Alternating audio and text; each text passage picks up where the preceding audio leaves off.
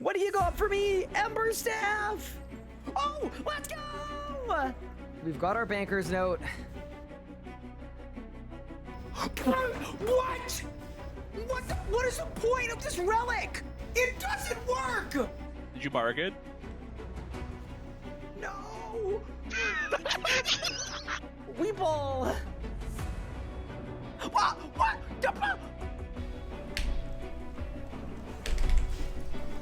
Oh my god!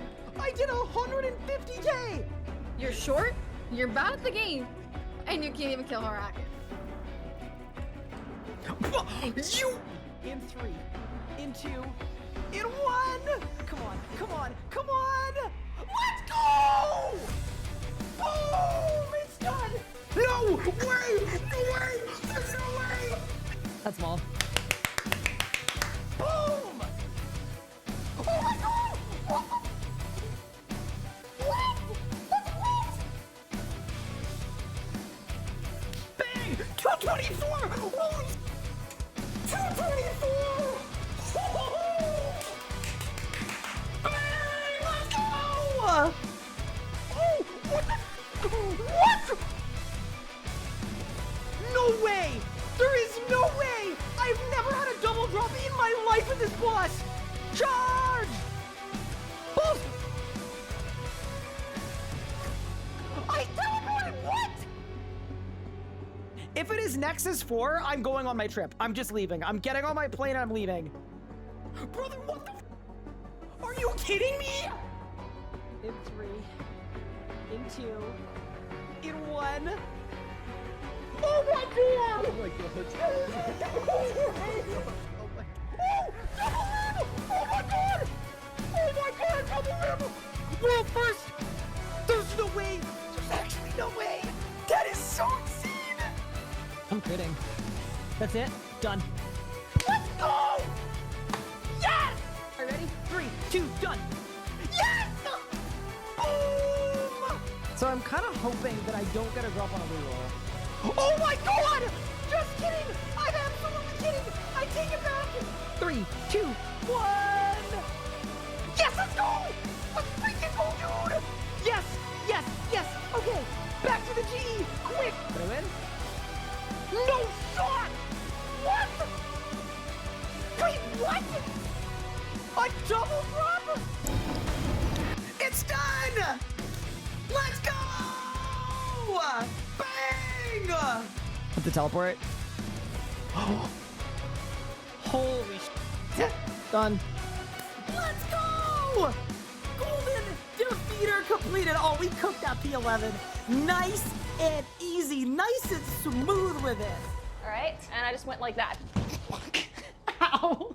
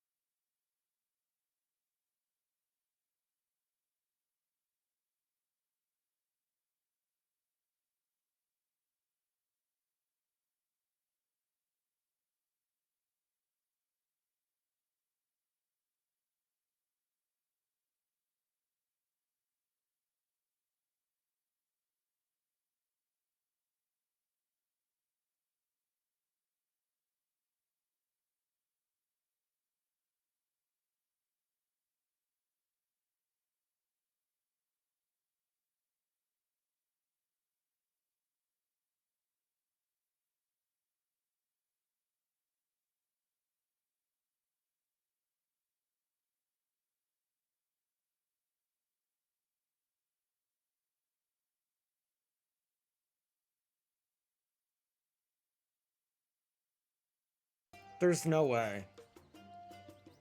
There's no way I was muted that whole time. I was reading through all of your placeholders. I was just coming to terms with the idea that maybe reading every placeholder could, like, we're almost at the point where this could turn bad. Because all of a sudden, instead of being a streamer, I'm a placeholder reader. You know what I mean? But yeah, sorry about that. Welcome to the stream, everyone. How's everyone doing? What is up? Octa Cake, Shadows, Aphelion, Jordan Alberts. I am restarting, by the way. Empress Clara B, Garrettator, Serpent Pumpernickel, We Trumpet, Kiwi Eskida, Pingstar 186, December We, Nathan, thank you for the 635 stream streak, Esser Beeman, Skies, Dennis Awesome, Just Andy, Tuda, Perdita, Stewie, Javaloso, Mr. Skeletal, Coffee Bake, Irons, Lobo Wobo, Lee Merriman, and that is everyone. Amazing. Welcome to the stream. How is everyone doing? Welcome to day 31 of It's Not That Hard. Hopefully everyone's doing well, taking care. I am drinking a delicious latte out of my wine guy mug. Yes, this is my own face on the mug. Very incredible. Can't complain. Welcome in. Welcome to 1 month of It's Not That Hard. So yeah, here's the deal. Plan for today is a pretty simple one. We are 81 arc. I think I'm about to get 82. Once we get 82, we're going to unlock the Sticky Fingers relic.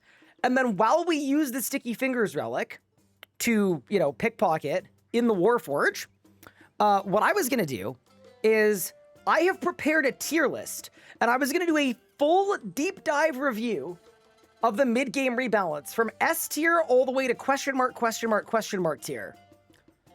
With all of the components of the update. We're going to go through the news post. I was going to go through literally everything, give you all my thoughts, because it's a pretty substantial update. Doesn't necessarily mean that's a good thing. But yeah, that is the plan for today. So to start things off, let's get things started. I have no daily challenges. Amazing. All right. Why don't we start things off? Actually, you know how we should start things off?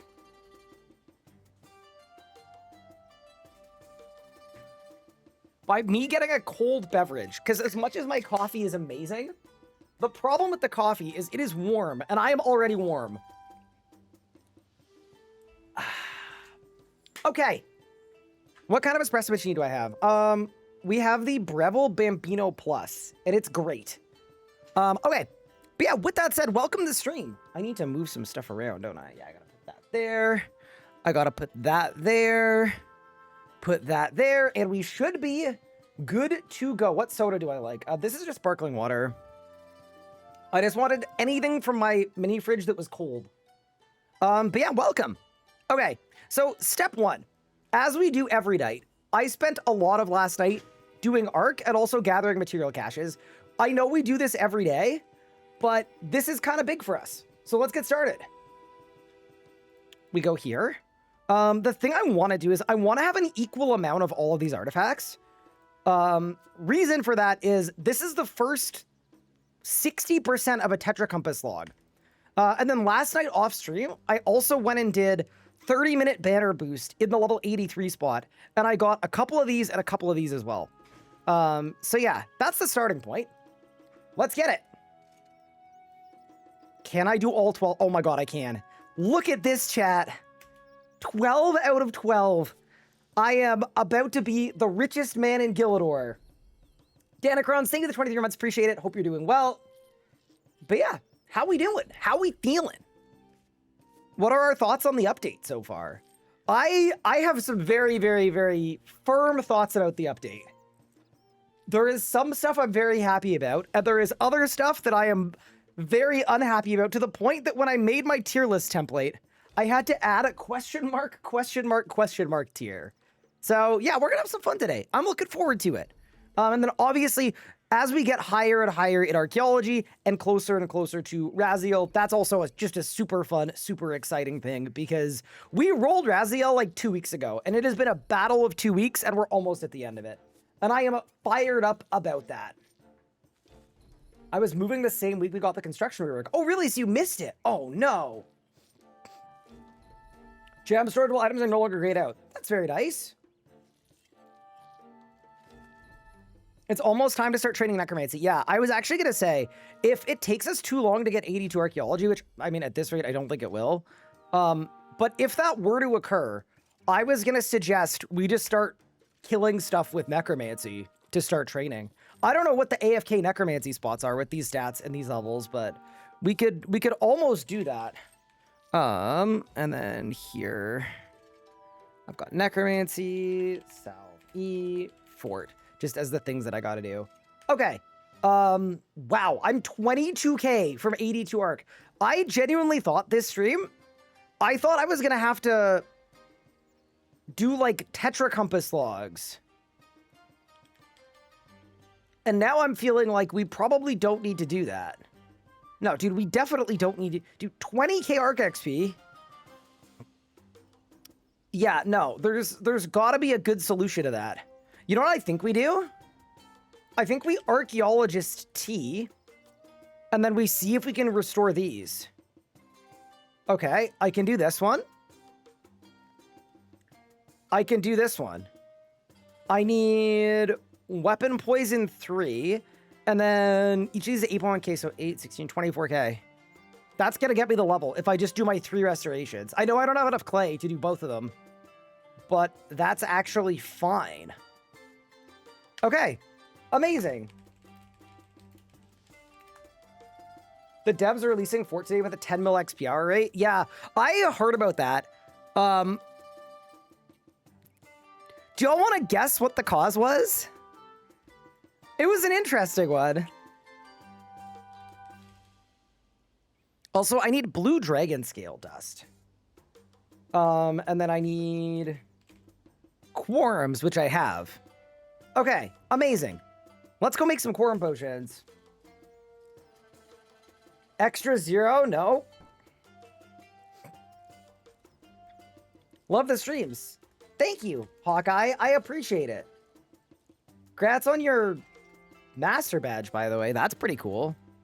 Surely that's you. I have no bank space, bro. Oh, what do I get rid of? I gotta get rid of like 10 things. 1, 2, 3, 4, 5, 6, not saying it, 8, 9, and holding 10. Actually, let's do some bonus ones as well. 11, 12, 13. I love that all of these aren't items that show up in the cleanup filter, even though they're all trash. Okay, very good. Look at us go. Here is a question, actually. Should I go get the Yubusk clay to be able to do both of these? I kind of feel like I should. Because that'll let us get a Tetra Compass done too. Which could be sick for a Dragonmatic. Oh, I also need to update you guys on this too. This is a big one. Check it out. 1 piece, 2 piece, 3 piece. So I'm only 1 piece off the Incantomatic. Obviously, we still need the Dragonmatic first too, but yeah, it's not bad. For now though, to Taberley Dungeon.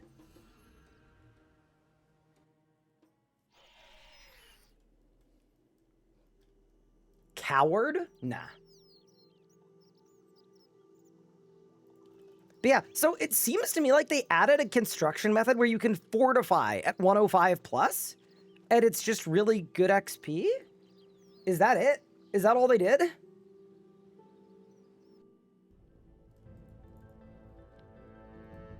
Little did Ryan know. Dude, what is this? Oh, me being muted. Dude, I came in with so much energy too. It was like the most enthused intro ever. Oh, that's such an annoying clip. Because like you watch it back and you're just fiddling with the volume knob. 500k AFK, 800k active. Damn. 500k AFK. Woo. Are broad arrows still the best fletching XP? I think they kept broads where they were. I think. Wait. I don't know if I can go through this gate. I think I need the key, and the key might be in my bank. Because I don't have a key ring. Because I haven't done the quest for the key ring. They also now allow eternal magic planks for construction contracts as well, but only 5 contract points. Interesting. Okay. Evil Samurai, thank you for the sub. I appreciate it. Yeah, I don't think I'm going to be allowed to get in here. I think we're going to have to run this one back. Let's see it. Yeah, that's actually a little unlucky. Kill the jailer? I swear it's faster to grab the key. Is it the Dusty key? I think it's the Dusty key. Yeah, I think that's the guy. All right, let's go back. You've not done Wellspell Favor? No. I will at some point. It's worth 20k XP. Actually, that would be a fun way to get the arc level we need, but no. One thing at a time, team. No, I'm actually, legitimately, I am so pumped about getting Sticky Fingers. Like, it's actually going to be such a boon to my pickpocketing. Because the way Sticky Fingers works, it doesn't give you any extra XP, but it gives you 50% more loot. Which means for me, 50% more mats, Tetra Compass pieces, and Chronotes. And then it also gives me 50% more memory strands, so 50% more porters. It's so good. 20-year veteran found out a week ago that agility shortcut to the dungeon steps exist. Yeah, they're really strong. I just don't have the level. They should have named the quest an absurdly short quest. Wait, which quest? Which one? Wait, was there a quest today? Wait, why is everyone talking about the quest? Am I missing something? Mr. Alex Keebing. Thank you for the 2 months. Appreciate it. Oh, one small favor. Ah, got it. Horde is better XP per hour if you buy frames reinforced. If you start from logs, planks, contracts are better. That kind of makes sense. Are the contracts AFK? That's what I was going to ask. Thank you for the follow, Affy. Appreciate that. But yeah, no, I'm looking forward to going through the news post for the mid-game rebalance. I'm sure there's going to be much to discuss. Contracts are the opposite of AFK. Oh, they're semi-active. Okay. Fair enough. They're boring. But then they give you the plank box, right? Also, fun fact, there is a money-making guide on my YouTube channel right now for running around and picking up Blue Dragon scales. That is a real thing. It's a true fact. All right, let's go make this invent of potions. And then once that's done, because that's for the Yubusk stink grenades, I'm going to also fill up the rest of my invent with more of them. Just because eventually for Tetras, like, we are going to be doing this log a bunch of times. So I may as well give myself a stock so I don't have to come back here.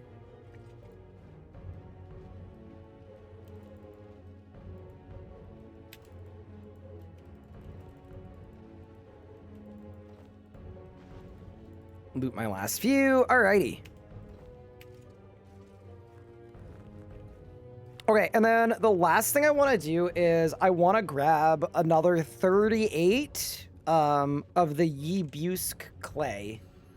I think it's worth it just so that I can do both of these, because I'm also out of Chronotes, and I'm realizing that I'm happy I spent my Chronotes, but that may not be like the most optimal, ideal thing ever.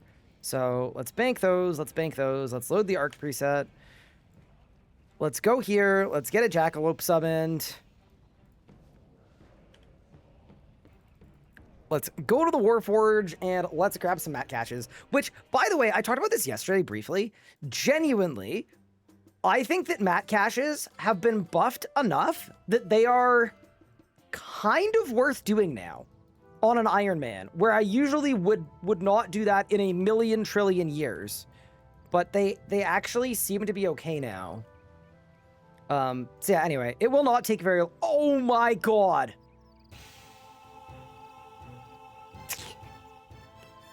See, that is annoying. Like, I'm not gonna do the lobby trick for 40 mats. No, I'm not doing it. I'm not doing it. I'm just gonna get my level.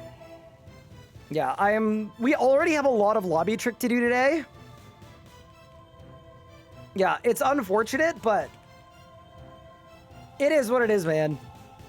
All right, change of plans. Let's just go restore the 3 we can, get level 82, and then we can get Sticky Fingers.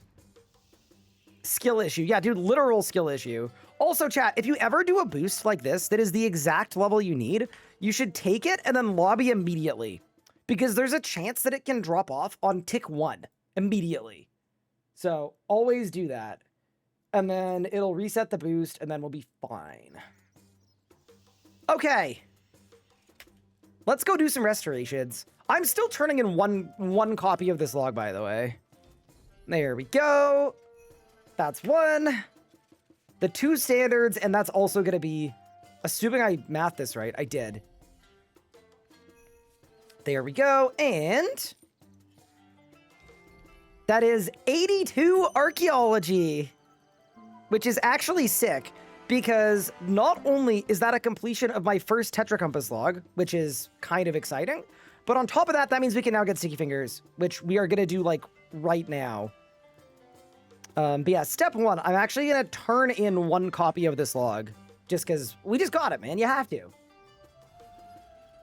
Would you play trading card game locked if you had the plugin for RS3? I'm going to say maybe. I don't know.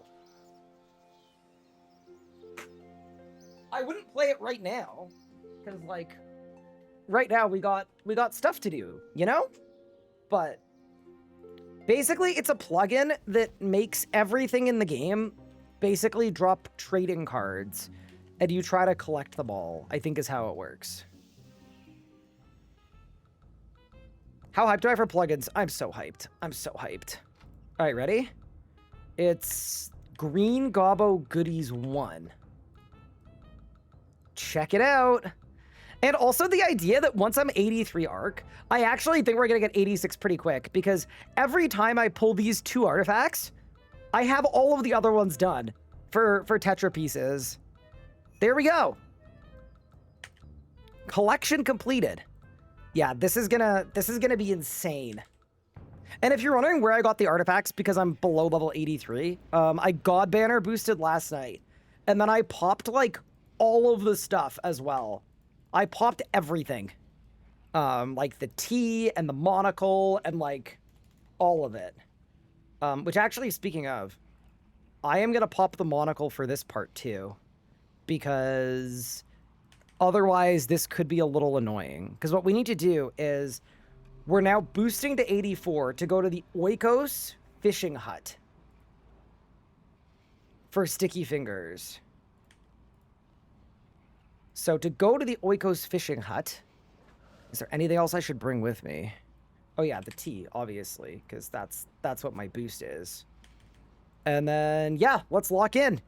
Get this artifact, get sticky fingers, and then we're into the mid-game rebalance. Wow, we basically timed this perfectly. Can't confirm I got there and accidentally hit 99 without realizing. Yeah, it's gonna be good. Like, I actually think we're almost at the Raziel and Zut Cape arc.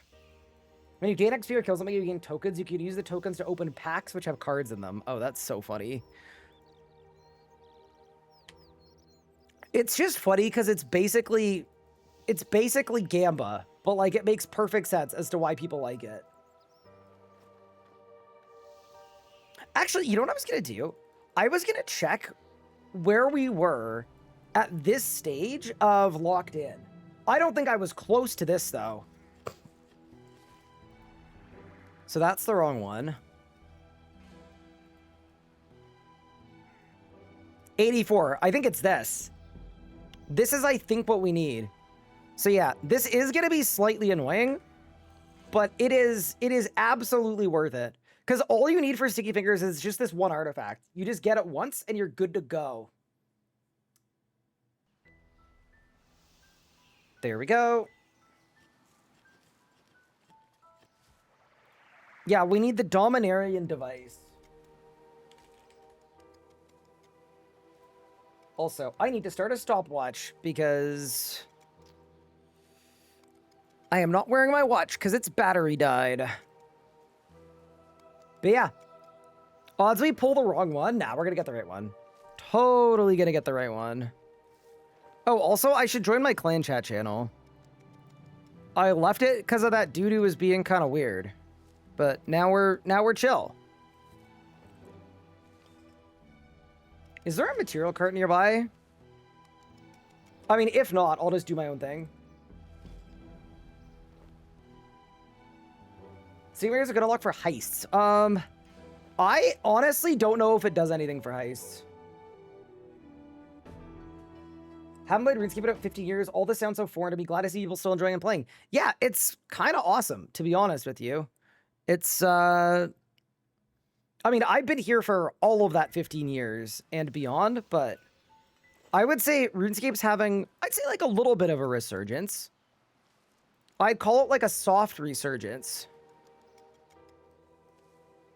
Wait, chat, where's the material cart? Is there just not one? Oh, it's all the way over there. Okay, no, I'm using porters. Heck no. Absolutely not. Hi, Flappy. Thank you for the 6 months. Appreciate it. Don't call it a comeback. If I call it a comeback, someone's going to be like, well, actually, based on the... I charted the performance of the player numbers, and it's just a fad. And it's going to hurt my soul. So. Hi, Cambridge. What's good? Flappy and Zelda Drummer, thank you for the subs. Appreciate you. What kind of weird guy? There was just a dude who was being a little strange. So I had to employ PvPer privacy tricks. So like, leave your clan chat kind of stuff. But we're good now. All is resolved.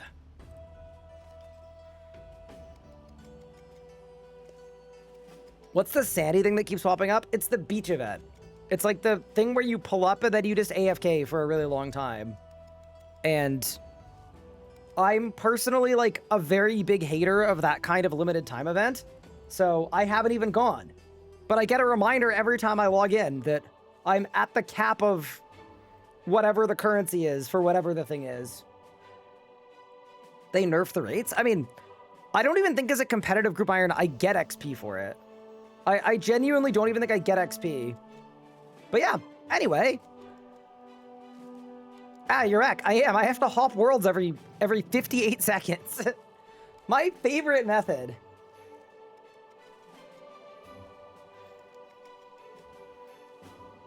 And then it's up to you guys. We could either be a sticky fingers user, or we could be a necromancy trainer while we go through the mid-game rebalance. Why am I hopping world? Sorry, I'm new. Don't worry. So I am currently excavating at a level 84 spot, even though I'm only level 82. And I've done a temporary boost that drops off every minute. So what I've done is, instead of needing to get a bunch of the boosts because they're really annoying to procure, what you can instead do is, if you log out and switch worlds every 59 seconds, you will retain your boost forever. It's kind of annoying, but it is a lot less annoying than having to make a bunch of additional boosts. So you could spend an infinite amount of time with one boost and just retain it forever.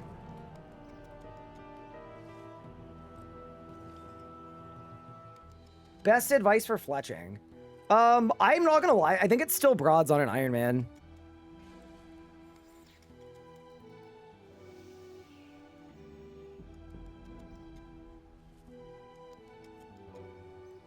Oh, or haircuts. Yeah, that's true. I mean, the XP per hour on haircuts is probably worse, but the vibes on haircuts are better. Speaking of haircuts, chat, I made progress on my pursuit of finding a barber in my new country. I'm getting a haircut tonight. And we're gonna see how she goes. I'm hoping well. Did they nerf broads? No. Can they fix the dent? I don't know. Guess we'll find out.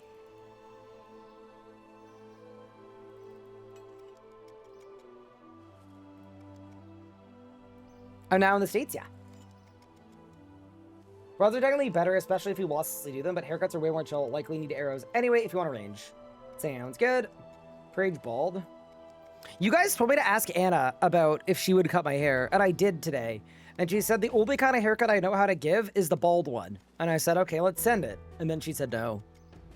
So, anyway, just know that I did try. I really did. She didn't want to play ball. What are haircuts? It's called accidental fletching and fire making is the name of the, like, method / spot.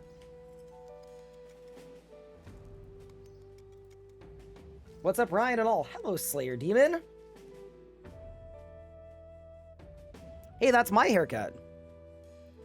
Only if I lose both lives. Who do you think's gonna die first? I am pretty confident, by the way, someone is gonna die to Raziel. I don't know which one of us it's gonna be, but it's gonna be one of us, for sure.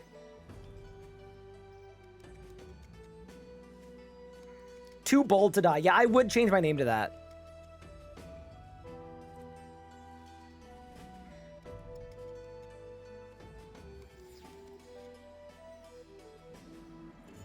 Think it's gonna be you? Do you? I don't know. I'm pretty dialed in. You know, I was also thinking about this. Realistically, once we unlock the ability to kill Raziel, I don't know if we're going to want to spend the whole day killing Raziel at very low, inefficient KPH. So, I'm considering looking at Prif anyway. I'm considering it. Because, like, what are the Prif skills even? Like, if we go through them right now... If we go through the Prif skills right now, it's a bunch of combats that we already have, or are really easy to get.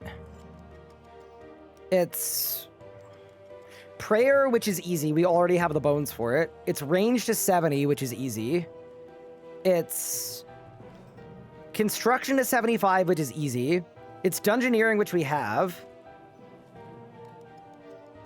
Like, Agility and Herblore are kind of the only bad ones.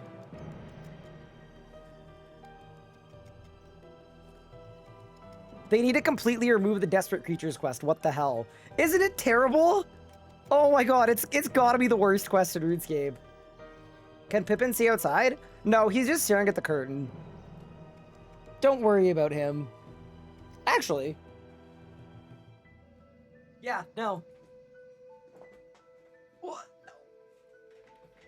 I have one of those, like, computer lab mats. By the way, if you ever see me struggling with my chair... So we've got like a thick carpet in this room, and then I've got one of those plastic mats so that I can roll my chair on it. But if I ever roll my chair too far and it goes off the mat, it gets stuck. Pippin from Lord of the Rings? Yeah. How do you have the bones from Saturday Night Prayer? Well, we've killed a bunch of Vindicta. I've done a bunch of heists. We did a bunch of General Gardor. It's just not... Yeah, we did it. I had one of those in my old apartment. I hated it so much. I actually don't hate it. I just wish I didn't get stuck. Like, maybe I need to, like, tape the outskirts of it. Hi, Rainy. Thank you for the raid. Appreciate it. Is Desperate Creatures a new quest? No, it's an old quest that basically, they added it to one of the Yak tracks. And the point of it is basically, like, have fun running around Anachronia a bunch of random times for no reason. That's the whole quest. And we had to do it the other day. And it low-key, it sucked. Not gonna sugarcoat it. Chaotic Live, thank you for the 17 months. Hope you have a great stream. In case you missed it, I shot you a message on Discord on Friday under Brat. If you could check it out if you have it. Yes.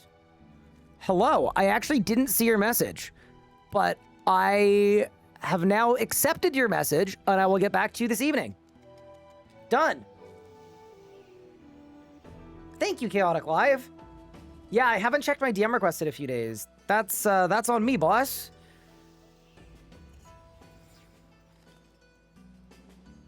Can you bless my RNG at the gate? 1 drop in 370 kills. Yeah, that's gonna be Puppet Eye. It's gonna be bad out here. Thank you, Terra Air, for the 140 stream streak, by the way. That's kind of nuts. Still a better use of time than Battle of the Monolith? I have some hot takes about the Battle of the Monolith. I actually think the Battle of the Monolith is fine. And the reason I say that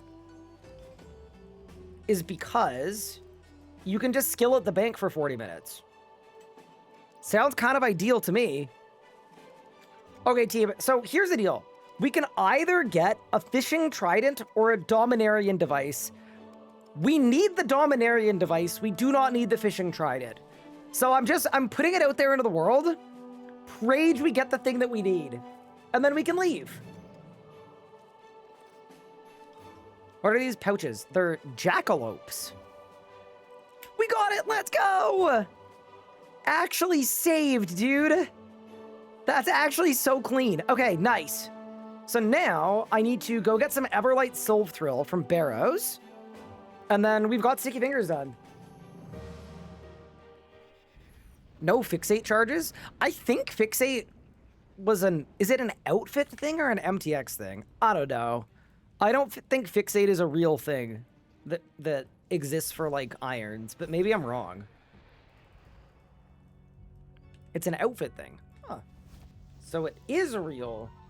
Where do you recommend training for overload seeds? Honestly, pickpocketing Master Farmers is likely what I would recommend. Which I know sounds a little crazy, but...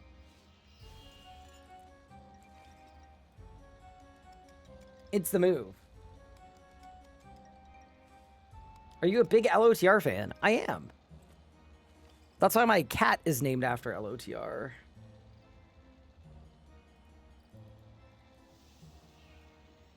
What was my real dinner last night? It was the one that we made on stream. What? We ended stream and went to bed, by the way. We cleaned up the kitchen first. Pup didn't do a very good job. And then he went to bed. To be fair, my first meeting today was at 7:30 in the morning. So, you know, I think it was fair.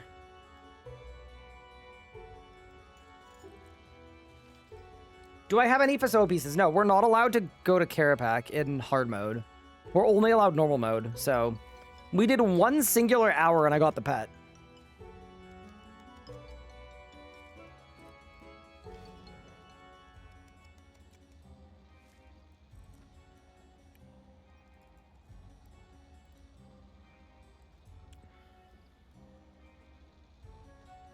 New video when? Good question. I guess I'll hop. What did you kill Carapac with? We used Chaotix. Why are you not allowed to go to hardwood Carapac? So the way that we scoped out this series is the end goal is the 4-tier 95s, the best one for each style. And we have to spin a wheel to get given a boss, and we have to clear that boss before we're allowed to go to the next one. So we have to do them in order. Carapac is not the first boss, no. So we're not allowed to do hard mode.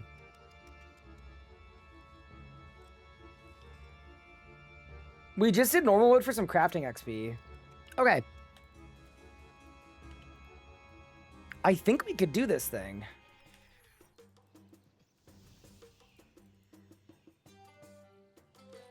Let me actually double check. Like, I just don't know. I think it's... do I give it to Reldo? I don't even know. Let me get a clockwork.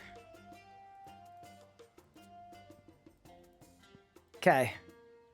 I'm going to use the soil tea. We're going to restore the device. And then... let's figure out who we need to give it to.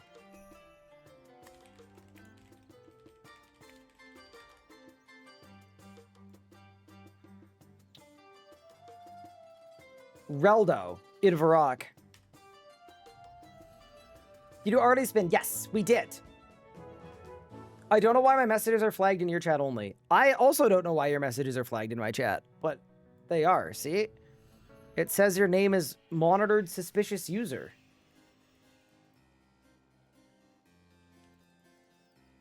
It's quite scary, in fact.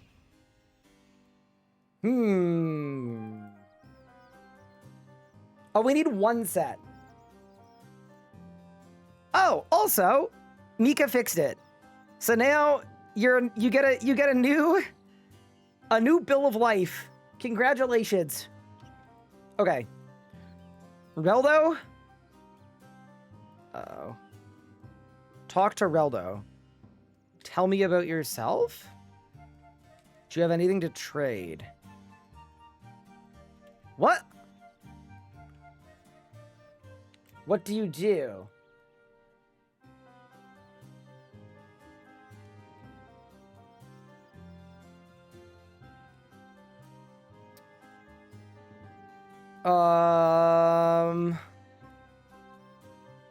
Use it on him? I did. Do I need 84 to use it on him? Maybe I do. Okay. You can't boost for it. What? Sure, no, surely not. What? Wiki, sticky fingers. No, surely I can boost for it. I just have to boost to turn it in. Okay, that's fine. So, soil tea, lobby, log out, log in, and then we're good to go. Yeah, I think we're okay. There. Talk.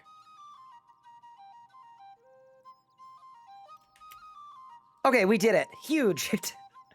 Okay, you know what? I'm scared. I want to do this before I have to lose my boost, just in case.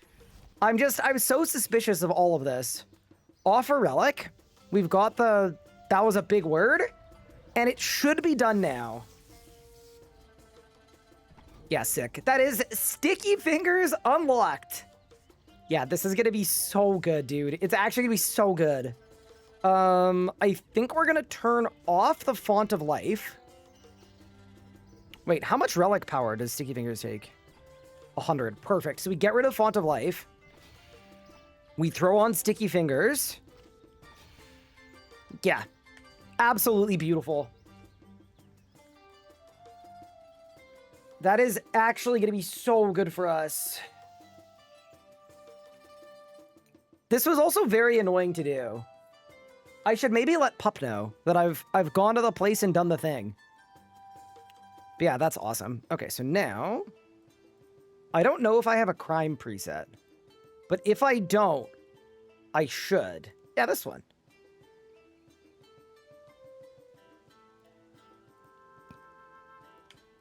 We have a crime preset. I don't even think I need Abyssal Lurkers anymore.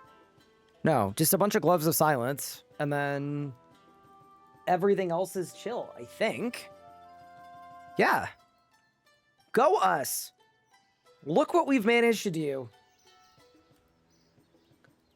So then, for this next little bit, while we go through the mid-game rebalance, I'm just trying to think, if I end up putting this on YouTube today, is it going to spoil the series if I'm in the Crucible pickpocketing in a thieving cape? I think arguably it would. So I'm wondering if maybe it makes more sense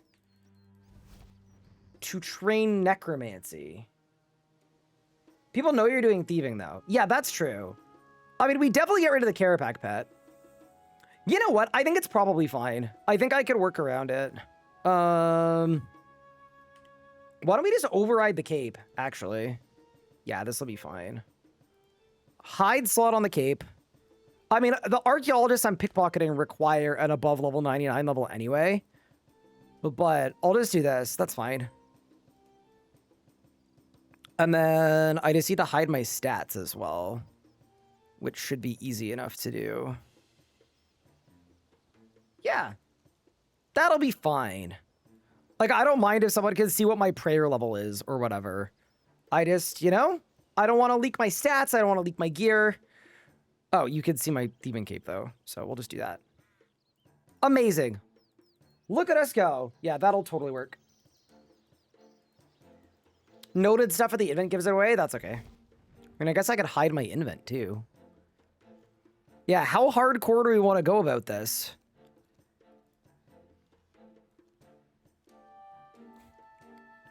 Dude, having a UI that doesn't have an invent or stats or equipment tab, I absolutely hate it.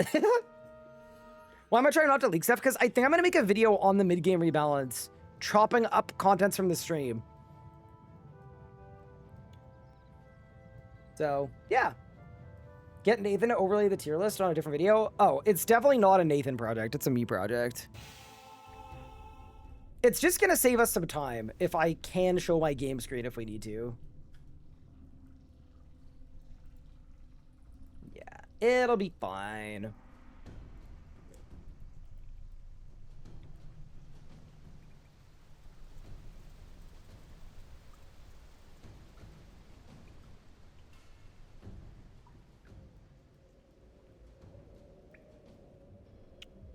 Wait, sorry, the forge is that way. No, I gotta go this way.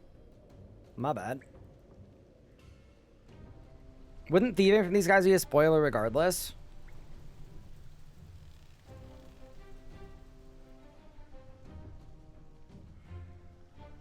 I guess the spoiler is that I trained thieving.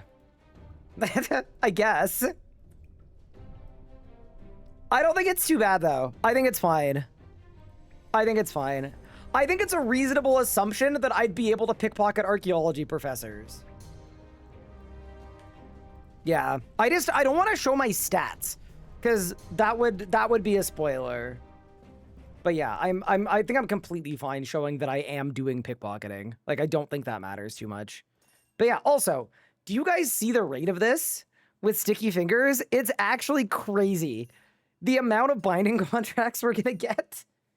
It's gonna be really, really good. This professor is profoundly balding. Isn't it like looking into the future? Holy. Yeah, no, this is gonna be so good. It's gonna be so good. I'm actually very stoked. Like, it's so fast. But yeah, okay. You know what I need for the mid-game rebalance? I need some music. That's very important.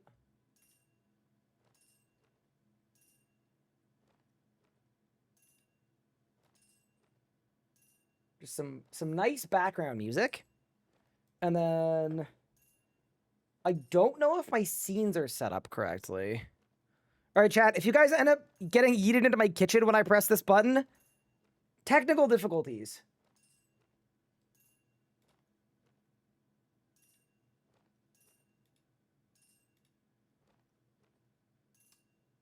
Hey, look, it was fine. What level do you stop dwarf traders? I would stop at 102. What? I'm sorry, what the hell is Pup doing? Why am I so pumped about that, bro? Brother.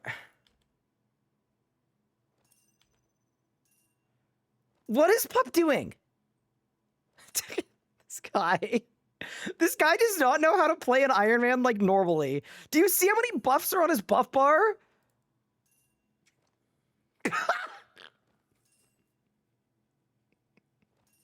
This guy is such a menace. It's actually unbelievable.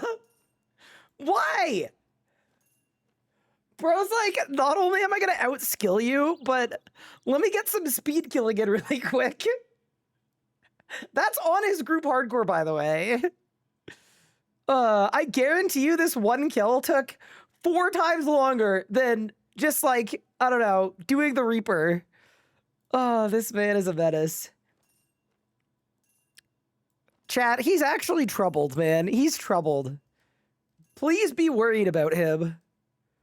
Oh my god. That's so funny. I'm gonna go clear history. He spent 3 hours yesterday practicing for that. He didn't, did he? Did he actually? Surely not. Oh, that's so funny. Ryan, did you see that? Yes. Don't worry. I'm paying attention. Okay. With that said, people have been asking all day, Ryan, what do you think of the mid-game rebalance? Well, you know what? I'm about to tell you.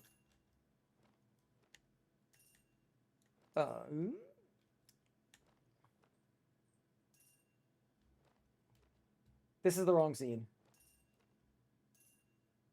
This is the right scene. And then when I switch to tier, oh my god, it's perfect. Do you guys see this? It's literally, both of them are perfectly set up. Oh my god, dude, I've never been so fired up in my life. Okay. Let us begin. Okay, so earlier today, the mid-game rebalance dropped.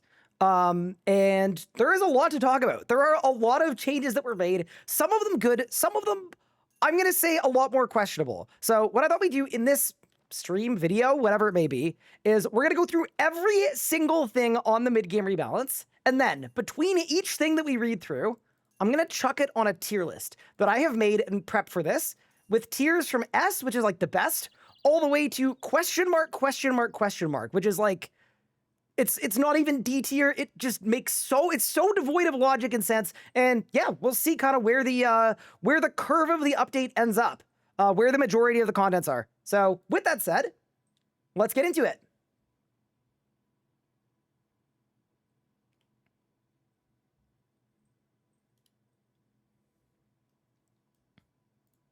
I got caught.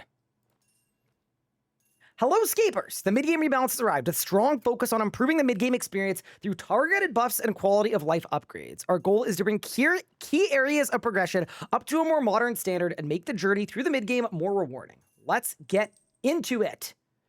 Okay. The first change, a core fletching retier. The fletching retier has been in the works for quite some time, and the mid-game rebalance proves the perfect opportunity to finally bring it to life. Oh, do you guys get an ad right away? Oh, I'm sorry. Hold. You know what? It's fine. There's a lot of flavor text on this one. You're not going to miss the take. Over the years, a number of inconsistencies have appeared throughout the fletching progression. Certain weapons and ammunition have had level requirements that don't align with similarly powerful equipment found elsewhere in the game, while some level bands contain noticeable gaps or confusing progression paths. Some of these issues have also emerged due to previous woodcutting tiering changes. So what they're basically alluding to here is, as an idea, before this retier, chopping a yew tree was level 70 woodcutting, and then if you turn that level 70 woodcutting log into a bow, you'd get a yew short bow that was tier 50, I believe, or tier 40. I think it was tier 40, actually. So basically, that's what they're trying to address here. This update aims to address the majority of those inconsistencies, creating a more logical and intuitive progression path for both fletching and ranged combat, by aligning the requirements more closely with their power, filling progression gaps, and improving consistency across level bands. We want the journey from early levels through 99 and beyond to feel smoother, easier to understand, and more rewarding. It's important to note that this update focuses on retiering the core fletching skill rather than overhauling it entirely. As a result, not every fletching item has been revisited as part of the project. Darts, knives, and javelins will remain unchanged for now. Okay. Summary of changes.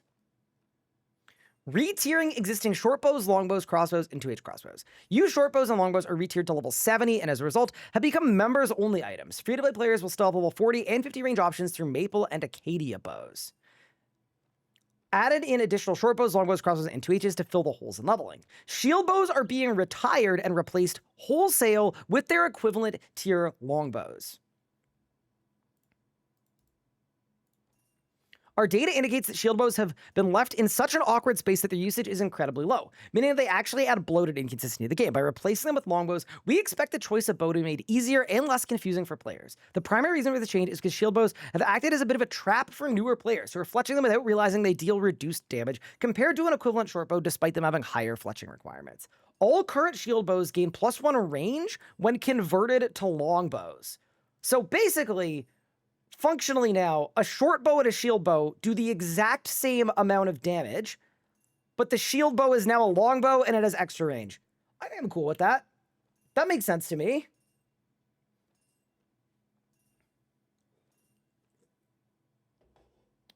The other thing in this update that I wanted to mention here that is kind of interesting is there was an item called a shield bow sight, and it was kind of useless, because you could put it on a shield bow to make the shield bow like have more accuracy. That now works on longbows. And because of that, as far as I know, you can buy something like an Elder longbow and then sight it, and it will have like a crazy amount of accuracy on it. So I'm gonna log into the main. I just wanna see exactly how that works real quick.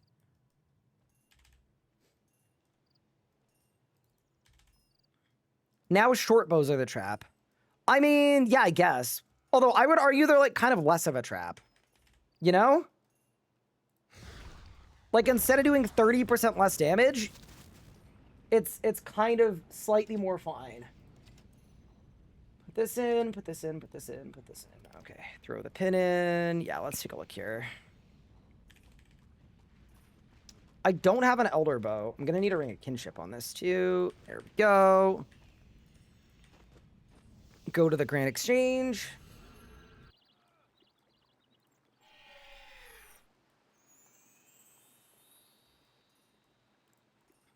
Oh my god, I have roofs on? Oh, it's because I was recording for POH stuff. Yeah, that'll do. I am not gonna lie, I think it's really cool seeing an Elder Longbow in the game. I'm also gonna mention that even though it says it's tier 90, it's one of those ones where it's like, it's level 90 to equip, but in terms of accuracy and damage, it's actually only tier 80. So I was personally a little concerned because in the previous news post when they were talking about the mid-game rebalance, they kind of made it seem like Elder weapons that were like 90 fletching were just gonna be like a Nox bow. And that is, in fact, not the case. So at 90 fletching, you can make a tier 80 damage longbow that is not augmentable. But yeah, so this is the new Elder Longbow. I am not going to lie. Like, it looks very classic. It doesn't look super, like, I don't know, crazy in any way, but I actually kind of like it. It's kind of simple. It's kind of cool. But the thing that I wanted to show here, because I don't think it's mentioned in the news post, is as far as I know, you can actually go into here, and then under equipment, I should be able to purchase... Where is it?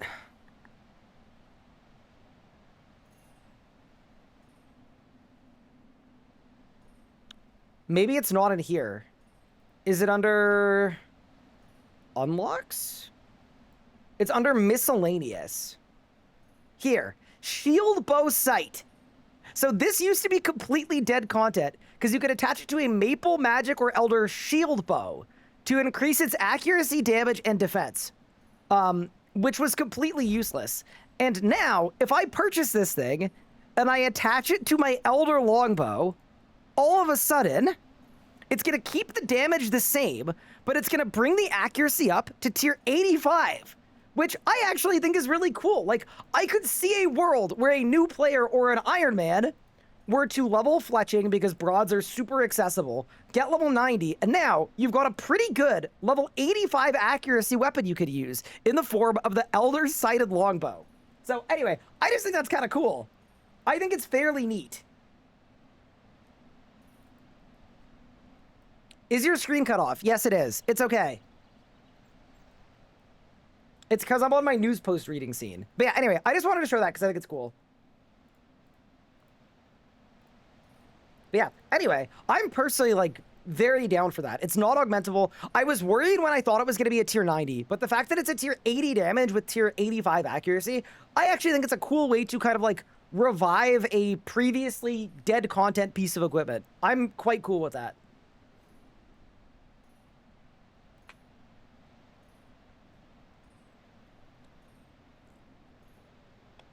A fletchable lance? No. Lance is better stats and augmentable, but yeah, anyway. I also think sometimes people act like getting level 90 fletching is, like, super easy. And, like, the idea that, like, you're 90 fletching so you can make a bow that you can buy from the Champions Guild for 5k. I'm like, no, to me this actually does make more sense. But yeah, basically, shield bows are gone, except for the strike bow that is going to remain a shield bow. And then they also kind of did the same thing for crossbows. So what they've gone and done is you can now make, like, every tier of crossbow. There's an Oracle-8 crossbow, there's an Acronium crossbow, there's a Baneite crossbow, there is an Elder Rune crossbow, and then I actually don't know if there's a Primal crossbow. Do you guys know?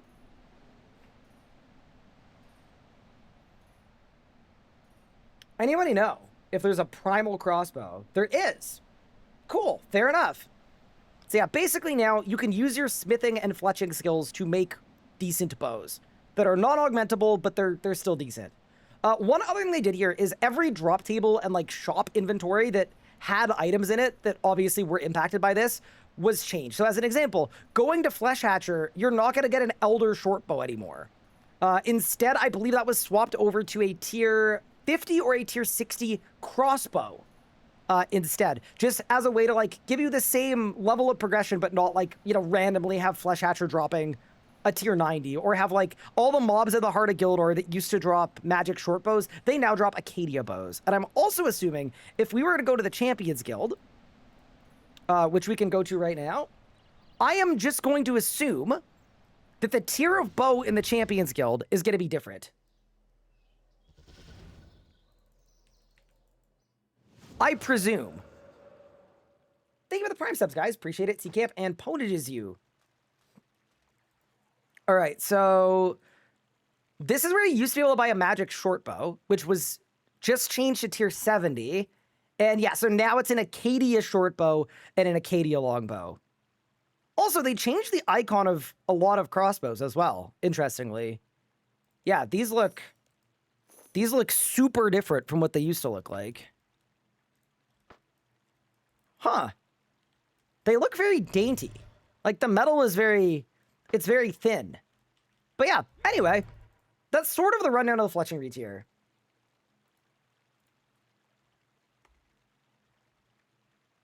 You can say they look terrible. I just don't really care, to be honest. It's a crossbow. Y'all are getting pressed about the wrong stuff if y'all are, like, angry at the way that a rune crossbow looks.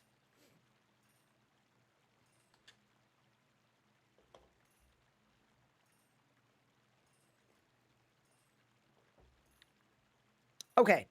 In addition to this, this is actually a big one. They added in missing tiers of arrows and bolts. So from Aura Calcum to Elder Rune. This was actually an important thing because previously, if you wanted to train with arrows or use arrows, you would basically buy a small amount of arrows from a shop. But if you wanted to make rune arrows, you needed like 70-something fletching.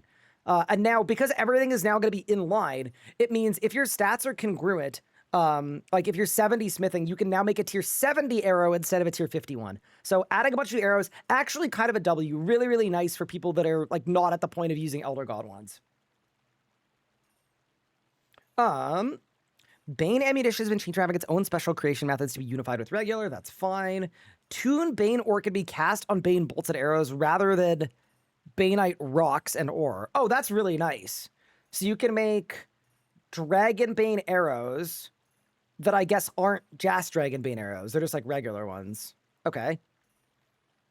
Primal ammunition has been unified to be created the same way as regular arrows and bolts. Unfinished bolts are created by bars and feathered like regular bolts. Primal bolts are made in increments of 50.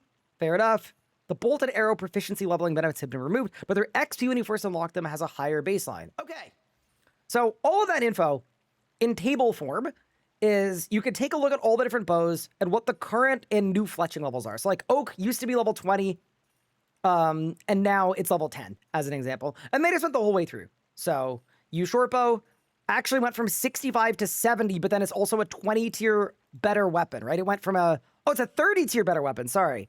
So a U short bow used to be 65 fletching for a tier 40, and now it is 70 fletching for a tier 70. And something I want to mention here as well is these tiers are what scared everybody when they did the initial news post of this, because it made it seem like you would be making an Elder short bow that was actually tier 90. It's level 90 to equip, but it's actually, in terms of stats, it's a level 80 bow in terms of like the damage and accuracy that it does. So really, this is a terrible way of communicating this information because it just leads to a lot of confusion. But yeah, overall, I'm actually kind of cool with it. I am not going to lie.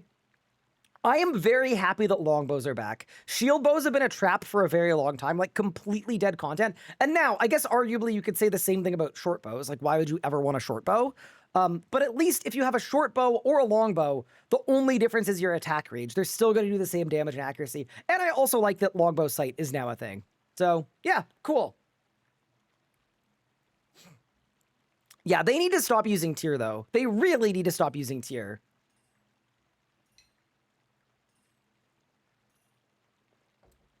And then crossbows, this is kind of an interesting one. They added a whole bunch of new ones. So there's an Orichalcum, Necronium, Bane, and Elder Rune crossbow, all at these different levels. And then Primal crossbow is the same as it was before. And then, yeah, this is the arrow change I was talking about before, where previously, if you wanted to make rune arrows, you needed 75 fletching with 50 smithing, which was kind of insane. And then now that is unified, so it's 50s across the board. Also, I did want to mention, they did not nerf broads at all. So broads are exactly the same as they were before in terms of XP per hour. So you can still get 675k XP an hour making broad arrows, which I think was a good move. it would have been kind of unfortunate to nerf broads while also doing this. But yeah, now, if you want to train smithing, and I don't know exactly why you would or if you would, but you could technically train smithing now by making a bunch of arrowheads or making a bunch of, I guess you do arrowheads, and then you'll be able to get a crazy amount of XP, upwards of 900k an hour base on primals. Aren't these all dead content? Well, for an endgame player, yeah, but I actually think this is going to be useful. Like, I think literally on this account, I'm going to end up doing this. To train range, I'm going to fletch myself a bow, and then I'm going to make myself congruent arrows. Like, I actually think pre-Araxor, this is a really, really solid change. And then they did some stuff with bolts as well, of course, so you could make different tiers of bolts. I still, and I mentioned this before when we went through the news post originally when they pitched this, I still wish as part of this retier, they had also made enchanted bolts useful again. I think it is such a shame that we have all of these really, really cool enchanted bolt effects, and most of them are just like really, really trash. And the main reason most of them are trash isn't even because the effects are bad, it's because the tier on the bolt is like set. It is stuck at a specific tier. So like, I don't know, a ruby bolt might be made out of adamant and it might be a tier 50 or a tier 60. So if you're level 80 and you're using it, all of your abilities are doing way less damage just because you want the effect. When in reality, they should probably work like spells. So they scale up and down depending on your level and what you have equipped. That would be a much better way to do it. It'd be so easy to implement. And all of a sudden, you could actually like conceivably use enchanted bolts. That is something to me that's really missing from this. That's like the thing that I'm going to dock the most points from is like they spent a lot of time adding a bunch of things that are good, but I also would reckon probably aren't going to be used by that many people. They're good, they're consistent, all the rest. But in reality, if they had, you know, taken some of the time they invested in, I don't know, converting every shield bow into a longbow or adding a bunch of new crossbows and bolts to just like making some tiny changes to enchanted bolts, I actually think this update would have been a lot more impactful. But with that said, let's go over the tier list. We've got the fletching retier. I think I'm going to put it in B. I know that's not a very controversial take. I don't have any strong feelings about it. I think it's a solid mid-game rebalance item. I think it's good to be consistent with smithing.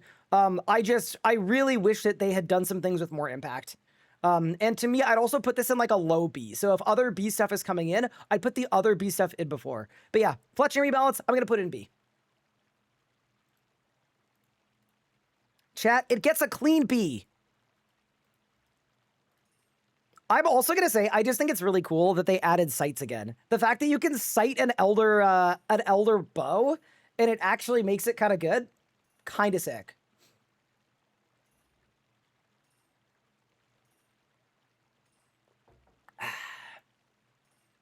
It's a C with the blanket smithing nerfs. So what were the smithing nerfs?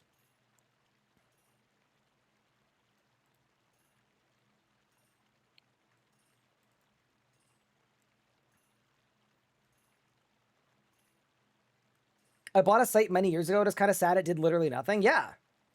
Arrow tip smithing XP got nuked silently. Okay, let's talk about it.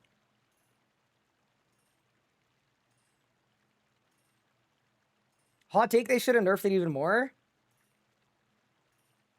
A lot of people made arrow tips, I feel. It used to be like a free-to-play moneymaker. A lot of people would make rune arrowheads, I think, for GP. Look at the XE of arrow tips versus other items. All right, let's go. I'm going. Don't worry. I'll be the whistleblower to shine some light on the great arrow tip nerf.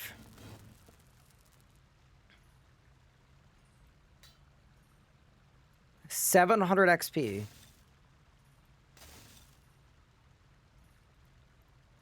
Which is... Oh, I see what they've done here. Oh, they did something interesting here. Okay, so what they've done with XP, this is actually really interesting to look into. And I don't know, we need to check that this wasn't the case before. But in the past, on base tier stuff, your XP per bar would always be congruent. So you could use your rune bar, and no matter what you used on it was the same. And it looks like for stuff that you're processing with fletching... No, just arrows. Oh, that's really weird. So because you get 75 arrowheads, and I guess it's good fletching XP, they've actually reduced the amount of smithing XP you get. But then, see if I make dart tips, my XP goes up, but it's the same bar. Yeah, that is very weird to me. I mean, I see the, like, logic of doing it, but I'm also going to say something. In reality, if you were training smithing by just making arrowheads as a way to train smithing, like, you're missing out on so much XP by not being able to go +1, +2, +3 burial. Like, I don't know how many people were actually doing this, and if they were, I don't know how, like, good it was anyway. But if it wasn't good to begin with, it feels a little weird that they nerfed it. So, yeah, I will absolutely dock some points for that. It kind of feels like in fixing inconsistencies, they added more inconsistencies. Because now when you're smithing, your XP per bar isn't the same on every item. Yeah, that is a little weird to me. Like, everything else is 350 XP per bar, but arrow and bolt tips are not. Yeah, I think that's weird. I genuinely don't think they needed to do that at all. Like, I'm not furious about it. I'm just like, it just seems like a weird thing to nerf. So, totally fair. I think I'm still gonna leave it in B. But it's definitely like a low B. Because that's a weird change to make. Yeah, we'll keep it in low B though.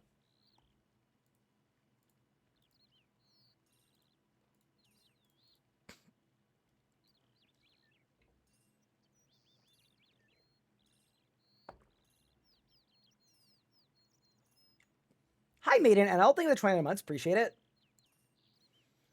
All right, next change in the mid-game rebalance is the agility rebalance. Following the early game rebalance, we're revisiting agility courses all the way to level 99. So that confirmed that level 99 is mid-game? Kidding. These changes focus on creating a more consistent progression curve across the skill, with most courses receiving substantial XP per hour increases to make training feel smoother, more rewarding, and better balanced at every level. So depending on what they've done here, I would be very happy about this. And the reason I say that is I, on my new group Ironman, have struggled with agility. It is slow, but it is also not fun. And something I was going to mention here is, obviously, the easiest change you can make is just, like, tinker with numbers. That literally takes a dev no time to do. A little bit of research, you make a spreadsheet, you figure out a curve, bada bing, bada boom. But in reality, like, I think the thing that mid-game agility needs is it needs courses that are fun and that, like, actually properly utilize RuneScape 3's movement mechanics.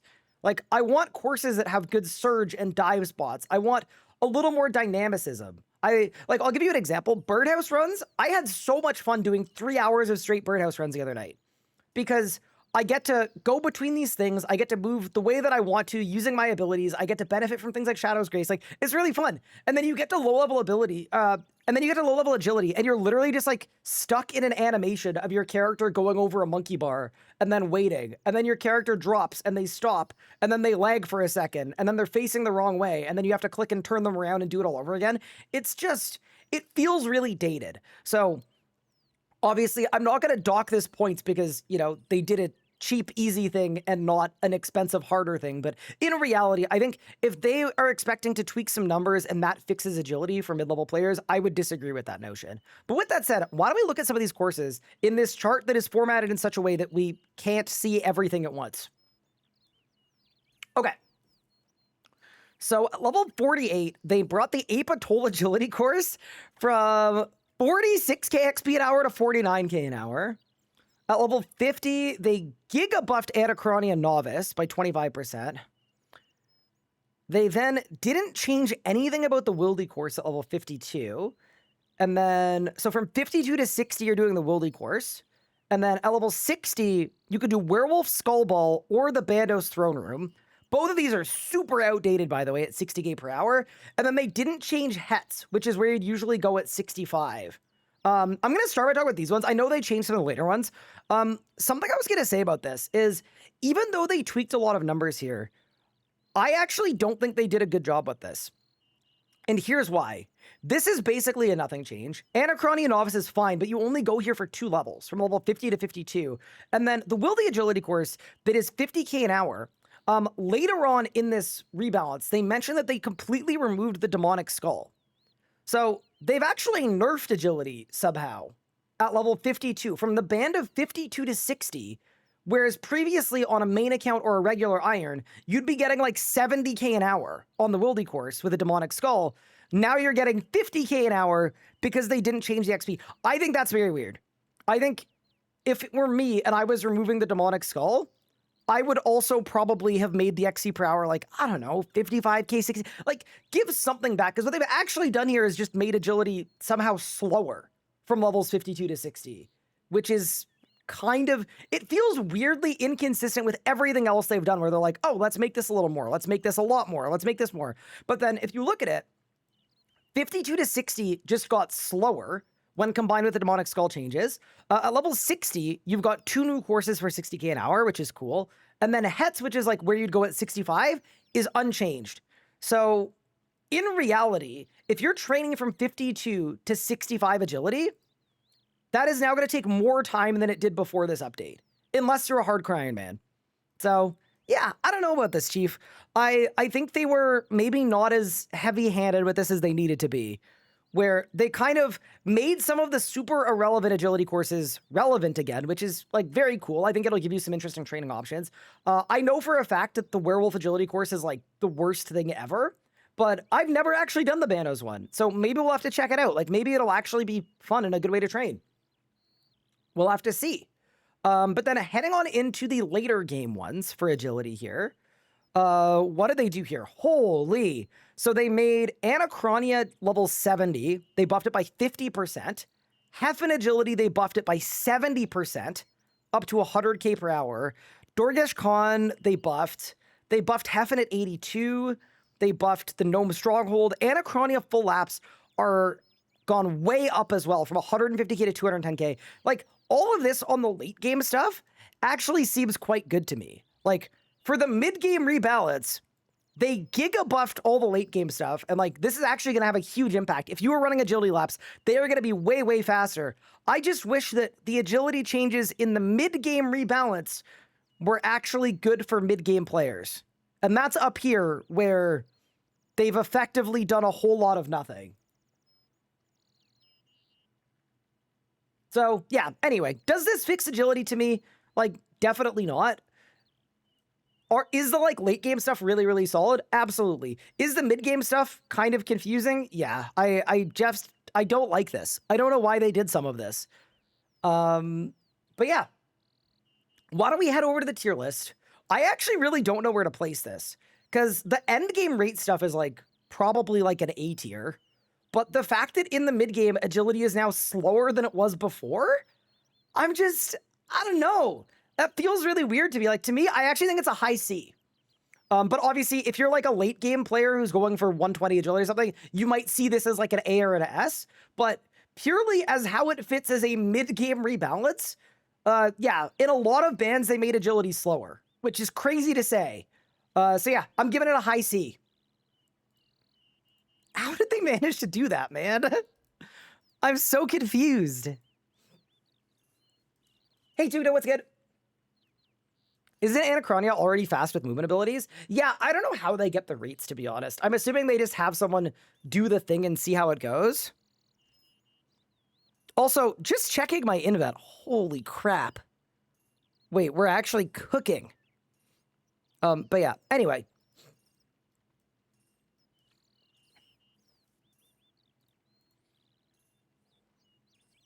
It seems very weird that level 85 Anachronia is better than Advanced Barbarian.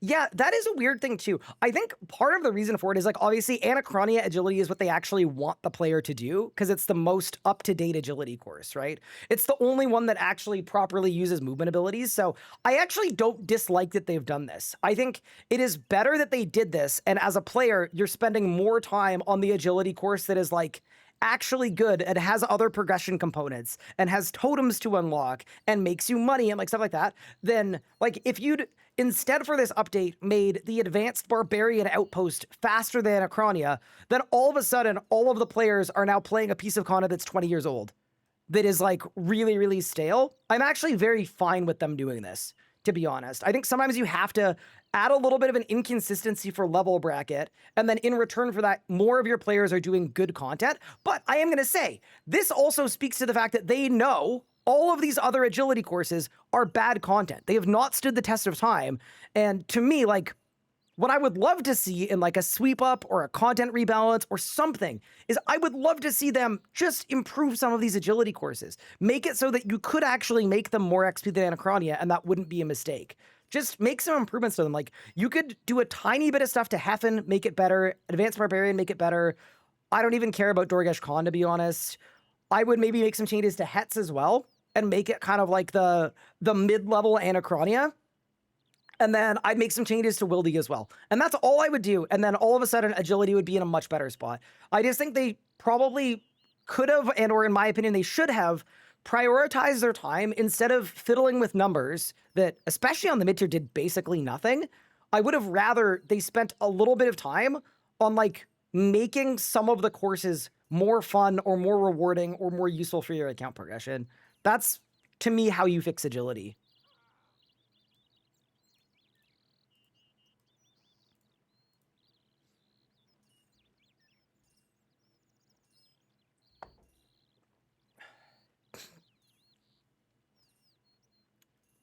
All right, what's next? The Divination Rebalance. We're making changes to Divination as part of our ongoing effort to improve progression throughout the game. Rather than directly increasing XP rates, these changes focus on making energy gathering feel more consistent as you level up, avoiding situations where unlocking a new energy type can feel slower or less effective than what came before. As a general rule, we're aiming for players to have around a 70% success rate when they first unlock a new energy type, helping new unlocks feel rewarding from the moment they're available. The changes below show the average increase to your chance of gathering new energy of each type across its level range. Players will see the biggest benefits when they first unlock a new energy type, with the bonus gradually settling into its long-term value as they continue training. For example, a player unlocking Gleaming Energy at level 50 would previously have had 64.9% chance to successfully gather energy. With this update, that increases to 70%.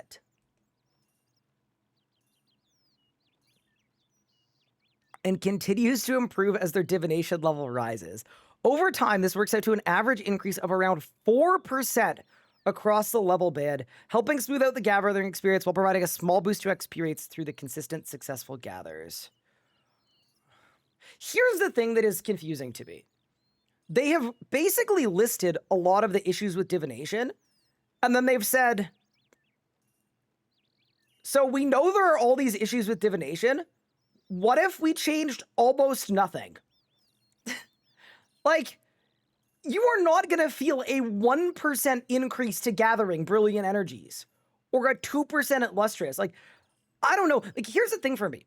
I actually think, in general, divination is pretty bad before you get stuff like a memory dowser. It's pretty bad before you get stuff like the slam dunk relic. It's also pretty bad when you're not level 95 and at incandescent wisps, because there are a bunch of group buffs where the more people on the thing, the better it is. The more AFK it is, the faster it is, the more enriched you get. So as like a new Iron Man, I just made a new account a month ago, I have experienced having a really, really tough time getting energies for things like divine charges, for things like making my own porters for archaeology. Like, it's actually really, really, really slow. And the fact that they didn't address like really anything, they just like they didn't change the XP per hour of training from regular Divi. So the best way to train divination is still to not do divination. It's to do dungeoneering.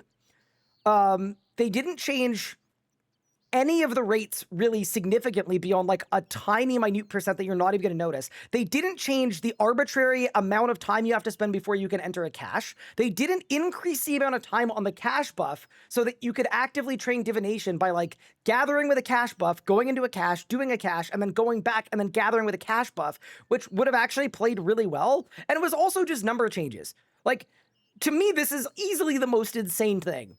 Because if you were going to change it by this tiny of an amount, I don't know what the point of changing anything was. I don't know what the point of any of this is. Like, this effectively is a bunch of text to say, we know there are a bunch of issues with divination. What if we didn't change anything or fix any of them? Anyway, I am not a fan of this. And for what it's worth, they did the same thing for the early game rebalance. I was in the middle of a move, so I like didn't make a video on it, but they did the exact same thing where they changed the XP rates by like such a tiny amount that it like basically didn't make any difference. And that's kind of the same thing here. It's interesting to me that they're willing to be pretty heavy-handed with stuff like agility, where they're like, oh, let's take this course. You know what? Let's just 166% buff it. You know? Let's go 50% XP rate increase here. Let's just like actually make some significant changes. And then when it comes to divination, a skill that no one actually trains by doing divination, and they went 3% here, 2% here, 1% here. I don't get this one at all. I am not gonna lie. I saw this change this morning, and that is why I added the question mark tier of the tier list. I genuinely think it would have felt better to me as a player if they hadn't touched divination at all instead of doing this. I don't understand at all. It's going in the question mark tier. It's below D. I don't get how you can look at all of the things wrong with divination and then do like a nothing change that doesn't help anything. Chat, what do you guys think, though? I'm curious what you guys think. Am I being too harsh? I kind of don't think I am. I'm not gonna lie. I think it's a crap change. It just doesn't mean anything.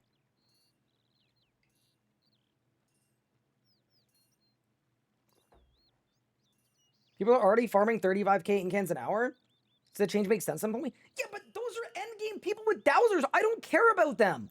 This is the mid-game rebalance. This is supposed to be for everybody else. Like, you don't need to change anything about incandescence or luminous if you don't want to, but all of these should be up 50%, without a doubt. Like, yeah, I don't know. You don't need to power creep incandescent energy, the highest tier energy, on the mid-game rebalance. Just do the mid-game ones properly, instead of doing nothing to any of them because you don't want to touch the last one. I don't care about the last one. I'm level 29.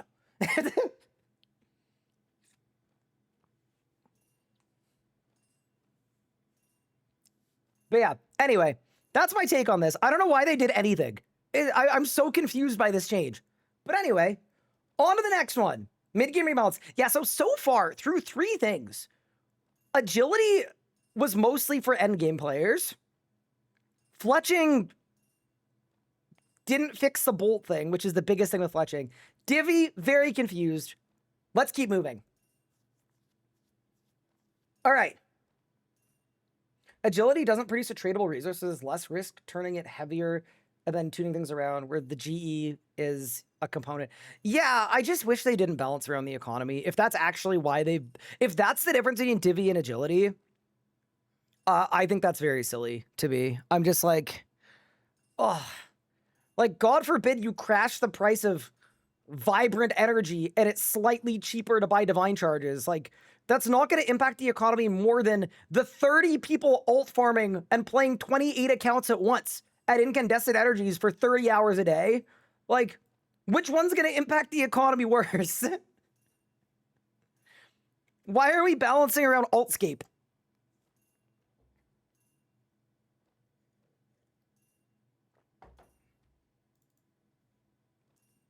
$30 hours a day? Yeah, the alts have a time machine. Dude, I saw a Reddit post this morning, and it was someone that made 500 million coins selling the vault door, and it was titled Loot from 22 hours of vault doors, of safe cracking to get the vault door, to get it for half a bill. And then in the comments they said, so I was actually safe cracking on 12 accounts. So it actually just took 2 hours. But that shit's gotta go, bro. That shit's gotta go. It's gotta go.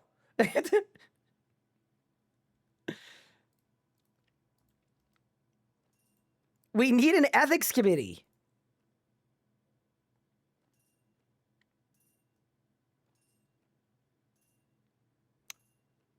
But yeah, anyway. It was in the title? Yeah, no, I'm glad they were being open and honest about it. I'm just like, I feel a little... It's kind of the same as the Vindicta thing, where the thing that irks me about altscaping, and first off, like, this is Jagex's problem to fix. They need to make it a rule, or it's like, you know, if you're an altscaper, live your life, do your thing. The thing that I don't like about it is, that was an item that was worth 500 million coins that is super rare from safecracking, that, like, a genuine player playing up their progression could get and get really lucky and make a bunch of money, and that's really cool. I guarantee you it's going to get alt farmed to be valueless. Like, that person is going to keep doing it because with 11 accounts, they can make 250 mil an hour by safe cracking on 11 accounts at once. And that's going to balance itself out. And all of a sudden, now the person that reward was actually for can't make money from it. I just think it's stupid. But yeah. Anyway. How do you solve it? You can stop making AFK so strong. That would be a good way to fix Altscape. But yeah, anyway. That's secondary to the mid-game rebalance. I just wanted to bring that up that, yeah, that's my main thing with Altscape. Other thing I'll say about it too, like the example that I usually give is Vindicta. Vindicta would be like a really awesome mid-level moneymaker. I get people in here every day that are like, hey, I've got 80 stats. How do I make money? Can I PVM? And the answer is no, because someone is camping Vindicta on 40 accounts at once and getting a lance every 3 minutes. And because of that, they have no value. And all it does is it pulls up the ladder for mid-level people who are actually the appropriate level for the content. It's just like, I don't like it. I wish it wasn't a thing.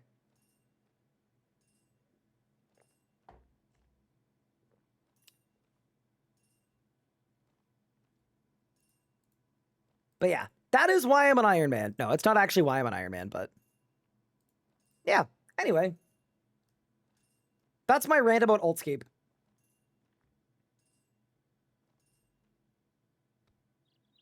There's a big gap between mid-game and endgame PVM money because of Altscape. Correct, yeah. It is, like, directly due to Altscape. Because endgame players can AFK all the mid-level bosses. But yeah, anyway. All right.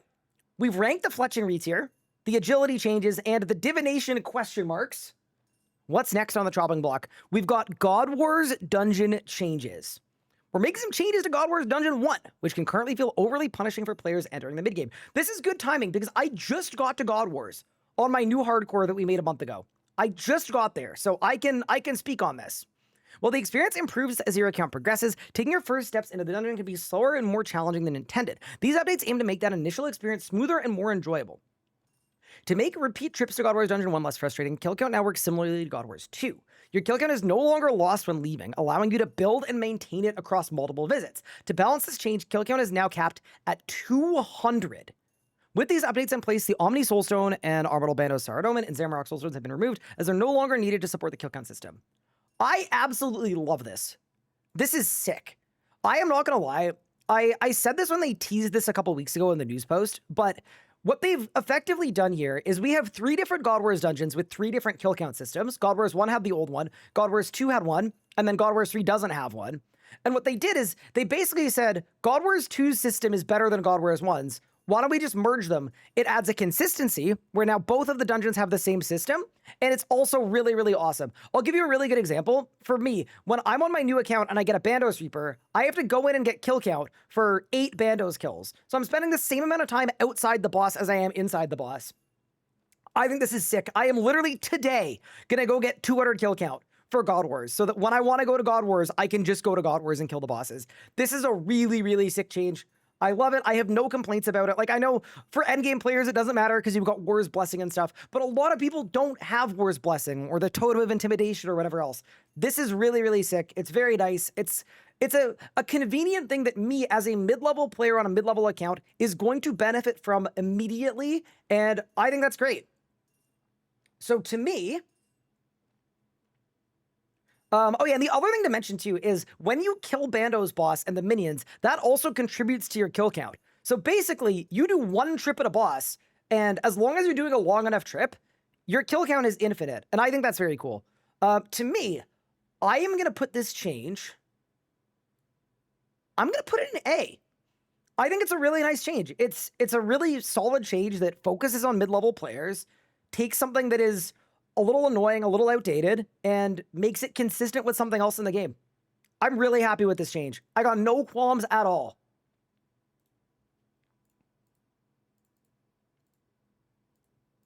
What do y'all think?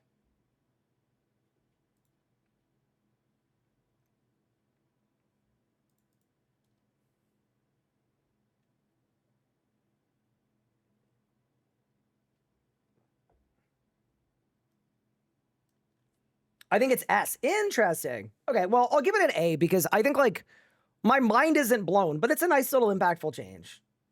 My invent's full? Uh-oh. Oh my god. Wait, I have so much crap.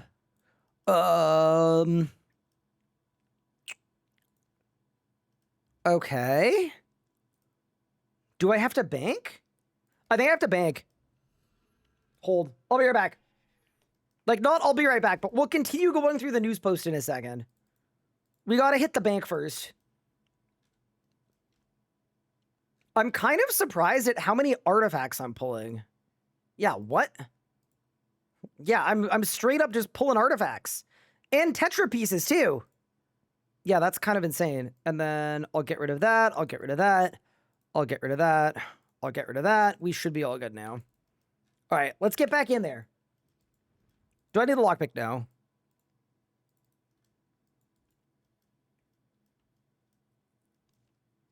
What would make it S tier then?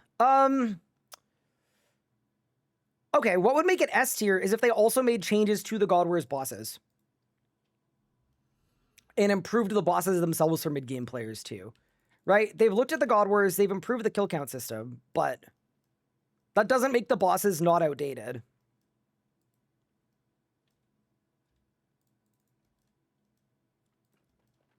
I'm not gonna hand out an S for something that is like, it's a really good change that makes a lot of sense. To me, that's an A. But my mind isn't blown by like, wow, they went above and beyond here, you know?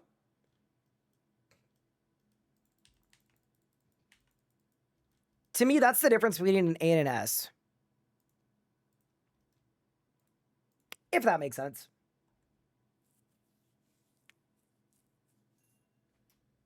Oh, by the way, did trophies get beams today or no? S should be reserved for something like special. Yep, I agree. They didn't. Oh, really? They don't beam. Oof. Oof. I may never get a trophy. Yeah, like imagine if they made God Swords relevant again. What if they dropped the smithing requirement to make a God Sword? So a mid-level player could actually use a God Sword. Like, that'd be a pretty cool thing. But yeah, okay. Next change. Yeah, I'm happy with an A tier here for God Wars 1. Now let's take a look at God Wars 2. We're also making some changes to God Wars 2. While the reputation system was designed to reward long-term engagement, it currently takes too long to unlock its full benefits, with many players progressing beyond the dungeon before reaching maximum drop rates. These changes aim to make the rewards more accessible and the overall progression feel more worthwhile. So, here are the changes. Maximum reputation has been reduced from 5k to 2k, with all reputation rewards rescaled to match the new curve. Drop rate unlocks have been removed from the reputation system. All players now benefit from the highest available drop rates from the moment they start tackling God Wars 2 bosses, removing the need to grind reputation before accessing the dungeon's best rewards. Reputation can still be earned to unlock its associated rewards, so that's like things like the invention components, but it should now feel like a natural bonus rather than a prerequisite for efficient bossing. As part of these changes, the venerated title has been moved down one reward tier, making it available earlier in the journey. Now this is an absolutely sick change.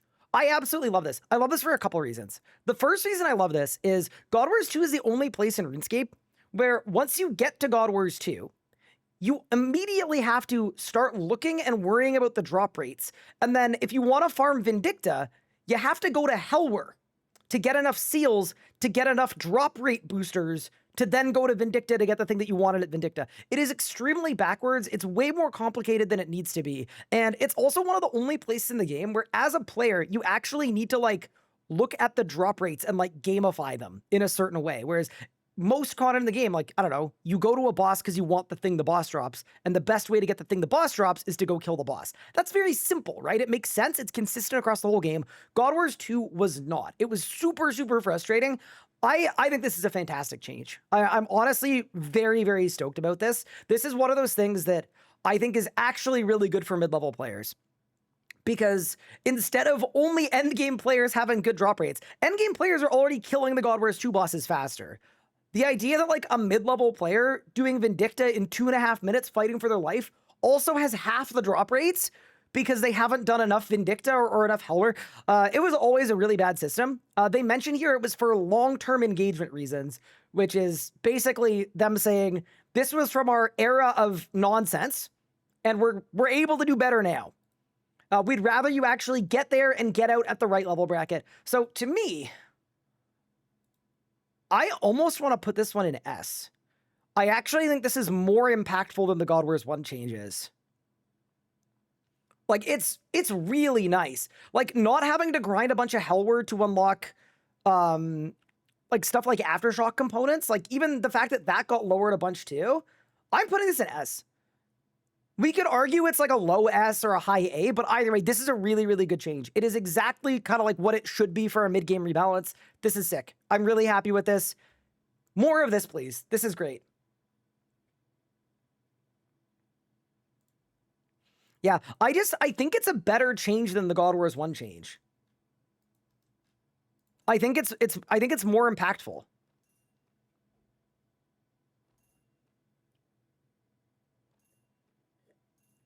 You still need rep for the components, yeah, but it's a way lower amount because the max used to be 5K and now it's 2K. So if you go to God Wars 2, here, I'll go now. Let me show you.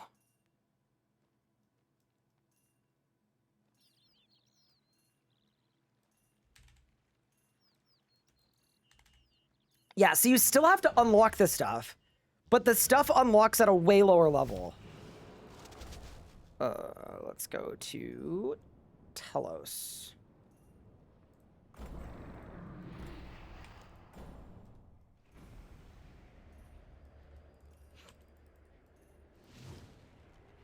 So instead of going all the way to 5,000, it only goes to 2,000. And then you're going to unlock the shadow components halfway. So, yeah, it's a lot more reasonable and a lot more manageable. Yeah, I'm very happy with this change. I think it's really good. And they still have the Bounty Man. Fair enough. Twitch says I earned a Bloom badge here. It means you watch the stream a bunch, and I appreciate it. Thank you kindly.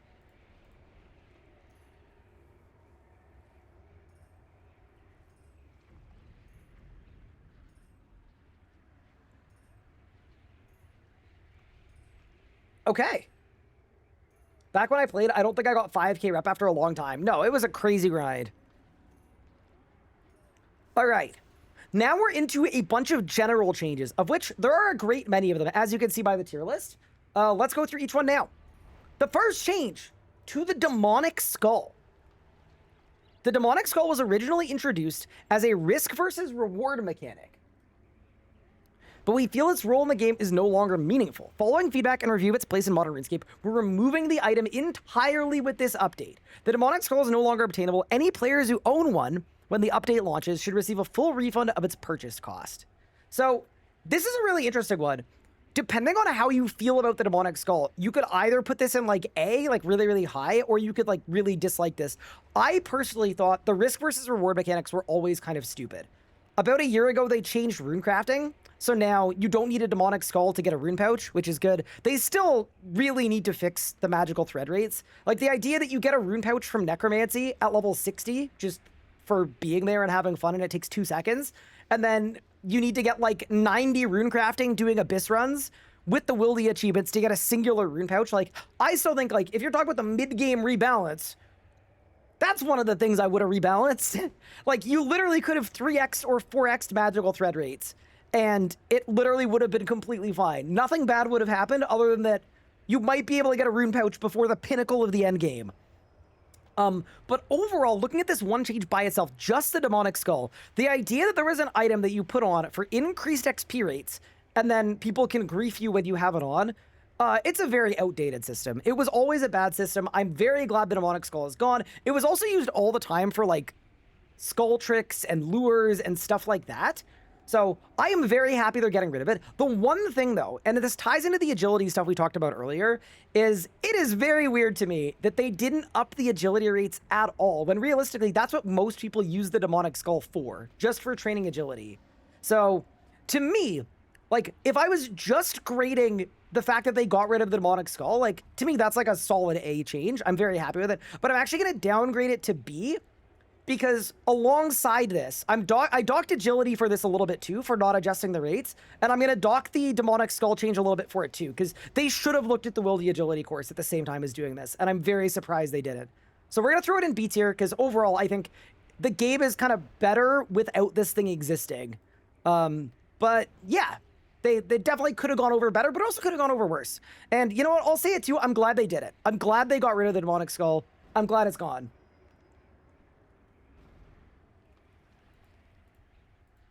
What do y'all think about that one, though? Rating these based on how good they are as mid-game changes? Or game in general? Mid-game changes, Elliot. Yeah, that's why agility got a C. Agility got a C because all of the mid-game stuff made agility worse. So even though they did a bunch of end-game stuff, yeah, don't really care.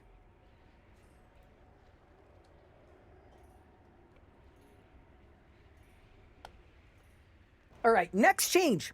Invention perks. Invention can be a difficult skill to get into, particularly for newer players. One of the biggest pain points is a number of negative perks that can appear on gizmos, making progression feel punishing and discouraging experimentation. To make the skill more approachable and reduce unnecessary frustration, we're removing the following perks entirely.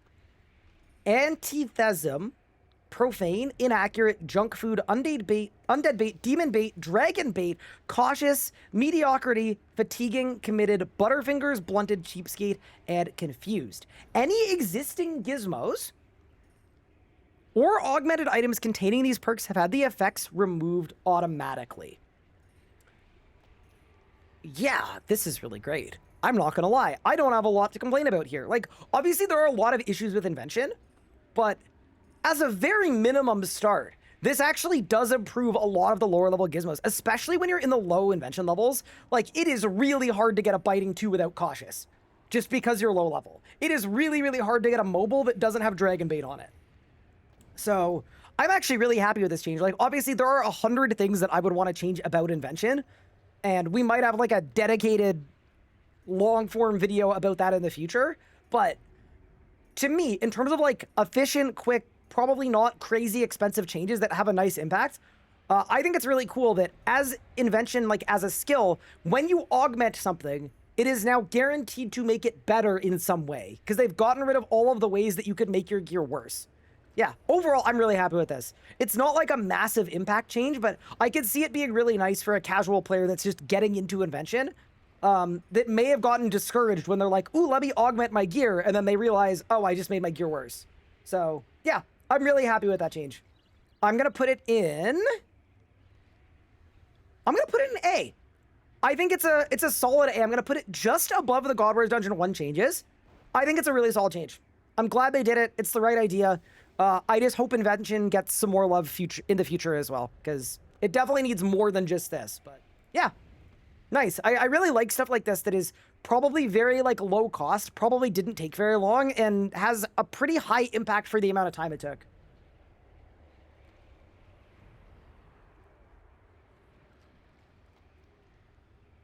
Are these changes already live? Yeah, they went live today. They're already out, chat.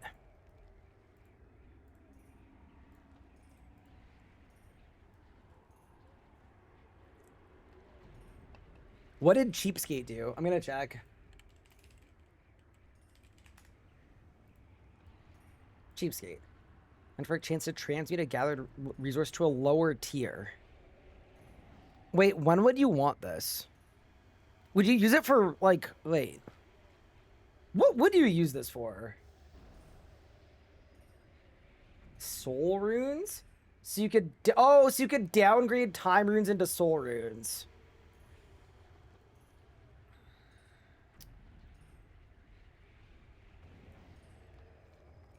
Or go from eternal magic logs into elder logs. Okay, I'm gonna say it. I think this is pretty niche, man. I think it's okay. I think it is okay that it's dead.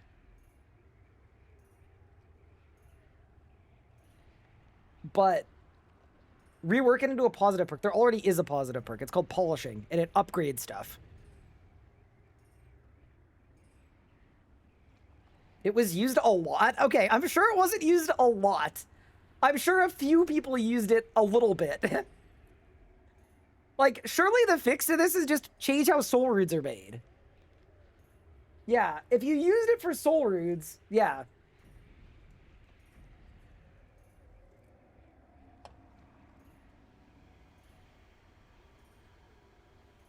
Hi, Steph. Thank you for the 48 months. Appreciate it. Do the wrong content deck. Yeah, like, for me, if I wanted soul roots, you could also make blood roots, right? With polishing, and then upgrade to blood roots. Going time runes down to swords, like, I get it. It was cool. It's very niche. It's super, super niche. I'm not penalizing this change because Cheapskate got removed. I think collectively we can get over it. I think it's gonna be okay. I'm pretty confident collectively we're gonna get through this. You're not wrong. I'd rather them change how you gather Elder Logs and Soul Runes. Still a cool perk, but it's fine. It's gone. Yeah, I think it's okay.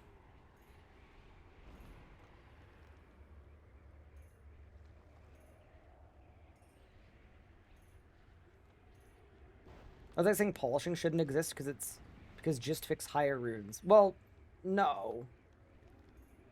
It's not really the same. Because higher tier stuff should always be harder to get than the lower tier stuff before it. And then Soul Runes and Elder Logs are an inconsistency there because they've added newer, easier to get stuff at a higher tier. So that's sort of where the weirdness is. Because, like, Cheapskate was designed to be like a negative perk, right? Like, it's supposed to be a bad thing that you don't want.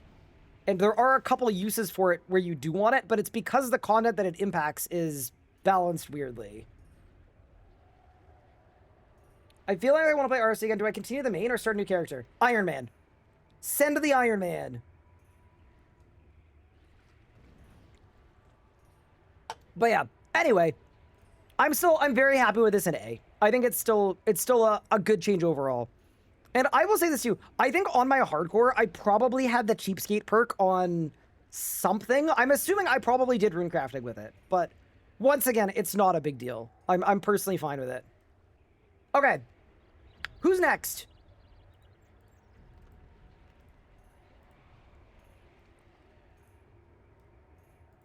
The Dive ability.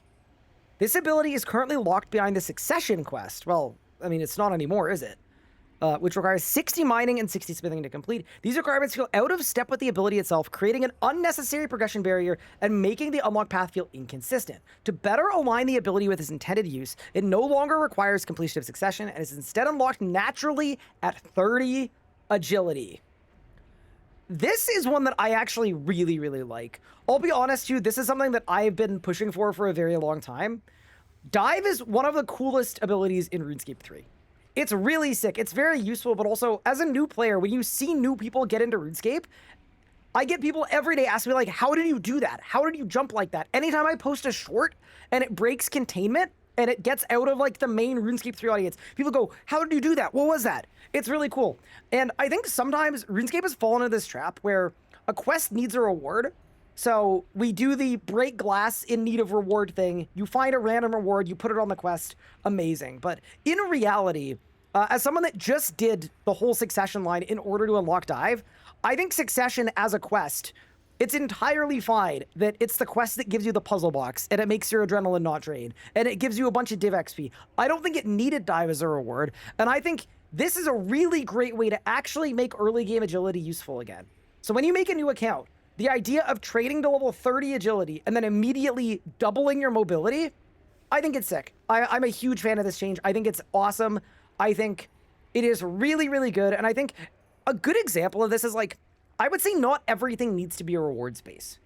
Obviously, part of MMOs is you need to balance friction and reward spaces and everything else. But to me, Dive didn't need to be a reward space locked behind a bunch of quests. And they're also not particularly good quests either. If you look at Succession, if you look at doing the Civil War 1, 2, 3 quest, where you've got to kill 144 hellhounds in the wilderness, and you need level 50 farming, and you need a div level, and all this other stuff. Like, to me, I think it's really cool that people are gonna get Dive earlier. I think that's going to be a nice way to help early people get through their early progression, get through their early quests. Yeah, dive around. As someone that just did this grind, I'm glad the next generation doesn't have to. And I think I have to put this one in S, to be honest with you. I just think it's pretty rare that they actually move a reward off of like a mid-game quest and then give it to someone or everyone like a lot more accessibly. They don't do this very often. The next version of this, by the way, is also a succession reward, but I would have also preferred if they'd done the same with the puzzle blocks, where like maybe adrenaline just doesn't drain outside of combat for everybody. They could have just made it a default thing, but still, the dive change isolated, I'm putting it at S. I think it's really good.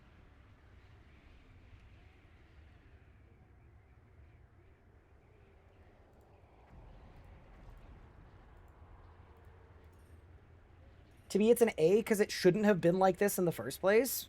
I mean, we don't have a time machine. Is this a recording? No. Is it? I hope not. Check, check. 1, 2, 3. Elliot said this isn't an SU change. It should have always been like that. I don't know. They don't usually do this where they walk it back. I'm just glad they walked it back. They released something bad and then they fixed it years later. I'm happy to give that an S. Can I show you the tier list? Yeah, sure.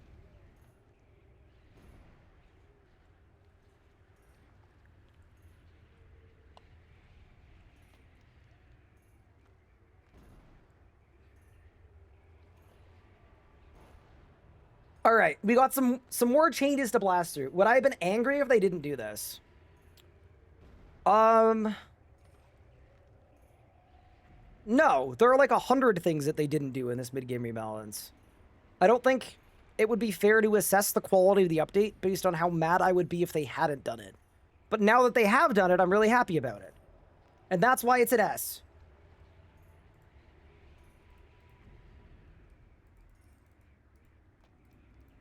All right, who's next? Next change on the list. Red and Crystal Sandstone. We've heard, oh boy. Can I just say, I swear I have PTSD from hearing, we've heard your feedback. I feel like I'm about to get broken up with. Hero Pass 3. All right. Red and Crystal Sandstone. We've heard your feedback on sandstone mining, and we agree that it still feels slower than we'd like. With the flask prices continuing to rise, we think it's the right time to make gathering sandstone quicker and more rewarding. To help with this, we've reduced the hit points of all sandstone rocks by 50, allowing them to be mined more quickly. We're also giving an additional boost to higher tier sandstone sources. Sophanum and Melior have had their hit points reduced a further 50, making these premium sources easier to gather from.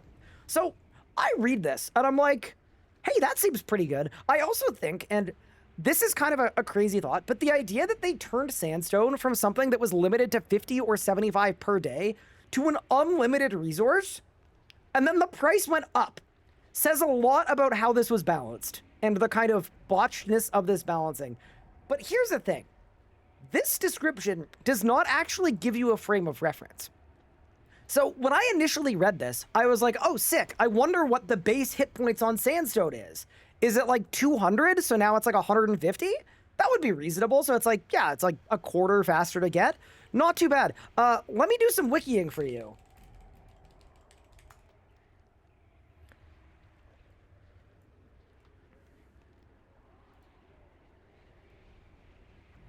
The base durability on a red sandstone rock is 650. It used to be 700. So effectively, this does nothing. It doesn't do nothing. It does almost nothing. And I also don't like that they didn't put the frame of reference in the news post, because I think some people reading this might have been like, oh wow, sandstone's getting better.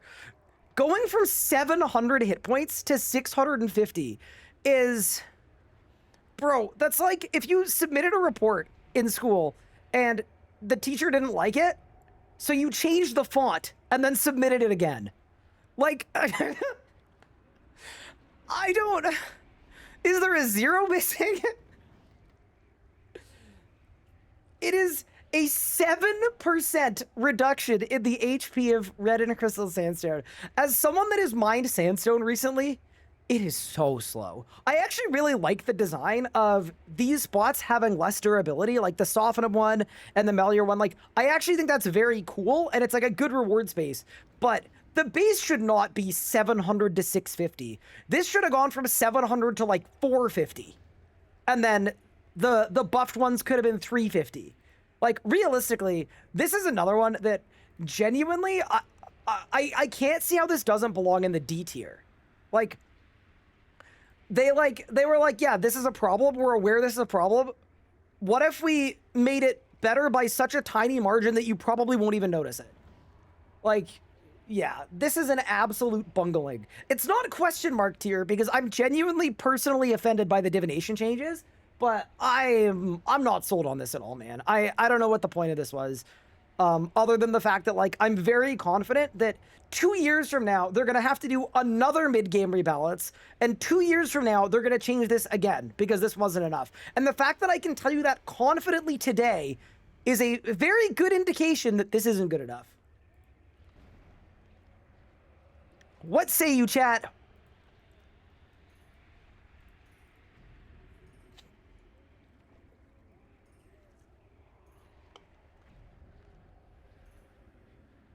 Hi, Rainy. Thank you for the 12 months. Appreciate it.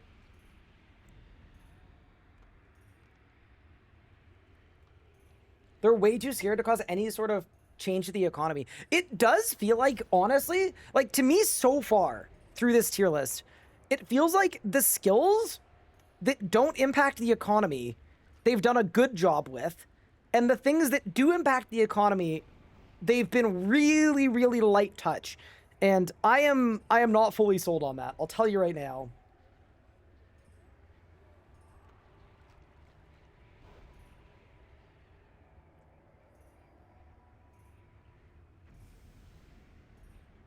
Agility impacts the economy? No, so the agility is a C squid because they did a really good job with all the endgame stuff.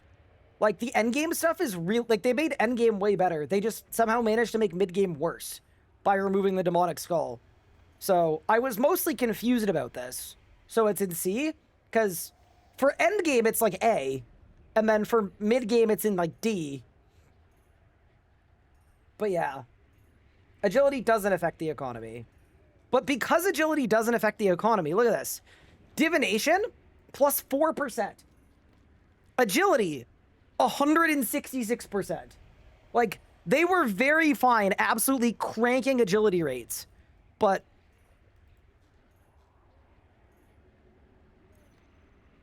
on to the next.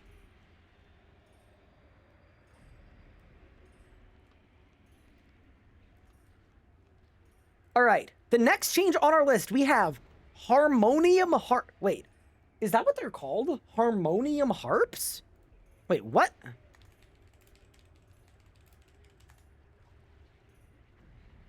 They're... Brother. I had no idea. Okay, fair enough. We learned a new word today.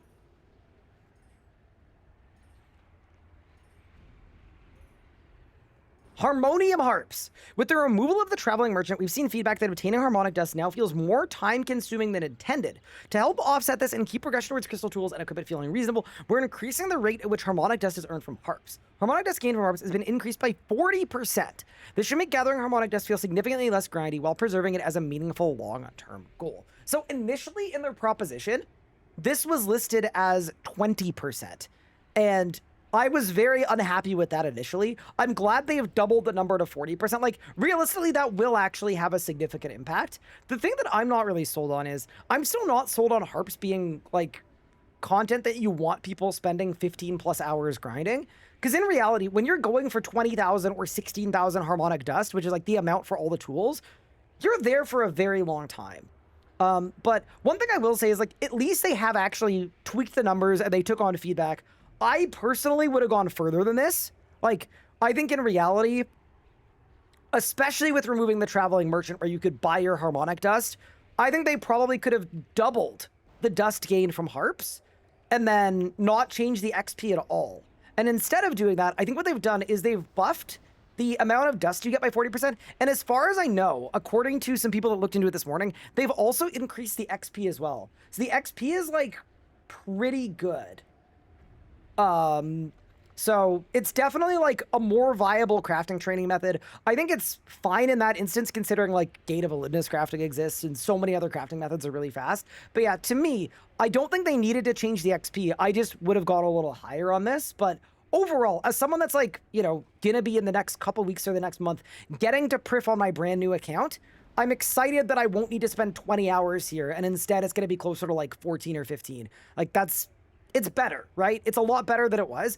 It's still probably too long for my taste, though. With that said, I think I'm going to put the harmonic dust in... You know what? I think it's a C. I think if they'd kept it at 20%, it would have gone in D. I'm going to put it as a high C. Or like just a regular C, in fact. I actually think it's a solid change. They took something that was bad, they've made it better, and... yeah, it's definitely more preferential than it would have been before. I still think, realistically, 16 hours of AFKing harps is still a lot.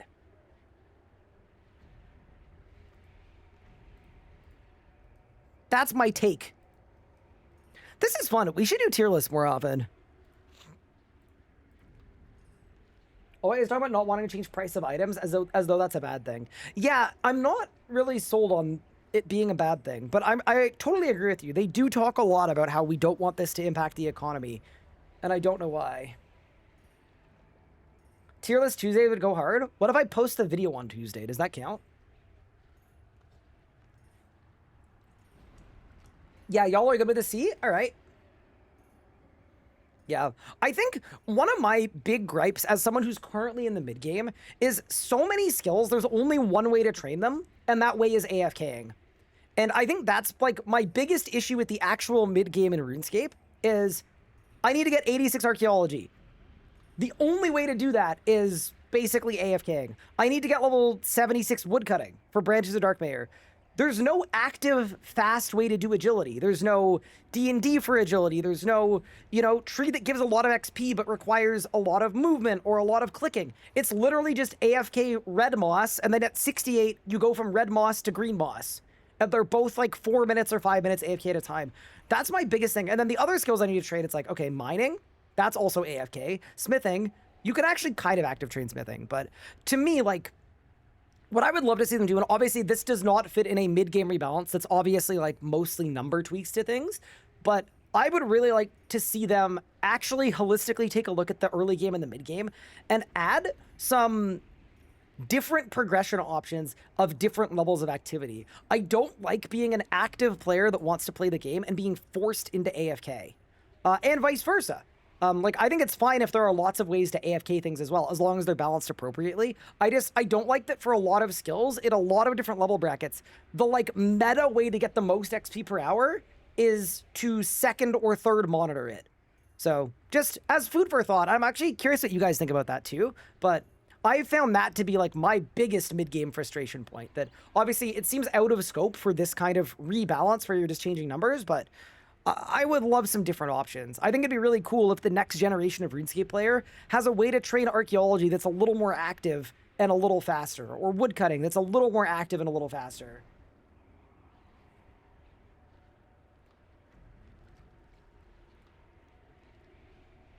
How do I do hardcore group Iron Man? We did it unofficially via Deceit.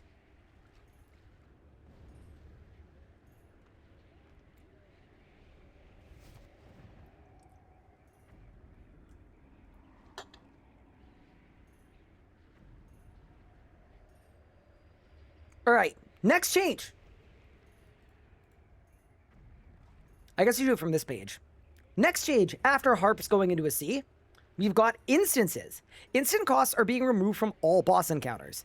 These fees no longer provide meaningful gameplay value and can act as an unnecessary barrier, especially for players learning new bosses. Boss-specific entry requirements remain unchanged. You still need Ascension, Keystones, Keys to the Crossing, Barrows, Totems, where applicable. This is a really nice change. I am not gonna lie, I am super stoked about this. It's not a big thing, it's not a huge deal, but especially now that Wilderness Flash events don't exist, I have had the experience before where you get a Reaper at a boss, and you literally cannot afford to make an instance because the instance cost is 100k, and that is a lot of money, especially before the point where you get alchemy. So, to me, this is a really solid change. It's not like, you know, the biggest, most impactful thing ever, but I actually think, not even necessarily for mid-game players, for early game players, this is awesome. You should not have to pay 50k to try to kill the King Black Dragon. I think this is going to lead to, hopefully, more early game and mid-game people doing a little bit more PVM early, especially after the combat changes. Like, you can do real PVM with 70 stats and tier 60 weapons. Like, you can go to some actual bosses. I'm really, really happy with this change. To me, I'm putting it in a high B. It's a really, really solid change. It's good. I'm glad it's a thing. It's just like another system and another complexity that RuneScape doesn't need anymore. And one of the reasons it doesn't need it anymore as well is the Grand Exchange tax. We already have a bunch of gold sinks in the form of that, in the form of death costs. You don't need to punish people for learning bosses beyond that as well. So overall, really happy with that.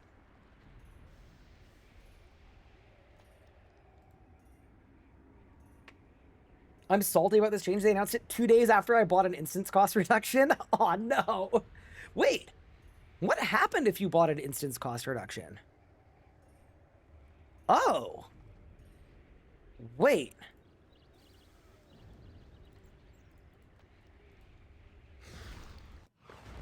That is a good-ass question.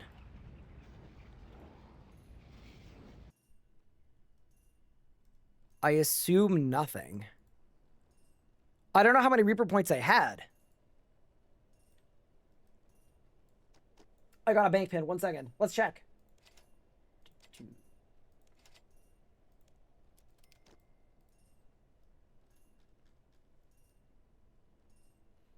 Book of Death, Incomplete Hydrix, Death's Deal.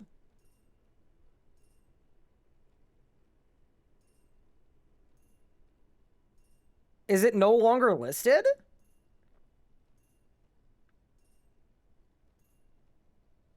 Huh. I mean, fair enough, I guess. Rewards. Yeah, they didn't say if it's refunded or not.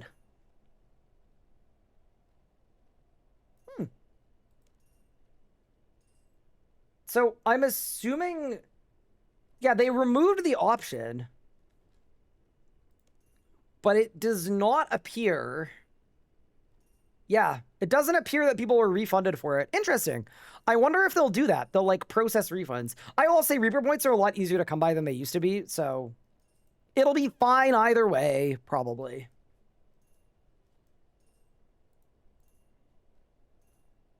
All right, next change.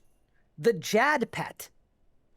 This pet was previously purchased with Zeal or Thaler from Soul Wars and felt a bit disconnected from the rest of the boss pets. For this reason, it has been moved onto Jad's drop table and collection log. Please note that it is not an override for familiars. So this is an interesting one. Overall, I think that's good because, like, having to AFK Soul Wars a dead minigame or AFK whatever Spotlight to get Thaler, this pet was on Insane Final Boss. So if you wanted IFB, you actually had to go get the Jad pet by AFKing a bunch of minigames. So I'm happy with the change. I also wanted to elaborate on this. The reason you can't override it is because it doesn't have attack and movement animations. So I believe what's going to happen is in the future, it's going to get updated to be able to be an override. It just isn't right now. They changed the source. They didn't change, like, the actual, you know, way that it works, animations, everything else. But assuming in the future that this actually is like an overrideable pet, I think it'll be really cool to have a Jad pet situation. I still do kind of wish you could, like, sacrifice a fire cape, though, for, like, an extra chance at it. I think that would be a really fun extra thing to do. But yeah, overall, I'm fine with this change. I don't have any, like, super strong thoughts on it. And I am going to put it in... I'll put it in B tier. I might with it. Also, I realize... I don't have a picture of Jad. Hold. I got it.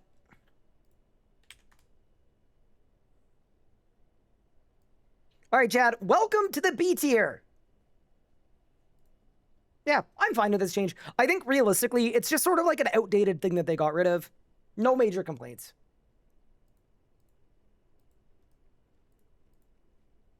All right. What is next?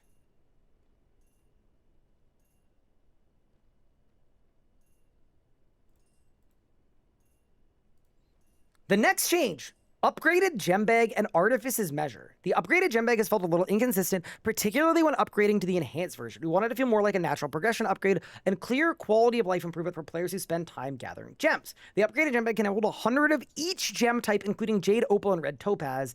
And the artifice's measure has also been updated to have parity with the upgraded gem bag, and it can be filled with opal, jade, and topaz gems, as well as Dota gems. Yeah, this is a nice change. So in the past, the way that it worked is the base gem bag held like an amount of each type of gem, and then the upgraded one had a cap that was like a totality. So in certain instances, the upgrade to the gem bag was actually worse. And now they've just made it better. So when you're gem mining, you can just do longer trips. Yeah, this is a solid change. It's actually a good mid-game change as well, because you generally do a lot of gem mining when you're trying to get to like 75 or 80 crafting, either for Prif or for Invention. Yeah. I'm happy with this. I think it was very weird and inconsistent that the upgraded gem bag was worse than the base one. And you know what? I think I'm going to throw this one in A. It's a nice little change. Shout out to the mid-game rebalance for, yeah, doing something solid here. Yeah, I'm happy in A tier. It didn't knock my socks off. I'm not like, wow, I can't believe it. But yeah, they found an item that was working a little wonkily, and they fixed it. Sick. Can't be mad about that. Mention Arc being super AFK for mid-game, even late game. What would you think of Archaeology Heist? Dude, I don't even need an Archaeology Heist. I just need, like, something to do that's active. I really do. Also, I am 109 thieving. That's crazy. Look at us go. We're unstoppable. Okay. Next up, we've got a series of drop rate changes. Here we go.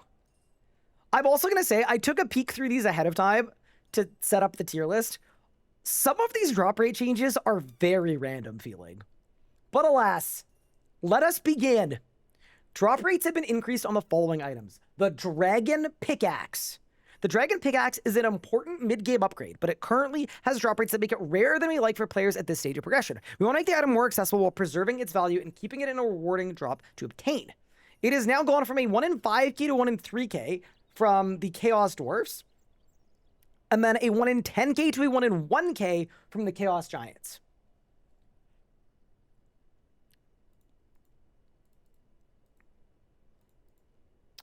I am not going to lie, I'm pretty happy with this. I think this is the right move. I think RuneScape in the mid-game has a lot of items that used to be best in slot, and because they used to be best in slot, they're balanced around being really, really, really long grinds.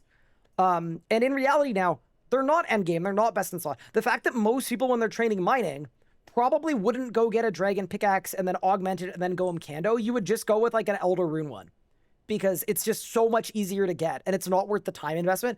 I think this is really good. I think this would make it so that I would actually be open and willing to go get a Dragon Pickaxe when I'm in the mid game. So I think this is a very, very solid change. And realistically, it's an area that is pretty low level mobs. You can cannon there. Yeah. I think they've done a pretty reasonable job where it should take probably like 2 to 3 times less time to get a Dragon Pickaxe than it used to across both of these. So yeah, overall, I'm not mad about this at all. I think it's gone from something where you can spend a really long time there with nothing to a grind that I think if you're on drop rate, if your drop rates are average, you're probably getting out of there in like 2, 3, 4 hours, which is, yeah, reasonable for like a solid upgrade and giving you access to an augmentable pickaxe. So for the Dragon Pickaxe drop rate changes, you know what? I'm going to put that in A as well. I think it's solid. I have no major complaints about it.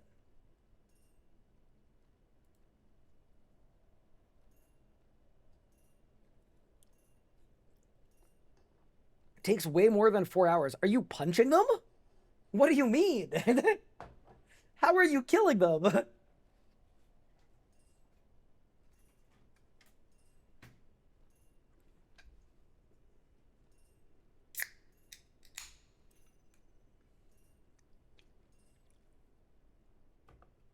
My first pickaxe took me 30,000 kills.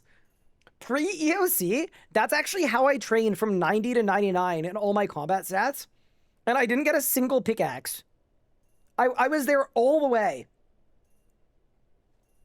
All right, next drop rate change. We have Sanguine Crawlers and Vampirism Gloves.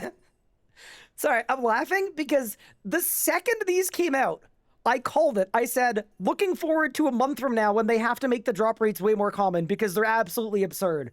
So let's take a look and see what they did here. It's just sometimes it's so obvious that it's balanced in a way that's really, really weird. Here we go.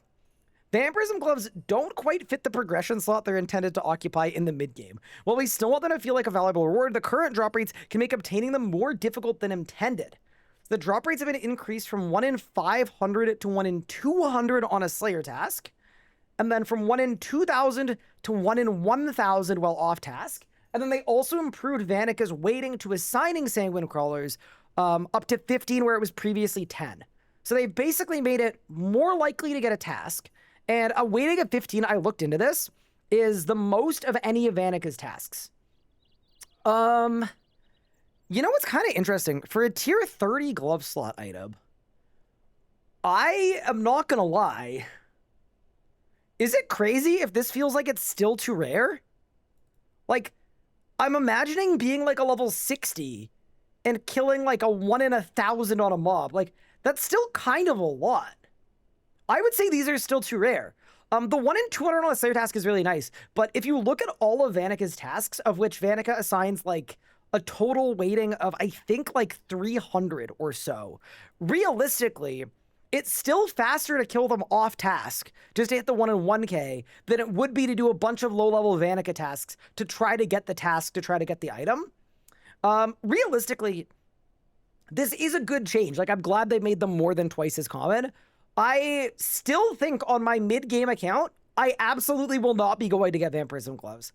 I genuinely don't think it's worth going until you have stuff like a bunch of Slayer points stocked up for a bunch of skip tasks. I'd probably wait as well, possibly until you have the Slayer Introspection Relic. I'd possibly wait till I had the 120 cape for a pick your task, which I think the fact that me as a mid-game person on a new account, I'm not considering going for these on this current balancing, means it's probably still not adjusted enough. But at least it's something that I would maybe consider. Like, maybe if I get a bunch of Slayer points from doing Reapers, it's like, screw it, let's go to Vanika and let's just re-roll tasks and to see if we can get lucky, get Sanguine Crawlers, and then each Sanguine Crawler task will have like a 1 in 3 chance of getting Vamp Gloves. So, yeah, I would say it's just, it's so interesting because they give you lifesteal and that's really, really solid, but they're also, I believe it's like a level 32 Slayer creature. They're such a low-level creature that, like, it kind of still feels weird that they have a rare chase drop that is a 1 in 1,000. Where I think if it were me and I was tasked with balancing this, I would go to 1 in 500 off task. I'd go to 1 in 100 on task and say, like, screw it. It's fine. It's a low-level drop. Let the low levels get it. So to me, I am going to put this in. I'll chuck it in C. Like, everybody knew it was going to get adjusted. I don't think they adjusted it enough. But, you know, better to adjust it than to not adjust it, I guess. Wait, the pylon is active? Wait, is it actually? No way. Wait, is it really? Are you lying to me?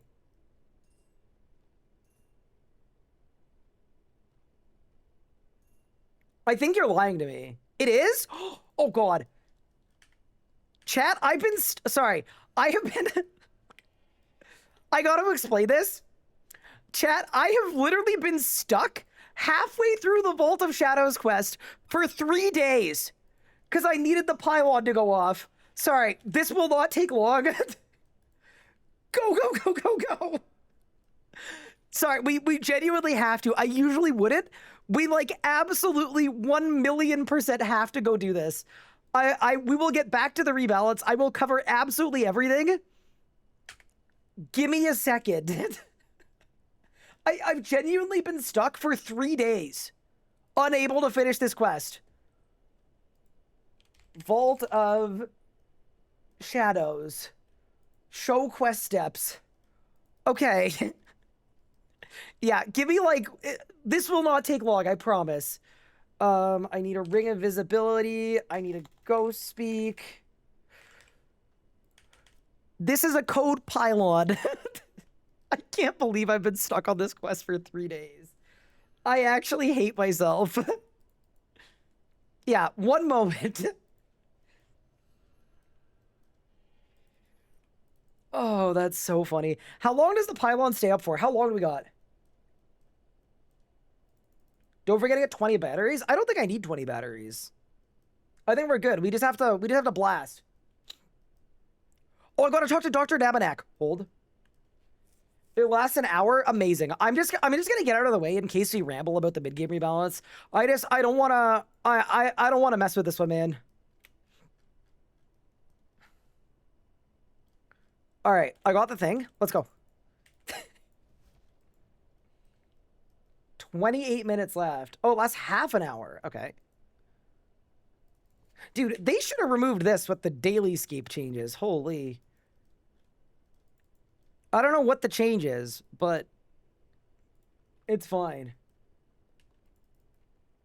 You might have to wait for another pylon to finish the... You think I'm gonna have to do 2 of them? Dude, surely not. Find the inactive dial on the western wall in the small western room. It's back here, isn't it?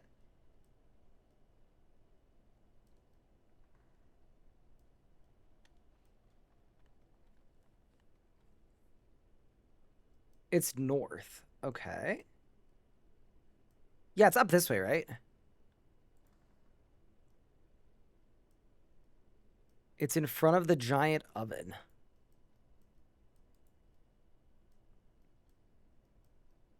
Hold. Enter on the war table. I don't even have a war table. Oh, it's in the Praetorium. Wait. How do I... Oh, this guy. Sorry, missed it. I got it. I got it. Thank you. That's so funny. But yeah, team, what are we thinking about the mid-game rebalance so far? Like, if you look at my tier list, I'm rating it decently. But there's a lot of stuff that's also, like, very nonsensical. I'm feeling pretty meh about the whole thing. It's kind of eh. There's, like, a couple little changes that are really, really awesome. And then there's also, like, a whole bunch of random stuff that doesn't make any sense. Okay.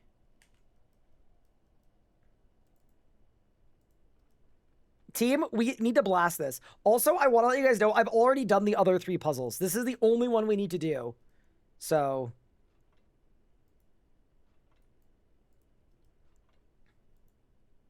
Now, this is what RuneScape's all about, chat. Kind of.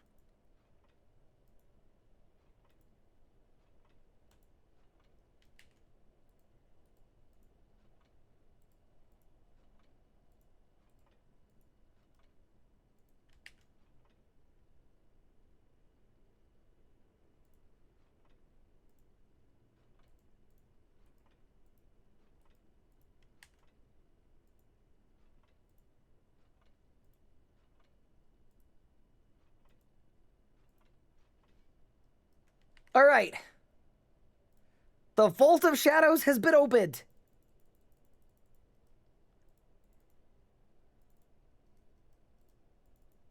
Thank heck. Pick up the engrammar. Okay.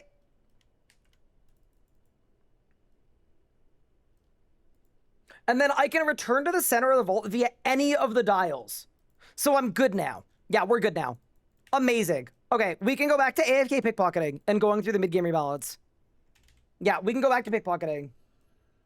Because, yeah, we can come back through any of the dials, and there's only one dial I can't access. Awesome. Chat, thank you guys for letting me do that. I am not going to lie, big help. Me bank the engrammar, bank the ring, back to pickpocketing. You know what I was actually going to check? With the range changes, is a magic short bow, like, low-key a goated spec weapon now? Wait, actually, I kind of want to throw an MSB on max hit mode. In max range. Like, I think we have to, right? We definitely have to. What's the difference between the 2 necromancy ritual sites? The Ungale one gives you less XP, doesn't generate souls, but it also uses less ink. And your glyphs break less often. So it's good if you care about your outputs. Whereas the base one is for if you care about your souls. Basically, the Ungale one is for irons. Okay. Hold. Do I have a preset with max range? I should.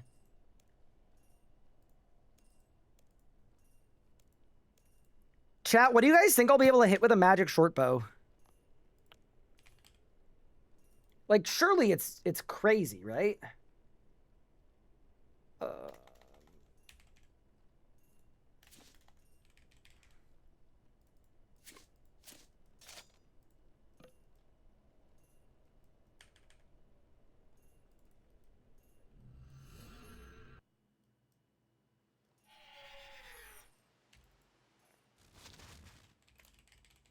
Magic short bow. See, here's the thing about the magic short bow. I kind of liked the look of the old MSB. If I'm being completely honest. It looks very dainty, the new one. But I don't know, like anything, I'll probably get used to it. Okay. Give me a full book. Give me a Calg.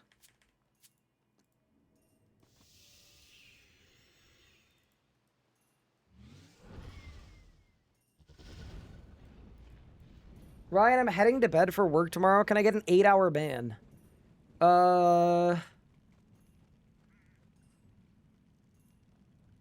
You can get a 4-hour ban.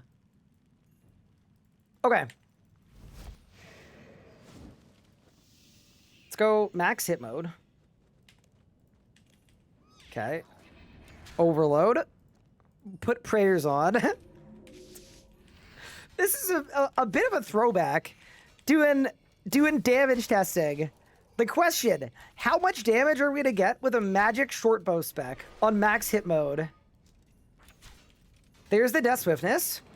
So now what I need is I need my full book to proc.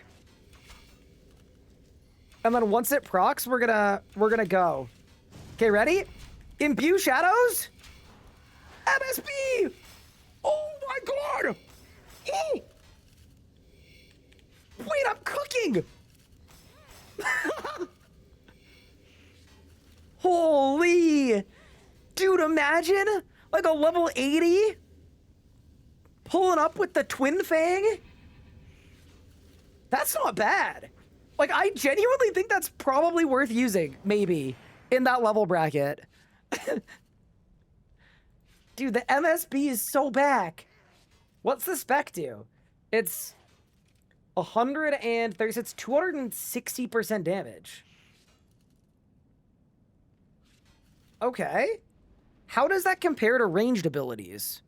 Like 260%. What does Snapshot do? Are you kidding me? It's worse than Snapshot. Wait, I'm so sad.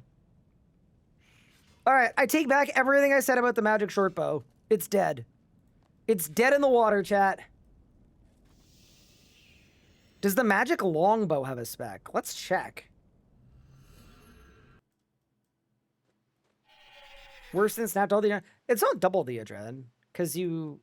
Oh, no, it is. Yeah, you're right. You're right. Magic longbow. Oh, but here's the thing about the magic longbow, chat. We can also sight it.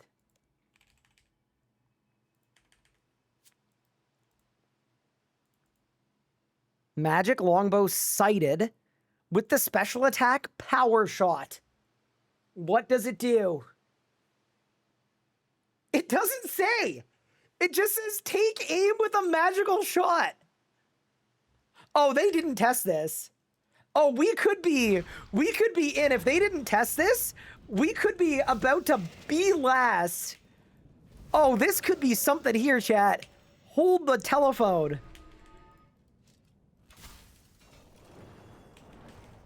Full book is going. Ready? Power shot! Look how slow it is! It doesn't do anything! It's just a really slow arrow! Oh my god. Oh, it's cinema. It's beautiful. It's glorious. It's like the Neo from the Matrix shot. Oh, that's awesome. Like, it's absolute ass, but I'm so glad that exists. Oh my god. So, I genuinely don't think it does anything. I actually don't think it does... I don't think it does anything. My basic attack hits. It's worse than the basic attack. Wait, it does negative damage. It's the 3 business days snipe. Oh my god. That's so awesome. Oh my god. Is that because it's sighted? Let's take the sight off. Oh! And now it does damage. Wait, we might be back. Chat? We might be back. Hold the phone. Hold the phone and let me cook.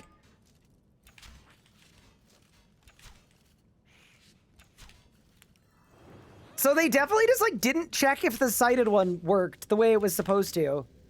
Okay, I just need a full book proc, and then we're gonna go, alright? Y'all are about to feel the power of the shot. Where's my full book? Full book? Full book? Full book? Any full books? Any full books? There it is. Here we go! Oh my god, the dummy turned off. Max hit mode. Power shot! Oh, look at him! Big! Big! Big! Yeah, it's still... Oh, it is literally worse than Snapshot. But if your hit chance was really bad, it would be better than Snapshot.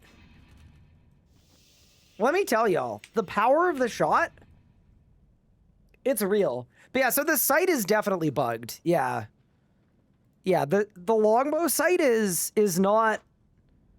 Like, maybe it's just a happy accident that it even works. Put a sighted one in an EOF. Wait, which one? The longbow or the short? Yeah, the longbow. Done. Let's do it. Just for fun. Let's see what breaks from doing that. Dude, this could be bad. What if the game crashes? Saradomin staff. Okay. Magic longbow sighted. So this is the one with the bugged special attack. You can't put it in. Nothing interesting happens. All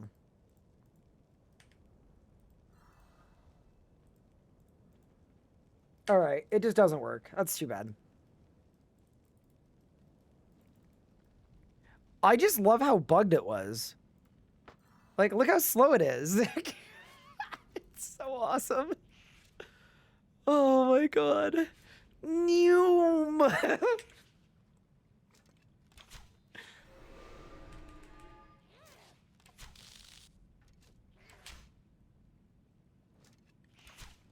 Jagex with the marvelous QA team. I am not gonna lie.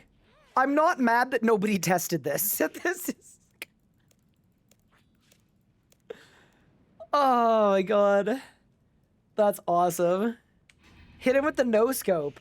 You know what I want? I want an edit where you shoot the arrow, okay? And then it changes to the POV of the arrow. Just like whizzing through the air. Could you hit yourself with an arrow? Oh my god, you probably could. Wait, I have an idea. Okay, ready? Go. Oh! Oh, it's so close, dude. It's so close. Okay, hold. I'm gonna hit myself, for sure. We're getting hit here, chat. Ready? Go. What? No, I missed.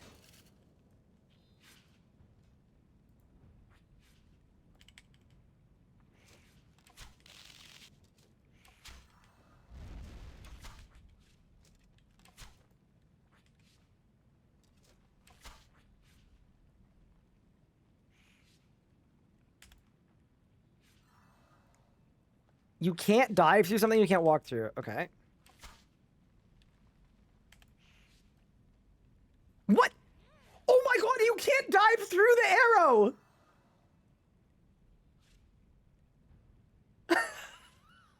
Wait, it's a blocker! It's saying you can't dive through something you can't walk through.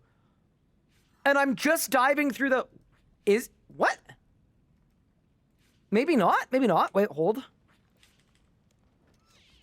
I'm so confused. Okay, ready?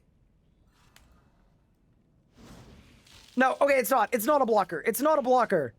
And yes, you can hit yourself with your own arrow. Dude, if only it had like a sick AoE.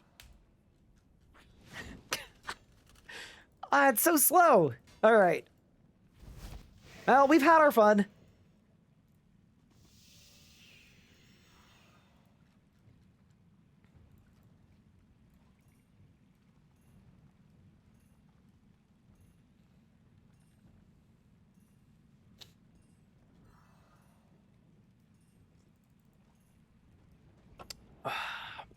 All right. Let's get back into the update. As a reminder, here's our tier list. The last thing that we placed was the Vampirism Gloves. We threw it in C. We've got 2 more things to talk about in this update. The last 2 drop rate changes. The first one, Corp Beast Sigils. Corp Beast Sigils occupy an unusual space in the game's progression. Not only are they rarer than we'd like for the power they provide, the current distribution of sigil drops can also feel inconsistent, with some sigils appearing far more frequently than others. The overall sigil drop rate has been doubled, increasing from 1 in 512 to 1 in 256. All sigil types now have an equal chance of being awarded. When a sigil drops, each of the 4 sigils have a 1 in 4 chance of being received.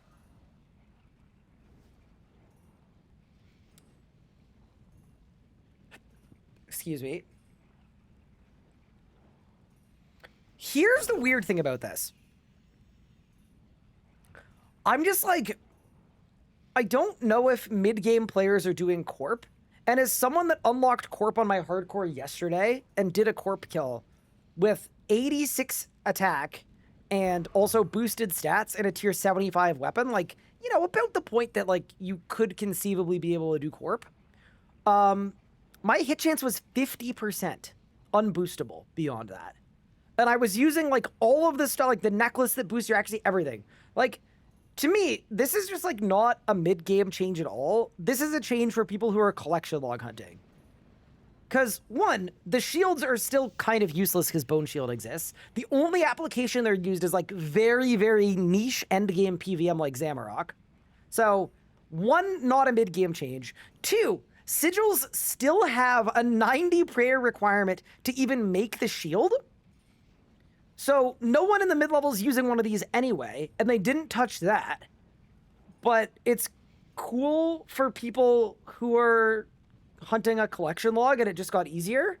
I don't know. This is a weird one. Like, part of me thinks it's good that they've changed the drop rate. Like, I think overall it is a good thing.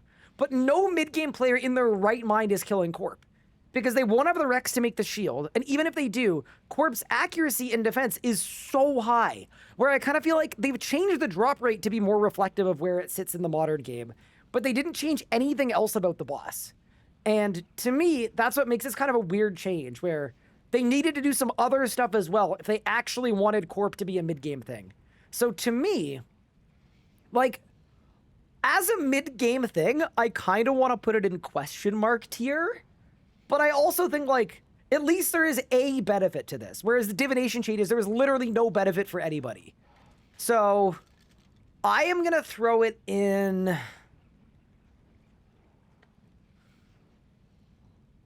No, you know what? It's going in the question mark tier. I'm totally fine with them making this change. This has absolutely nothing to do with the mid-game. It has truly nothing to do with the mid-game. So, I'm putting it in the question mark tier.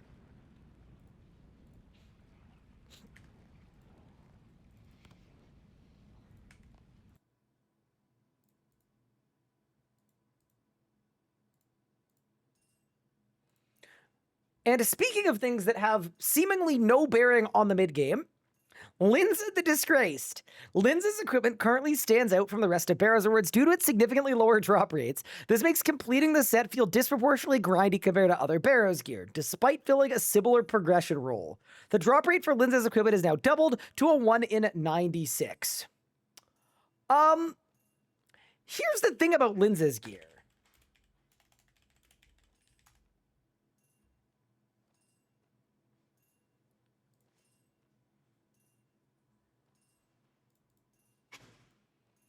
Here's the thing about Linza's gear. So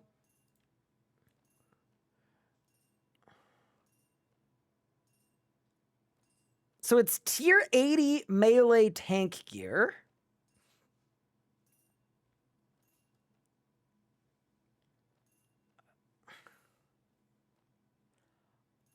Like, to me, someone in chat just said, which Jmon is going for Gold Reaper?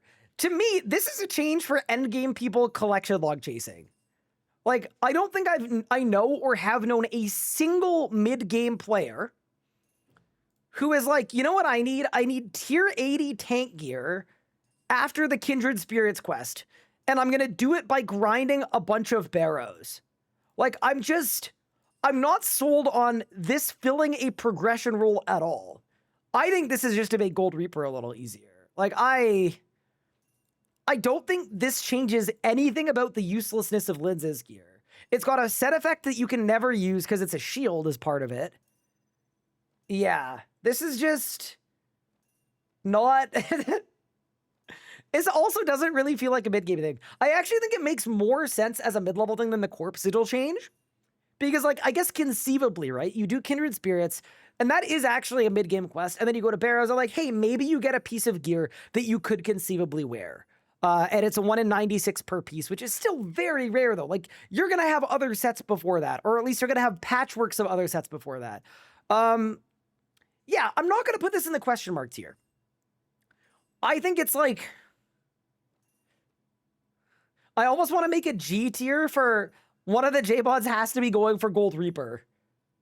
But also, isn't Linza really painful? Like, isn't Linza really hard to kill? Hold, let me check that. Because it's possible that you can't even kill Linza on that account bracket anyway. Let me look.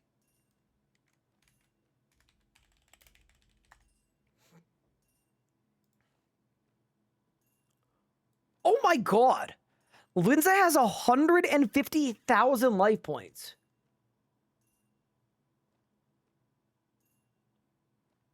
And reflects damage. I'm not gonna lie, if you're a mid-level player, you're not killing Linza in your Barrows run. Why would you double the length of time your Barrows run takes? Yeah, no, okay. No, I was gonna put this in C because it's like, okay, maybe you could get it, but like, no. If you do Linza, you're gonna get fewer drops per hour because you're doing fewer runs per hour. Yeah, no, this was literally a change for Gold Reaper people. This was not a change about mid-level players. Because if it was a change about mid-level players, they would have made Linza have less HP, or would have made Linza less tanky, or would have made Linza reflect less damage, or like, you know, done something to actually make Linza fit that level of progression. And they didn't. They just made the drop rates better. So I am also putting the Linza change in the question mark tier. Unfortunately, I just think it kind of belongs there. Like, the answer to the question mark is it's for people who are collection log chasing. But guys, this is the mid-game rebalance.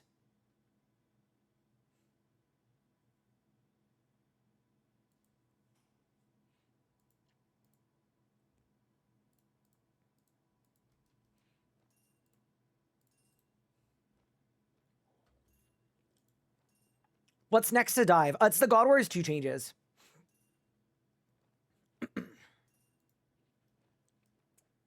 All right. The last thing I'm going to mention, and I didn't have a tier list entry for this because like it's such a tiny, inconsequential thing that it's not even worth putting on the tier list.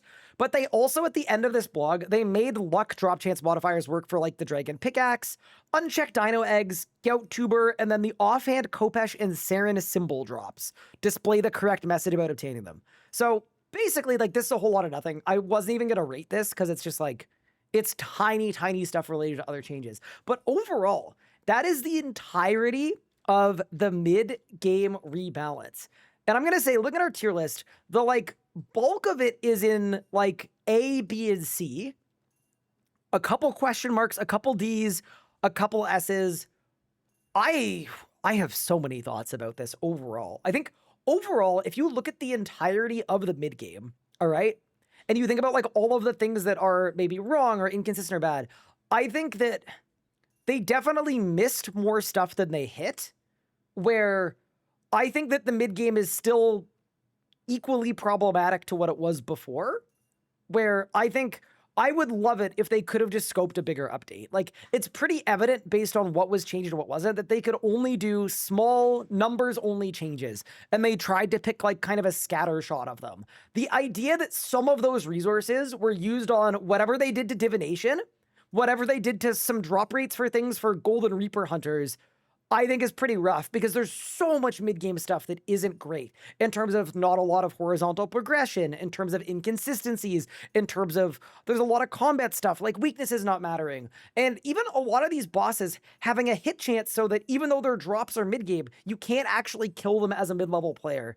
And I just, like, I hope that they can take the feedback on that they need to do another update for the mid-game and invest a little more time and a little more resources into it. Like, I get it, right? People are working on API and people are working on leagues, and, like, there's all this big stuff happening. The construction rework was really, really good, but I wish this update could have been more. When I saw this on the roadmap, I was really excited because I thought it was going to be an opportunity to, like, actually make some massive, significant, sweeping changes to the mid-game, where a lot of people drop off. People call it the mushy mid-game for a reason. The mid-game in this game is really, really tough. That's where your early game, you know, it kind of flows decently well. The mid-game is the scary zone. There are so many boss drops from monsters where it used to be best in slot, so you're rolling a 1 in 5,000 for something that isn't even good anymore. All of those things could have been adjusted and would have been a lot more impactful than a lot of this. But at the same time, they did do a couple really small, really high impact things that I'm happy about. God Wars 2 rep change is awesome. The dive requirement change is awesome. The invention, getting rid of bad perks change is awesome. The God Wars 1 kill count change is awesome, and that's going to impact my mid-level account today. I'm literally going to go get 200 kill count today, and that's sick. Gem bag change, nice. They fixed it a little inconsistency. Drop rate change, the dragon pickaxe was good. Some of the stuff in B tier, like getting rid of instance costs, yeah, that's just a win. That's solid. Getting rid of the demonic skull, cool. Fletching retier, cool, although I would have loved to see them tackle bolts. Jadpet, totally fine with that. I think no issues there. But this also feels like an insane final boss thing, more than a mid-game thing. And then all of these lower rated ones, the divination change is nothing. The harmonic dust change, I wish they'd done more. The drop rate for vamp gloves, genuinely, I think they're going to change it again in 2 more years. We're going to get mid-game rebalance 2, and it's going to change again. They just weren't heavy-handed enough. And then the agility changes, for endgame, they actually did a very good job, to summarize. They upped the rates a crazy amount, but because they removed the demonic skull here, the end result is agility now from levels 52 to 65, or actually from 52 to 75, is actually slower than it was before this update, which I just think is, like, kind of inexcusable that they managed to make agility slower on the mid-game rebalance in those brackets. And then once you get into the end game, it's significantly faster. And then the sandstone change, just the idea that they updated it from 700 to 650. That doesn't even move the needle. It's not even close to enough. They're going to have to update it again. And then in my question mark tier, the divination changes that effectively change nothing. The sigil changes, but Corpus still not killable on a mid-game account. And then the Linza changes that are very clearly about making the log easier to get and not about mid-game players and getting the upgrades. But overall, that is my full review and recap of the mid-game rebalance and our tier list. Also, chat, I'm going to be a YouTuber for a second. If you guys want to say bye YouTube in chat, you could. You could end up in a video. And with that said, thank you all so much for watching. Somebody subscribed. Oh no! Duffield, thank you for the sub. Appreciate it. With that said, thank you all so much for watching. Very much appreciated. And let me know in the comment section down below if you want me to do more tier lists around updates. I didn't do the early game rebalance because I was moving, but we're settled in now. We're available. Let me know. Thanks for watching. See you next time. YouTube is icky? YouTube needs to send tacos? Chat, can you guys believe we spent 2 hours going through that news post? That feels like a long time, but I guess there was a lot to talk about. I suppose. But yeah, very fun. Who is YouTube? I don't know. Nathan, who's editing this one? It's gonna be me, I think. I'll add an addendum to the Fletcher update. I think there's still foundation for the new bolt tips. Yeah, it's just they need another update. I think when you come out of the mid-game rebalance thinking, I'm excited for mid-game rebalance too, like, I don't know. That doesn't feel super great. What kind of worm would I be? I'd be a king worm. Hello? Did you check out the second news post? No, you're trolling. You're trolling. Wait, this one or the other one? Oh, no. They did a second one? Okay, this is the one we read. Oh, this is construction stuff. That's fine. Community topics. They changed some stuff about construction. We're keeping an eye on trophies. Okay. What's happening this week? Wait, July 24th. Join mods Yui, Frosh, and special guest Presleak, NY Channel, and the RS guy. What? As they tour some of your incredible POHs. All right, team. Tune in on Friday. We're doing a crib stream. Who's that guy? Apparently me. Amazing. Fire me up. You seem unaware? No. Okay, I'm not gonna lie. There is so much stuff going on right now. I have been so busy lately. I am sleeping so little, and I am doing so much that we are working on a 12-hour warning system, all right? I am finding out about stuff about the day before or maybe the morning of, is when I check my calendar for that day and figure out all the stuff going on. So, amazing. Looking forward to Friday. I guess. Hello? Okay. Goodbye. Chat, she's leaving me. She left me. They already told your manager? I'm my manager, Elliot. Chat, he's not lying. Please help me. Yeah, no. The whole RS guy team is pretty slammed right now. It's not, like, it's fine. But yeah, no. Sounds fun. You need a secretary. I don't think I need a secretary. I just think we need full-time Nathan. That's what we need. He can fix it.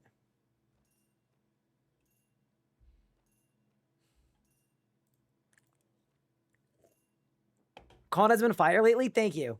Make sure you get enough sleep before leagues. Yeah, we will. Not to worry. In case you missed it, we got bug fixes. Mod Ryan on what AFKing means. We looked through a bunch of these. Mid-game rebalance, construction rebalance. Okay, so they made Eternal Magic planks better. They upped the XP on these by a bunch.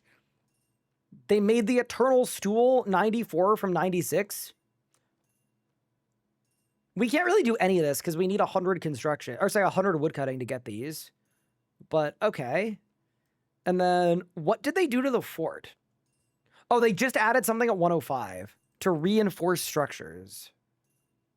Okay. How long is a league? Like 6 weeks? Something like that. And then, ooh, we got a graph. Sum of XP per hour. Okay, I'm just going to say something, chat. Giving us a chart with the sum of XP per hour and then not showing what the XP per hours are.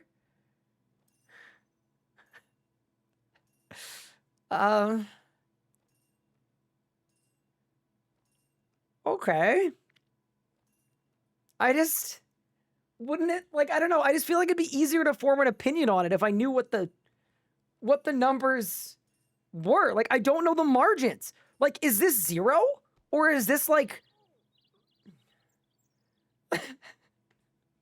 Someone said it looks like a map of a subway system.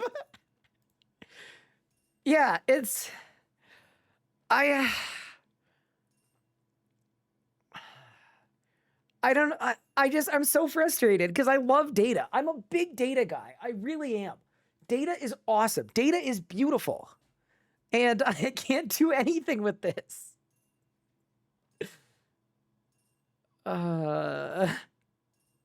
This is FIFA World Cup momentum graph vibes. So, yeah, here's the thing I am a little perturbed by. Okay, so at 105 plus... Wait, what's CC advanced? So wait, why is the active method... Wait, and then Plank Mahogany, Plank Eternal Magic. What are these? Is this making stuff? CC is constructed. Yeah, okay, so I've got that, but what's the other one? Plank Eternal Magic and Plank Mahogany. Is that just like making stuff on the thing?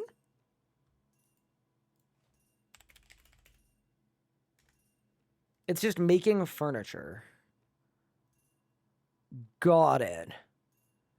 Okay, so making furniture with a level 3 plank box is better. So mahogany planks are in line with AFKing the fort. Active fort is the best. Okay, and then AFKing, okay. To me, the weird one here is, why are construction contracts, which are the most active construction method, why are these the worst XP? Shouldn't these be the best XP based on the, like, you know, the triangle of AFK-ness? I'm a little confused about that. But maybe they're not? I don't know. Oh, it's XP per plank. No, it says it's XP per hour. Yeah, no, this... Don't try to make this graph good. Don't be like, no, it actually does make sense. No, it doesn't. And then, yeah, we got the upcoming live stream. Also, I was going to say this, and I never do this. I never do this. This outfit is actually insane. Am I going to purchase it for my man RuneScape character? No. This outfit is actually pretty cool. I'm not going to lie. I'm sure people will purchase this. Which is cool, I guess.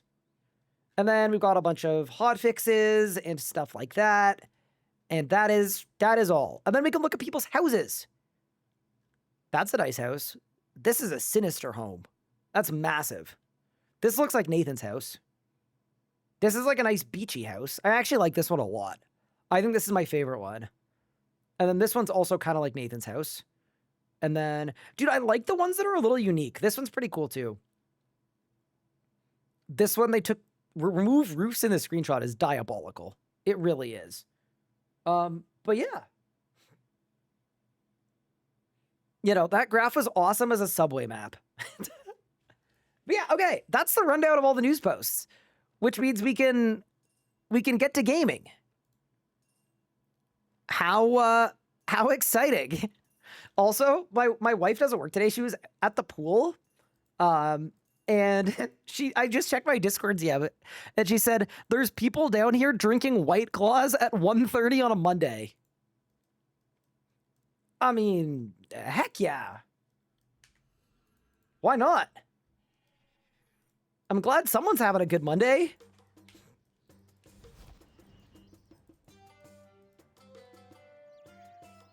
Ain't no laws when you're crushing claws. What's a White Claw? Okay, you know how sparkling water tastes like TV static? It's like if alcoholized sparkling water thought about a fruit for a second.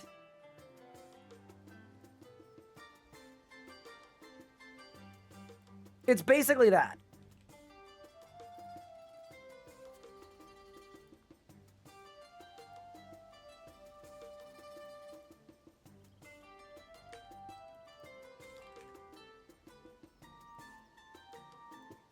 Wait, where did Pup go? Wait, why did Pup leave us?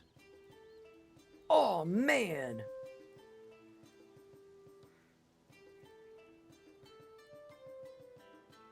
Did his client crash? Maybe his client crashed. But yeah, anyway. Also, loot from doing a couple hours of pickpocketing. We got 109 thieving, 46 binding contracts, a bunch of memory shards, and then I think I got a bunch of damaged artifacts and Tetra Compass pieces. Yeah, I got 1, 2. I got 3 damaged artifacts, and then I am not gonna lie. This pickpocketing for Tetra Compass pieces seems very good. I'm actually gonna do this Tetra really quick. Like, we've got it. We may as well. That's crazy. Also, I don't have most of the stuff I need for it. So maybe I won't do the Tetra Compass now. But also, I don't think it's gonna take long to get it. Yeah, why don't we say hello to Pup and get what we need for our Tetra? I think it's the right move.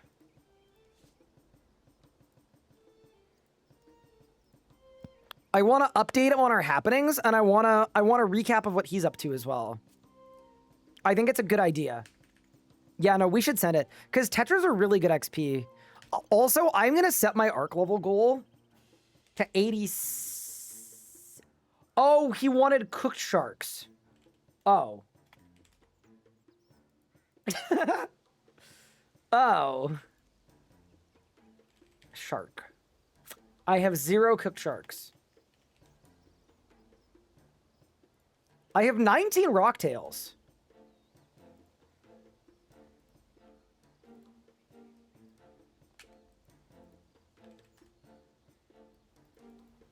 I hope that's enough. I'm assuming, like, he's doing the extinction quest. So, I think he's gonna be fine. Okay. You know what I'm realizing? I don't even know if I can get to some of the spots for some of these resources. I guess we'll find out.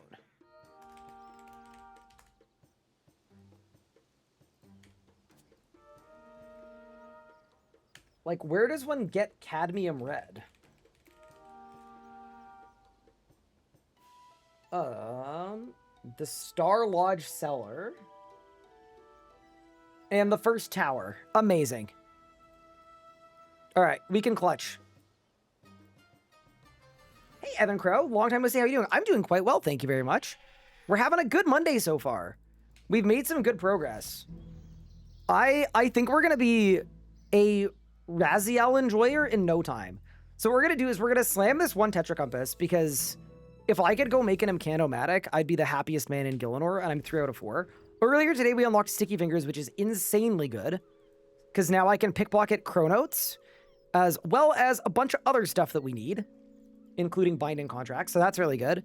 And then what I'm going to do after we get this Tetra Compass done, my plan, anyway, is we're going to go get a Salve Amulet E, and then I think we're going to either start training Necromancy or working through the Necromancy and Fort quest lines so that we can push to Raziel. And then if we decide at any point that we don't feel like doing that, I will instead get 60 agility and start working on a Zuk Cape. That your 82 arc without auto screener is a mid-game thing they should have addressed. Here's the thing about arc. The problem with arc, and this will always be arc's problem. The problem with arc is specifically really bad for irons. For mains, it's not nearly as bad. And the reason that's an issue is just based on purely that one thing. A lot of arc fixes that would make it better for iron don't get prioritized, because stuff that's just for irons doesn't impact as many people as things for mains. Agility for Zuk? Yeah, so to do Zuk, I need 60 agility, and I'm currently 58. But I wanted to wait for the mid-game rebalance. Actually, maybe today would be a good day to do that. Why don't we look at the Bando's excavation site? Wiki. Empty throne room. I'm assuming I just can't Wait. No. It's not this. It's Bando's throne room. After the chosen commander. Wait, dude, there's no way they didn't make this decent XP per hour as an agility course that requires an entire quest chain. What the f... Bro, you're telling me they buffed the XP rate on this, but didn't QOL it at all?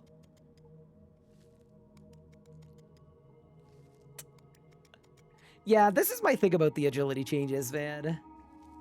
What?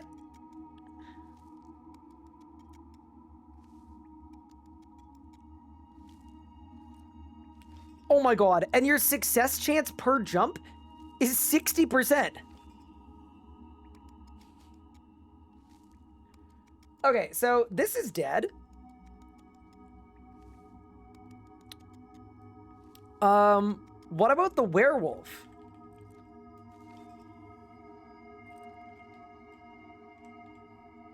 Agility course. Is this Skull Ball? No.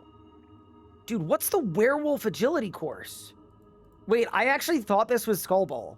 I have never seen this in my life. I need to do Creature of Frankenstrain.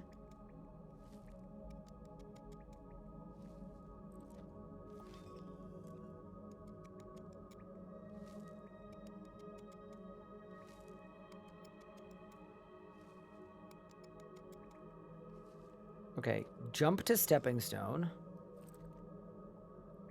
Jump hurdle.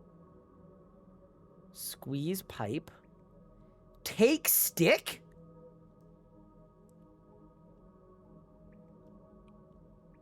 Climb up skull slope. Teeth grip zip line. Give stick.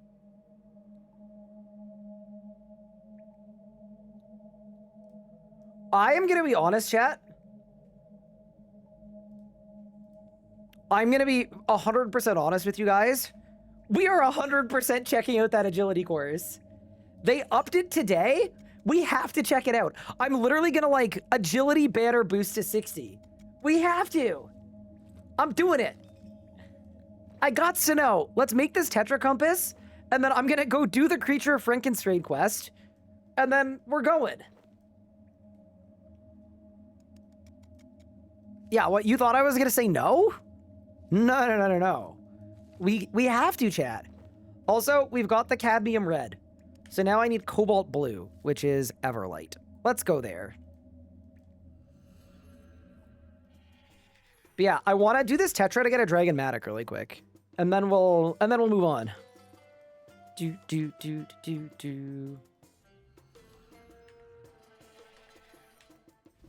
Also, if y'all want to hear something crazy... Oh, no, I forgot.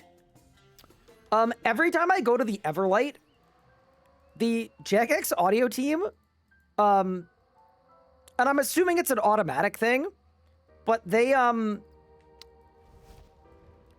copyright strike my video, and they claim the revenue. And they've been doing it to the VODs. And I was here earlier today, and I forgot to mute my game sounds. So I'm not even going to bother doing it now. It's over anyway. It's already over.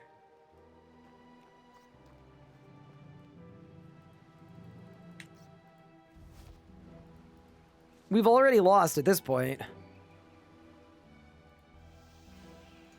I don't think it's intentional, but like they are actually claiming the Everlight sound. Yeah. And then my VODs make no revenue. And then I have to cut out the section of the VOD where I'm in the Everlight. Just this song and this specific song. It's really weird. Hi, Evan Crow. Thank you for the gift sub to me. I appreciate it. Have I never done the werewolf agility course? No, never. Dude, I'm gonna be a werewolf. I'm so excited. And then this is just Frankenstrain. Sick. It's one quest. And then we get to try the new course. So that guy's full-time job is making AI recreations of songs, uploading them to YouTube, and then claiming videos of the original song for the revenue. Awesome. But yeah, no. For what it's worth, I don't think it's intentional, but it is very much a real thing. Yeah, I legitimately twice since the start of It's Not That Hard, I've been told that my VOD couldn't be monetized.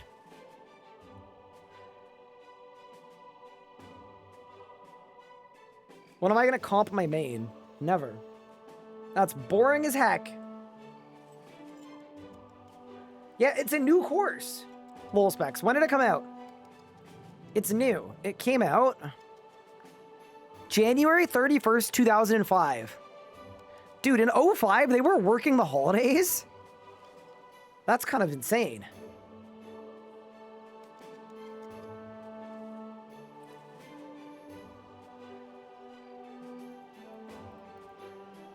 No, here's the thing. New for me is still new.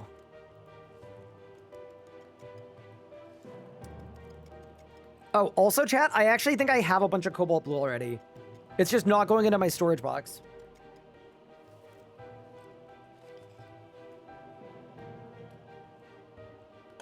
That's the year I graduated high school? 2005. Holy. Can you tell us about the world before people could see in color?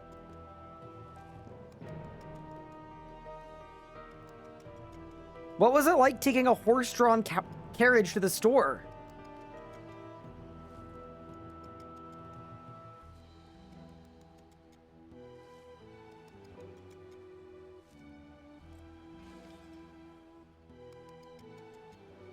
For those of you who missed the stream time, is watching the VOD on YouTube or Twitch better for you from a revenue standpoint?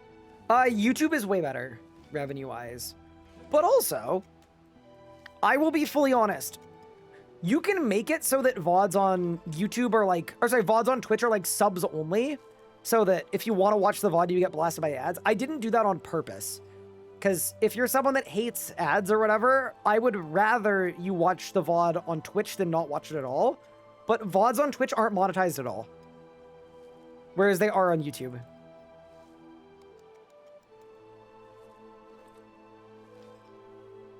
Looking out as an 09 grad, I graduated 2016. I graduated in...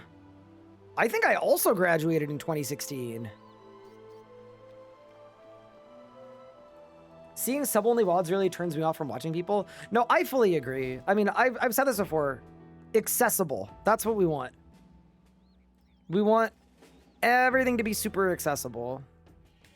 I want to make it easy to find my content and watch it and enjoy it for free.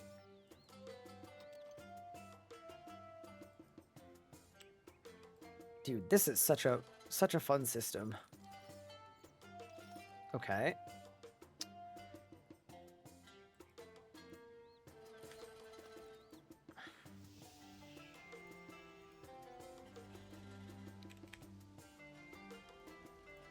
Oh, I didn't have any Cobalt Blue. Fair enough. All right, we need more. That's fine. It's all gonna work out. I graduated 2018.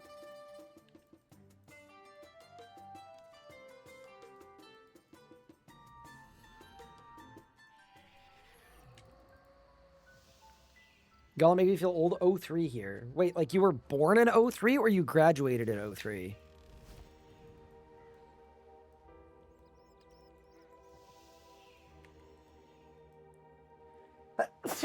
Excuse me. Sorry. I'm allergic to getting copyright straight.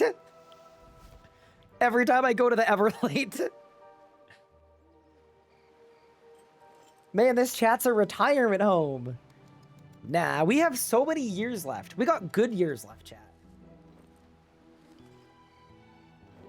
A plethora of good years left. Agility sucks now. I will be the judge of that. Okay, here is a question, though. For those that have done both the Bando's Throne Room Agility course and the Werewolf one, would you say the Werewolf one is better? Or is the Bandos one better? My kid was born in 2024. Bandos is really bad? Okay, sick. Because I wasn't going to unlock it anyway. What is my average viewer age? Do you want me to pull up my demographics? Here.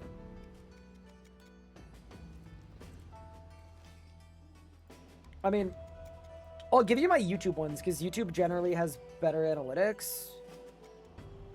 Audience analytics. Okay, every month I have 110,000 unique people who watch one of my videos every month. I've got like a mix of new, casual, and regular. New viewers like the shorts. Casual viewers like the shorts and the series. And regular viewers like the shorts and the series. Videos growing my audience. They literally only calibrated this for like Mr. Beast. So it doesn't really work for a lot of people. Channels your audience watches. Otoblock 1. Adamu's Behemoth Navunki Otoblock short. That's crazy to me, by the way. And then, when is your audience on YouTube? And then, 50% computer, 50% other devices. Which I think is really, really interesting. That's also why we do a lot of zooms in the videos. Top geographies. 60% subbed, 40% not subbed, which is actually very good for YouTube. Hold on, let me make a porter.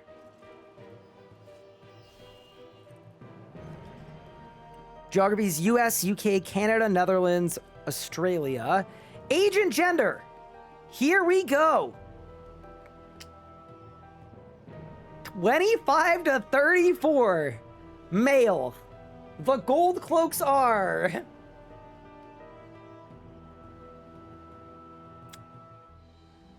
We have clocked the gold cloaks. I know who you are. But yeah. Anyway. Welcome to my analytics. Caught. I caught you all.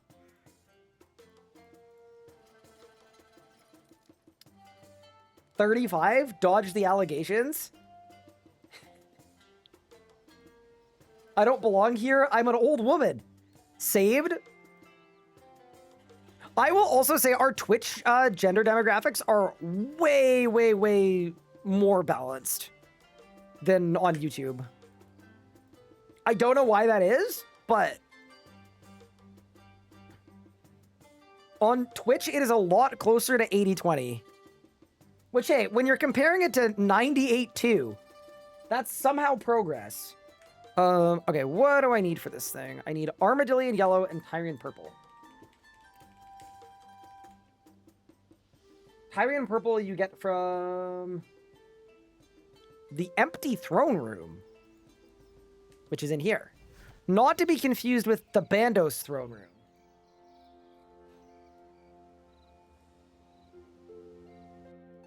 But yeah, anyway. YouTube also thinks I'm 40 years old.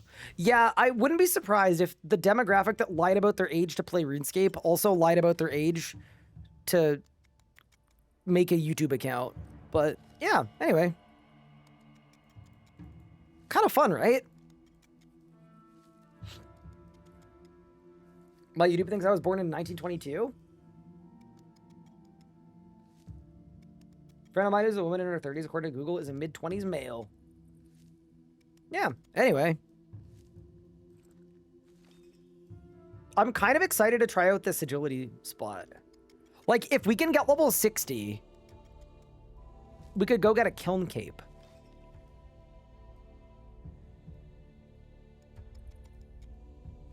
The last time I was honest about my age, I got trapped in quick chat. Uh-oh.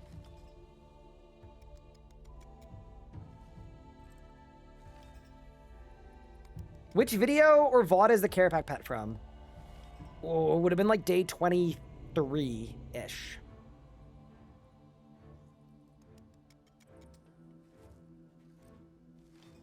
Where's the tier list of the patch notes? It's If you rewind, it's there.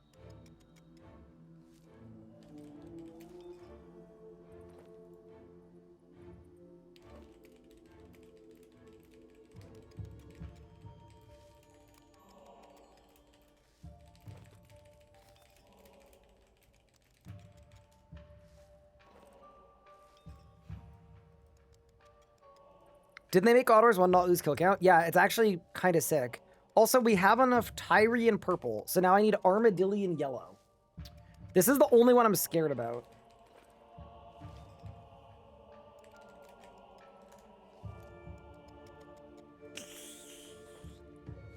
Oh, no. Chat, I need Boots of Flight.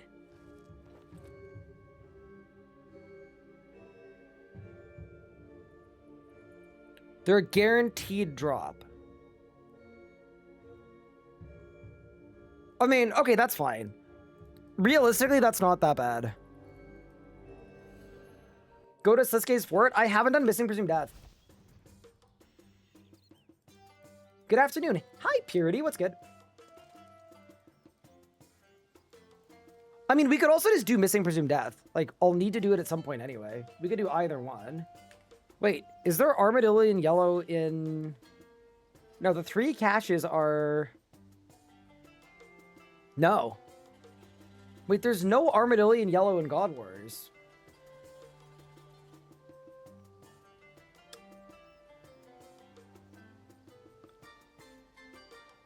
What if I started Missing Presumed Death to get up there? But, you know, I mean, it's fine. We need Boots of Flight anyway. So, like... I'm just gonna go with Stormguard. It's fine. Like, our entire plan for training archaeology is doing Tetras. So, we should just go to the Stormguard. Like, we literally just enter the portal. I haven't found what I need to make this work. Oh, no. Oh, so I've got to... Okay, so I've got to do this... and then restore it and then do the next one? Is that what this is? Or can I get it from here? Gather from this spot. Okay. What do I get from here? I get the toy. Yeah, I need the Garage. I need both. Okay. Honestly, maybe we just do Missing Presumed Death. I think that will actually likely be faster than this. But also, I don't know what this will be like being so underleveled. It's like a 70 spot and I'm 82. Hello, Big Ryan. What's up? How are you? Welcome in. You need the Garage to add to the tool belt. Let me check what Missing Presumed Death is for. If I need it for something else anyway, we should just do that. Because realistically, I don't actually know that I need to go to the Stormguard. Free-to-play quests.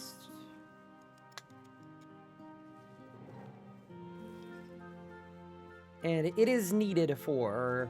Oh! Kindred Spirits, One of a Kind, Mighty Fall, Dishonor Among Thieves, Fate of the Gods. Okay, so we should just do Missing Presumed Death then. That's fine. It's either that or ask Pup for 30 Armadillion Yellow. And I feel like a bad person doing that, so... Yeah, to be honest with you, I think we just ball. I mean, we're also doing Creature of Frankenstrain today too, so yeah. Let's go to Missing Presumed Death. What's the best way to get to Patadermis? Probably Fort Lode. You get an artifact per 6 minutes. Yeah, it's not bad. So it would take me 12 minutes, assuming I get the right artifacts. But if I get the wrong ones, because I don't have Fixate, it could take a lot longer. Yeah, I'd rather run it this way. I love a good quest. Chat, my team has finished a 24-hour research. 1 second.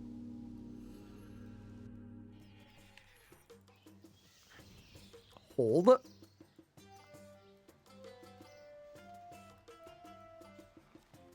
Y'all ready for this? 39,600 XP. Yeah, not gonna lie, that never gets old. That's sick.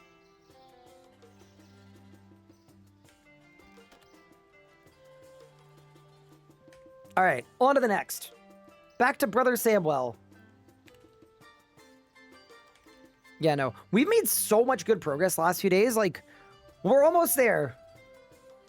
I'm also not sending another research because I don't have the chronotes yet. Does research profit chronotes? No. It loses chronotes, but it gives a lot of XP per level. And considering I can pickpocket chronotes, it actually seems like a semi-viable thing. All right, Brother Samwell.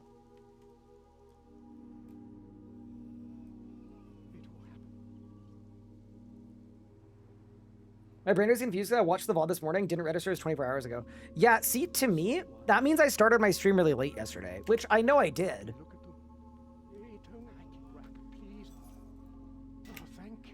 Nathan and I were working on a secret project deep into the afternoon. Investigate the slaughtered monk. Investigate the nearby plant. Investigate the tree with the arrow stuck in it. Oh. The tree has been planted.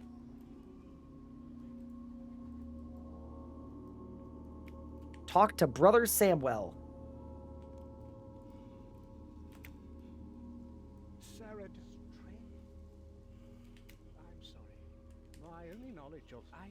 Bro, bullying an old guy about not remembering something is awesome, by the way. This is some real world Guardian type stuff.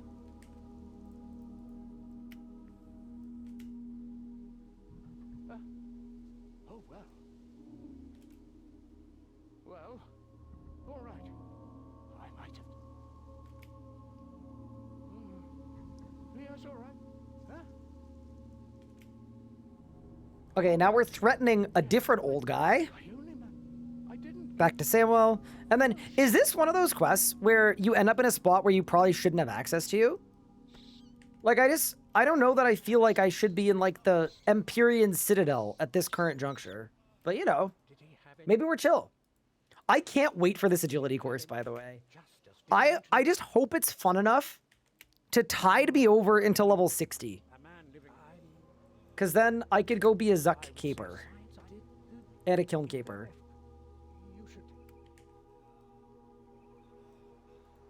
Investigate the killed elf rangers southeast of the temple. Bro, did they cook my boy? Oh my god, they cooked my boy. They blasted him and now they're haunting him too? When did this quest come out? This feels very pre-priv. Like, I want to say like 2010, 2011. No, maybe after EOC. After EOC. 2013.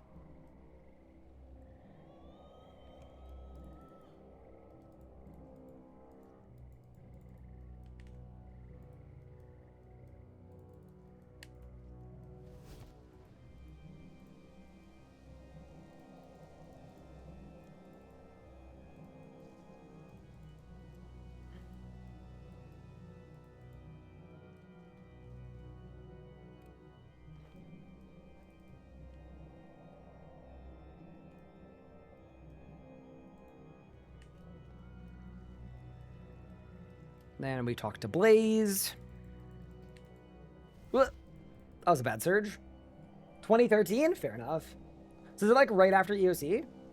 Also, Big Pup has completed Extinction, which is genuinely kind of insane.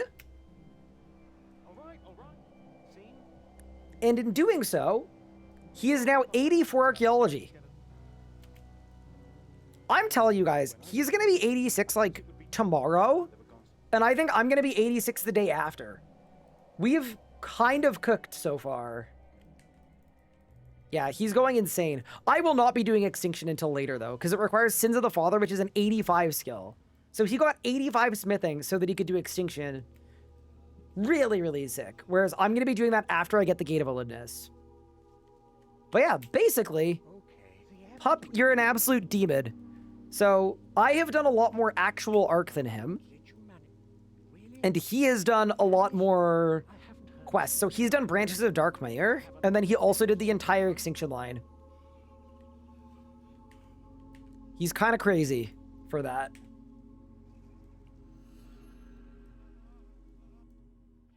Mid-game rebalance should have changed the arc rec. I actually couldn't agree more.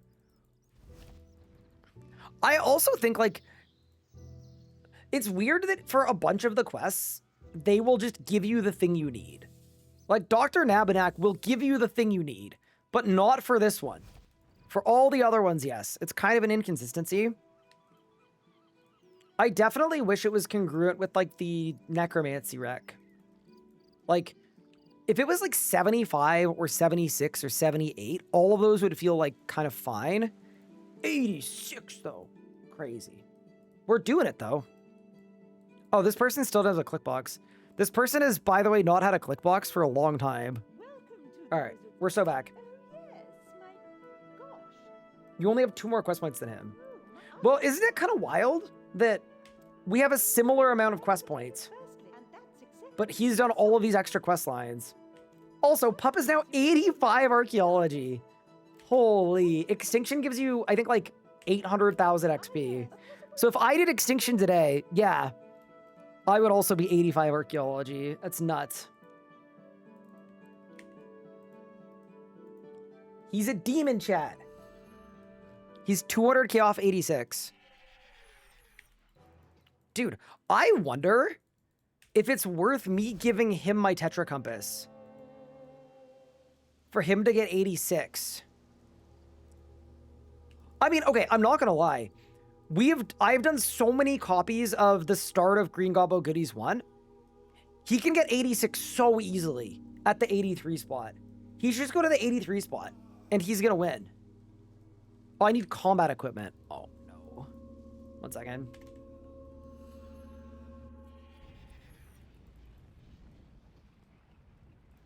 He's easy to do branches. Oh, he hasn't done branches. Interesting.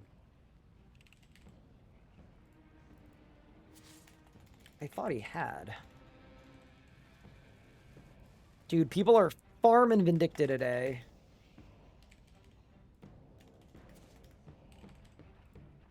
Okay. There we go. And then one of those, one of those. Good to go.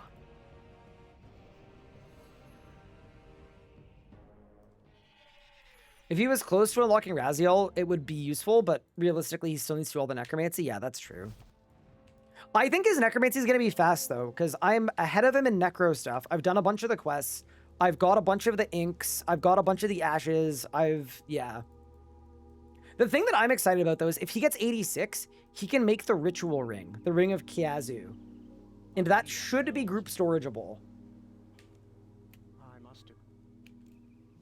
I may not the crime scene precisely like I said. I will. Huh. Yes, not be Wait. Bro. Our paths cross. I sense perceptive. Hello. Has been without his look about. I have traveled. Death and I am the god I stand. It is there. Surely you give him the Tetra and then he farms you more. Yeah, we could do that. But I mean, it's like realistically, Not know there are sinners. it's fine. Question it. I would ask for you. Our higher terror. I will happily give him whatever he would like. Oh, yo, what? Danger!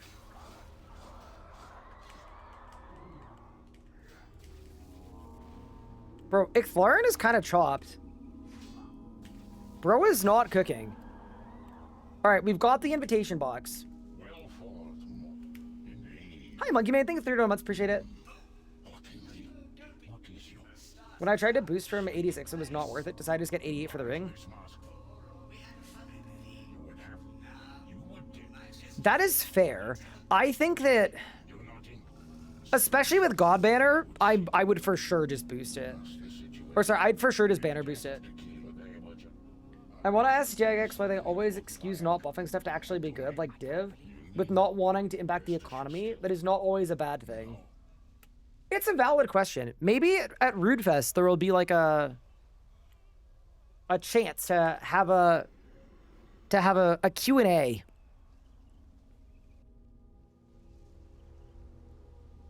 Is Sunspirits sufficient for Vindicta? I would grab Chaotix probably.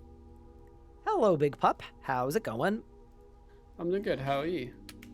Good. Congrats on Extinction. I'm doing Missing Presumed Deaths so I can finish off a Tetra Compass because I don't have access to Armadillion Yellow. And then I was going to go do Creature of Frankenstein to try out the Werewolf Agility course because they buffed it today. And I just thought it would be thematic and fun. And I need 60 to go get a Kiln Cape and a Zuck Cape anyway. I see that you have done Extinction, which makes you a bit of a demon. What is your plan for 86 Arc? What's the move? So Extinction was surprisingly spooky, the last fight, if I'll be honest. It was not easy. And we, at the end, like right at the very end, we had to hit the TP, which was unfortunate. But we hit the TP just as it kind of finished, so we actually like completed it in theory. But yeah, it was a spooky one. I'll be honest. Like I was in a mort at the end, so I wasn't gonna die, but it was like one of those ones. Early Extinction. Fair enough. But yeah, so the plan is I need to do Curse of the Blackstone, which I haven't done yet. And then from then, I think someone said that trying to get the Ring of Kayazu will probably just give me passive XP as I go for it. So I should get the 86 arc just doing that. Got it.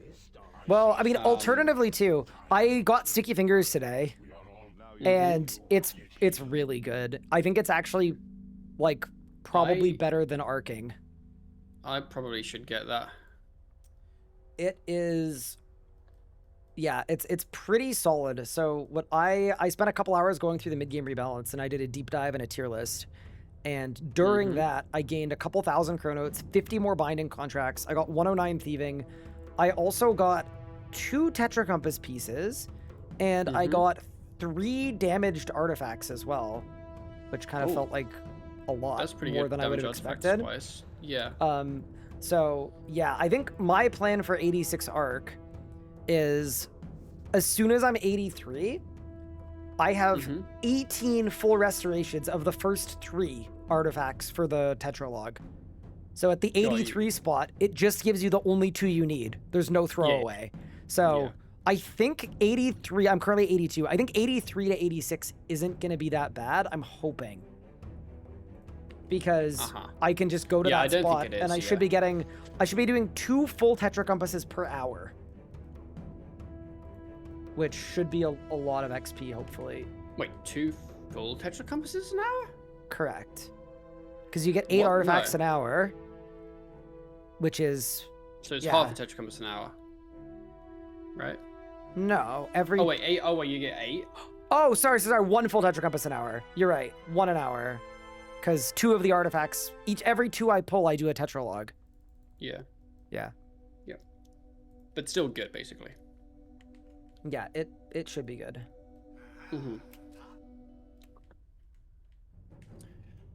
Yeah, I need to do this Curse the Blackstone quest. I remember you said it was surprisingly long when you did it. It is pretty long, but it is also, like, not that hard.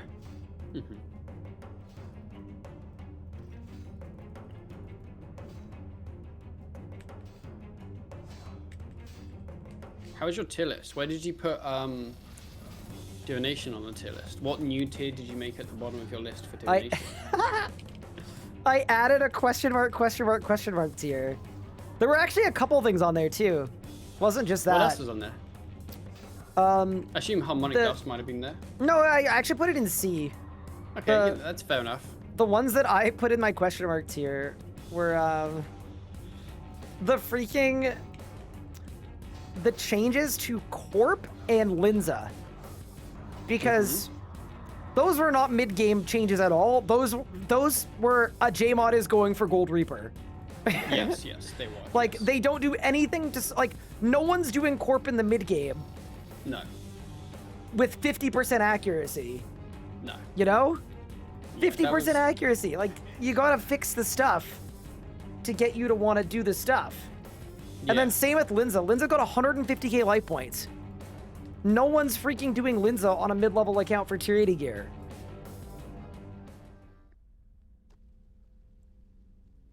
But yeah. You think it would be so easy to... You are one pistol. Yeah, I agree with those. Definitely some odd ones. Yeah, some of the ones were good though, like the God Wars stuff is Yeah, is Goals pretty Engine great. 1, Goals Engine 2 is great. I think Goals Engine 1 currently is a bit bugged, and I'm also actually not sure how it's meant to work. I don't know if it is, because you know how it keeps your KC, right? Yeah. I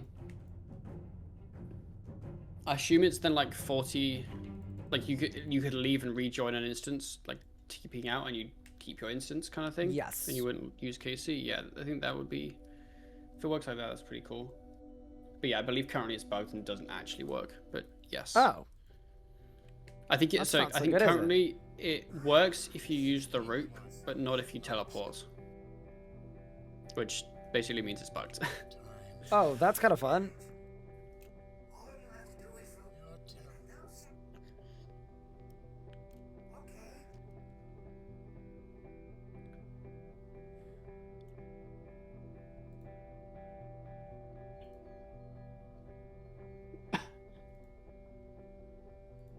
But, you know, I think it's so sick that you're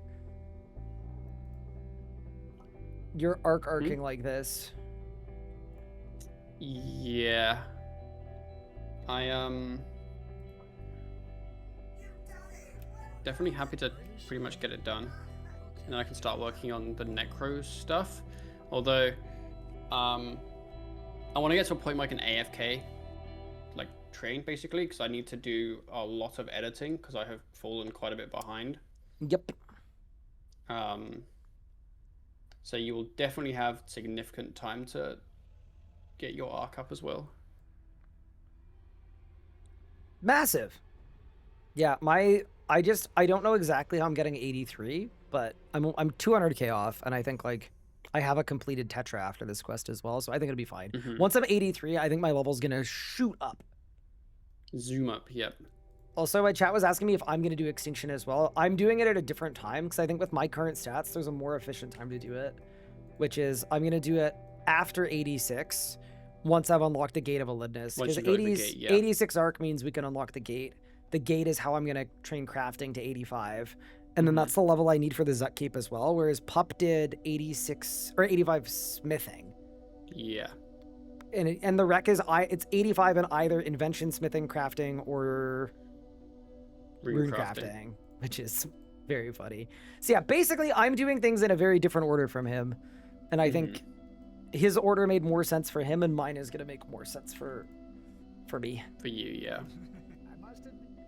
Especially now that I've actually done 17 copies of 60% of a tetralog, part of me is like, I should probably just finish that.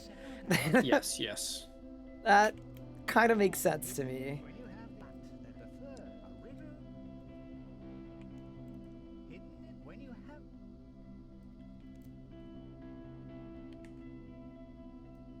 Only the Ghost Engine 1 bug is only if you teleport to wars, but other teleports work fine. Huh.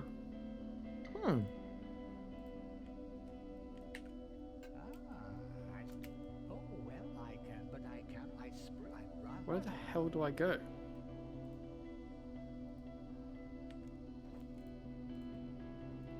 Ah. This quest is hard. It's a bit of a long boy. Yes. Worth it though for your lamps. I'm excited to do penguins tonight. Is it tonight? Isn't it tomorrow? It's tonight. Oh my god, it's tomorrow night. I lied to you. Sorry, I don't know what day it is. I was reading the news post and I got flashbanged by join mods and special guest the RS guy on Friday on the RuneScape stream. Oh, I saw that, yeah. I did too. Congrats on your... Thank you. Whatever you'd call it, I don't know. Finding out. I'm just like, Yeah. Nathan and I are working on like a 12-hour notice for everything. Like, it's 100% it's in my calendar. It's just, you know, we're taking it a day at a time right now. Just one of them. Yup.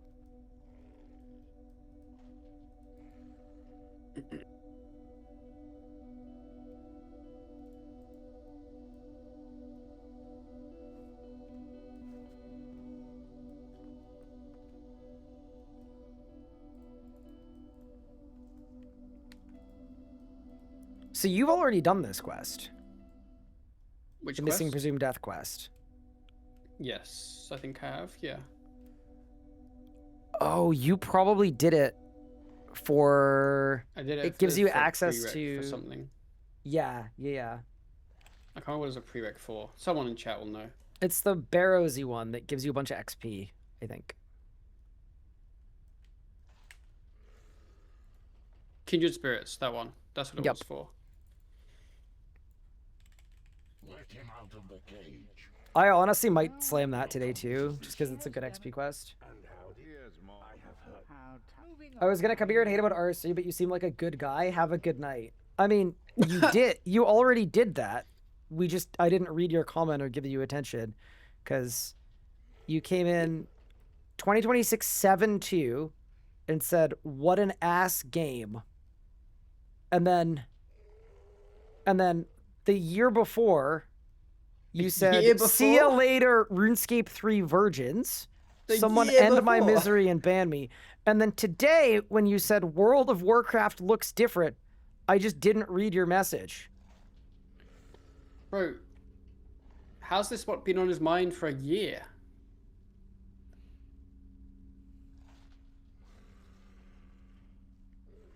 But yeah, anyway, don't let the door hit you on your way out. Have a great night.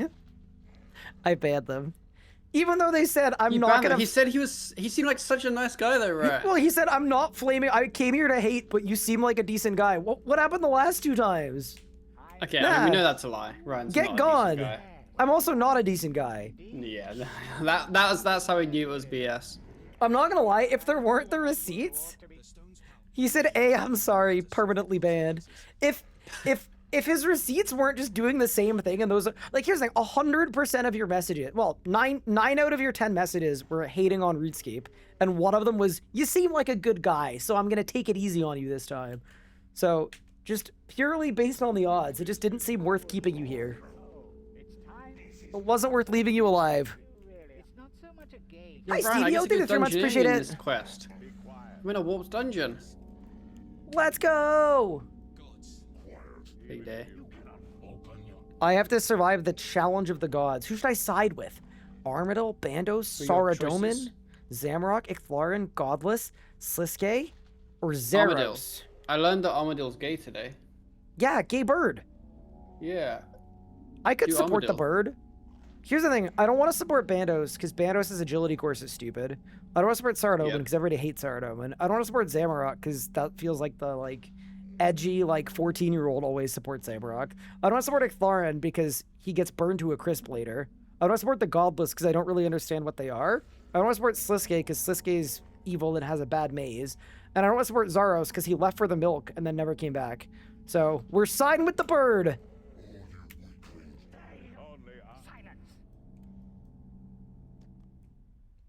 Surely he'll be back soon with the milk. I genuinely think they just stopped writing that storyline. So I think they think he's forgot just about gone him. forever. I don't think they forgot about him. I think what they did is, I'm assuming Zaros was going to be part of the Devourer quest line, and then everyone said they wanted to go back to old quest lines. So then they pivoted the Devourer quest line into the Desert Return, and then all of a sudden, Zaros just stays gone, I think. Mm-hmm. Wait, Pup, do you have any idea why it wouldn't let me side with Guthix? No. Yeah, no idea? Can't think of any idea? Nope. Huh. Because I was thinking it's probably because he's dead. Wait, what? Oh, sorry. He's dead? Ryan! Sorry. How could you tell me this? Yeah, my bad.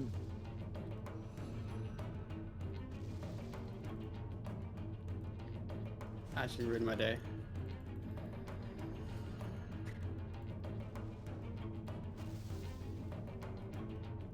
I don't know what I have to do after this.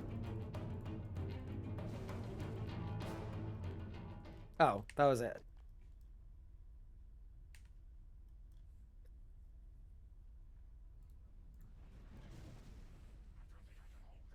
Bro's energy shield is not looking the best. No! Oh, he's fine. He tanked it.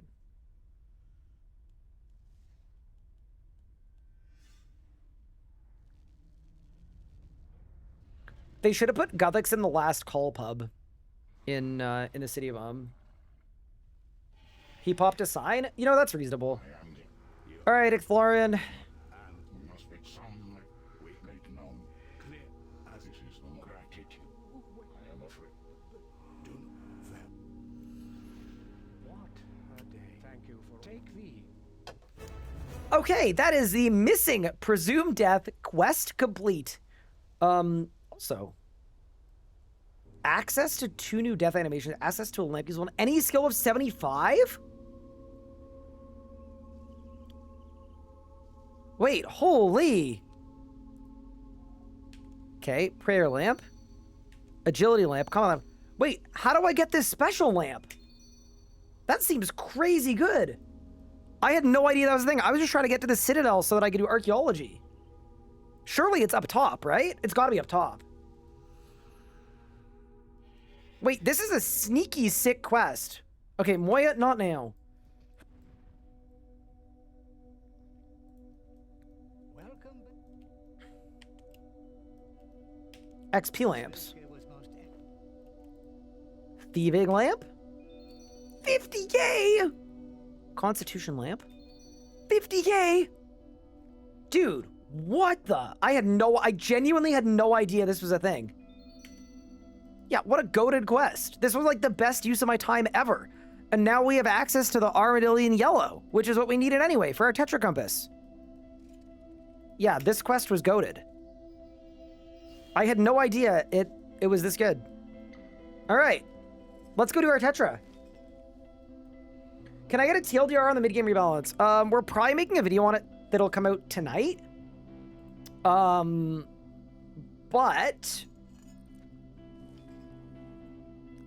is my tier list still open? Yeah, it is. Yeah, basically, kill count in God War is gone good. Dive requirements changed good. Bad invention perks gone good. Gem bag inconsistency gone good. Dragon pickaxe drop rate changed good. Instances don't have a cost. The demonic skull doesn't exist. Fletching retier was weird. Jad pet is weird. Harmonic dust rates were improved, but not enough. Vamp gloves drop rates were improved, but not enough. Agility was made slower in the mid game, but faster in the end game for some reason. And then Sandstone was buffed by 7%, which is still terrible. And then they did a bunch of random weird stuff to Divination, Corpse Sigils, and Linda. And I just saved you 20 minutes. Big fan from Brazil. I find about you on YouTube. Happy to see you on Twitch. What is the resource I use for my quests? Exclamation point quest buddy is the resource I use for my quest. Can I say the benefits of the Gate of Olympus for an early Iron Man? Yes, I got you. You can train crafting there just by clicking on the shards, and then you'll gain a ton of XP. So it's like a free, easy way to get 99 crafting for like high tier amulets and Zut Cape and everything else. Thing 2, Divination XP is really good. And then the rewards are really good in both the Runic Attuner, the Memory Dowser, and then the Scripture of Elidness are all really, really strong. Those are like the main ones. Isn't there a better quest helper released? I don't know. I have no idea. I don't know why. It kind of feels like the devs are trying to kill each other. They're all fighting with each other. It's like, oh, quest helper, oh, this one's better. And then people are being like rude to people about it. And it's like, I don't know, man. API is gonna nuke all of y'all anyway. Why are you guys fighting? It doesn't make any sense. It's like, I'm confused.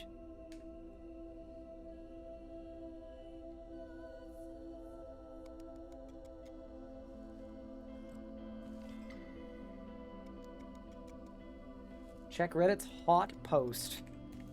Reddit RuneScape.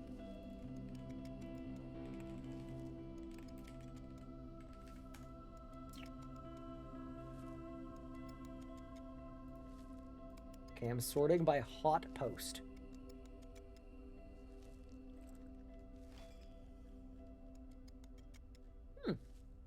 And I'm actually not seeing it. Amazing. Well, we had fun.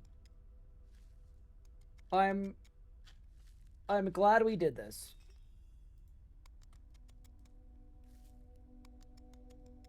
How do they manage to make agility slower? I don't know. It's because they removed the demonic skull without buffing the rates from the Wildy course. And then they also didn't buff the rates for the Het's course at 65 either. So from 52 to 65, it's slower than if you were training before.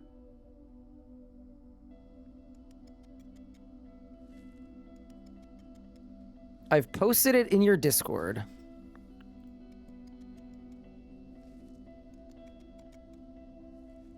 Is this just the same as the other one? No reason to offend each other. We all share the same love for the game. Okay, I feel like if you preface it with this, I feel like I'm about to witness AI slop, but we'll see what happens. I got tired of alt-tabbing. Search up a quest, the full quick guide from the wiki loads, and then it's checkable. Turn overlay. Your current set floats above the top of the game as well. Cool. Turn on assistant, reads the screen. That won't work for me because it's Alt-1, right? I'm assuming this, yeah, it's Alt-1. So Alt-1 won't read my screen, so that doesn't work. But that's okay. You're right, this quest really is annoying. This seems to be about the same. I'm sorry, Big Pup. Before you leave on a bank, hit scan backpack and it looks for the items. Yeah, I don't know that I need this, but that's cool that it exists, I think. Fair enough. Yeah, it just won't work for me because I play scaled. So why were people fighting about this?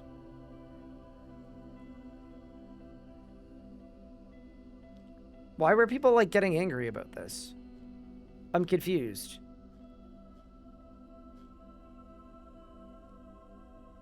Yeah, anyway.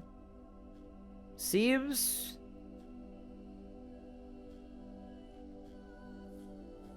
like a thing. I don't know. But what I do know is I'm gonna go do my Tetra Compass.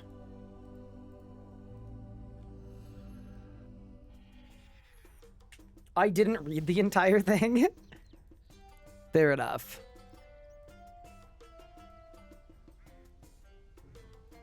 Yeah, I think that's the post I saw where a different dev was flaming them. For, like, no reason. And I was, like, a little confused.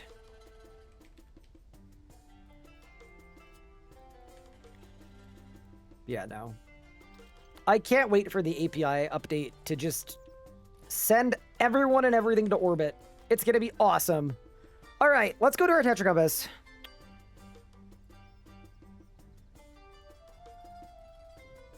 I don't have enough bank space for anything, bro. It's so bad. It is that hard. Wait, I gotta do a cow check. I forgot about my cow check. Okay, hold.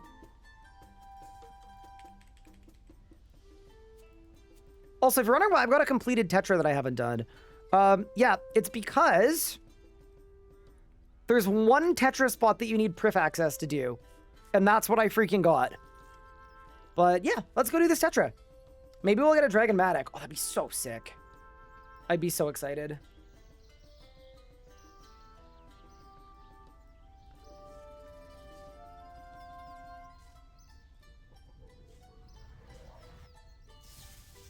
Okay. So all we need is it to not be the same location as this one.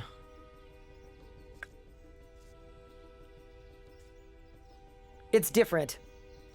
We are saved.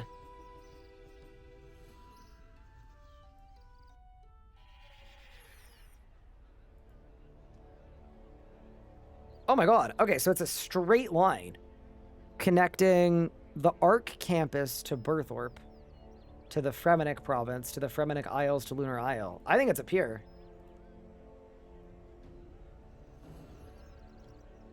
Yeah, fair enough.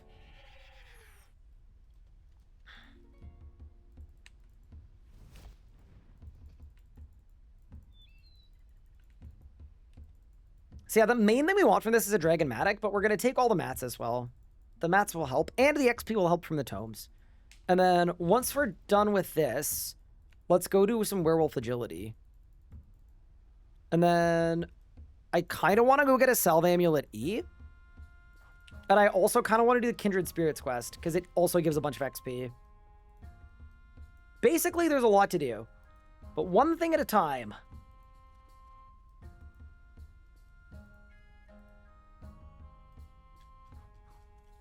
He's gone and done it. Just remembered, thank you for your cheeky code. I got my soaps today, and I can't wait to use the new scents. Oh, awesome. Let me know what you think of them. I am a huge fan. It is a step up from the soap I was using before, so I hope you like it.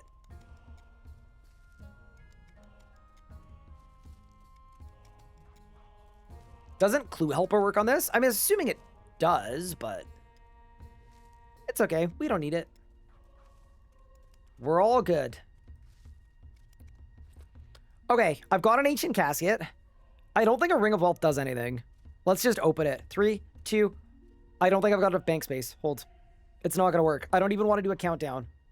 Let me clear some bank space and then we ball. Isn't that Moist Critical's brand? It is. Okay. Here we go. 3, 2, 1. What did we get? I got a War Tether, Gladiator Helmet. 200 leather scraps is actually really good because that's one of the ones that I need for the Warforge. 100 purple, some monocles, 2 tomes, a clue scroll, and some god pages. Yeah. Can't be mad about that. Also, I'm assuming... Yeah, everything goes into the right thing. Amazing. All right, let's go. Use our tomes and keep it moving. 100 purple's nice too. Yep. I agree.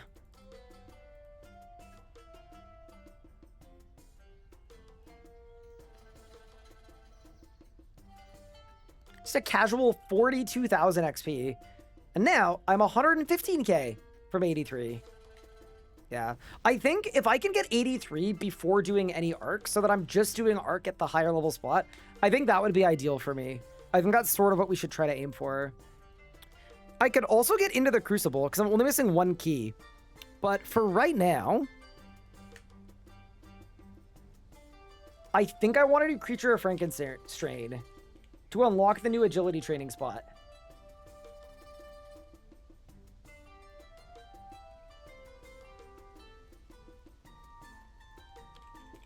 So I need a Ghost Speak, a Silver Bar, Bronze Wire,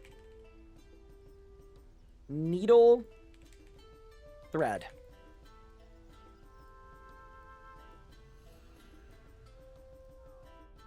All right.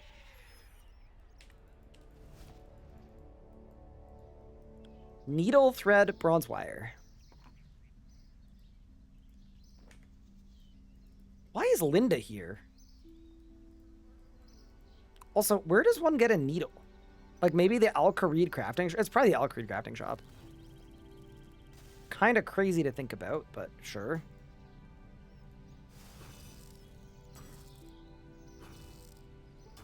Where did I get Tetra pieces? I stole some of them, and I archaeologied some other ones as well. Oh yeah, that's true too. If I end up short of level 83... You're absolutely right. I could just pickpocket. Good point.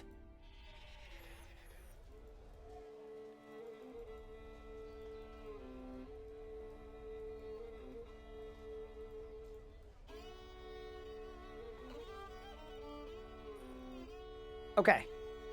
Let's grab our ectofile and get to work.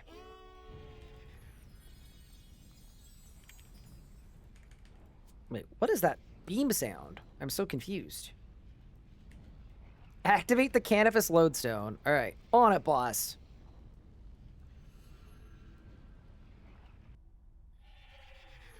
If I remember correctly, this is a quest where you kind of commit a bit of crime. But that's okay. Like, I'm not against a bit of crime.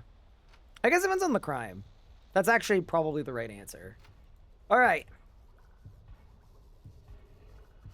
GG people, are so large is better than mediums or smalls? Depends on how fast your runs are. So generally speaking, I think your XP between a small and a medium doubles, and then your XP between a medium and a large also doubles. So you should actually just do it based on your own personal times. This is one of the most upsetting quests in terms of crimes. Is it that bad? I think it's fine. I just feel like grave robbing's okay. And we're also helping this guy find his head, right?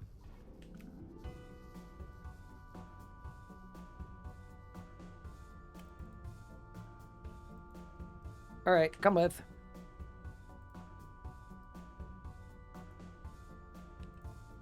Is he like a familiar? Like, is he gonna... Yes, he is. Okay, nice.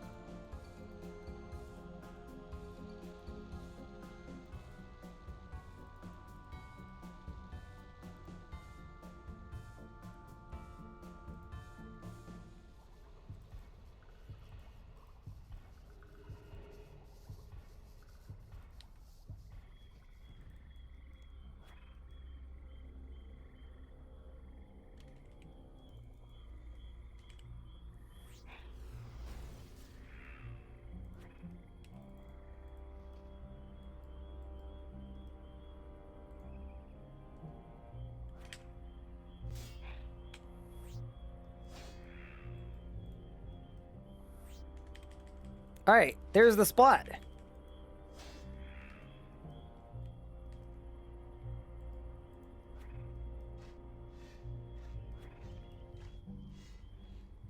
All right, we got his head. So we need to buy the pickled brain.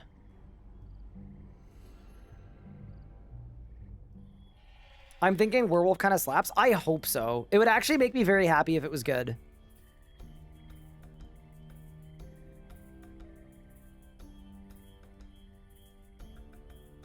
Oh, it's a task to telegrab it. I'm on the wrong spellbook. Whatever. I'm just gonna pay for it.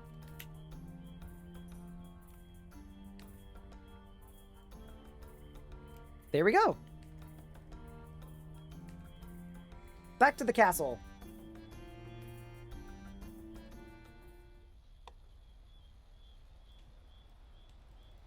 But yeah, Jarlinator, I think for a lot of people, you're best off doing smalls and mediums. I found for me, I was better off doing mediums. And if you're a very good dungeoneerer, larges can be really worth it, but... I also think if you're doing a lot of DG, like let's say you're level 80 and you're going for 120 or 200 mil, it might be worth learning larges, because eventually you'll get to the point where they're worthwhile. Search the bookcases in the western room.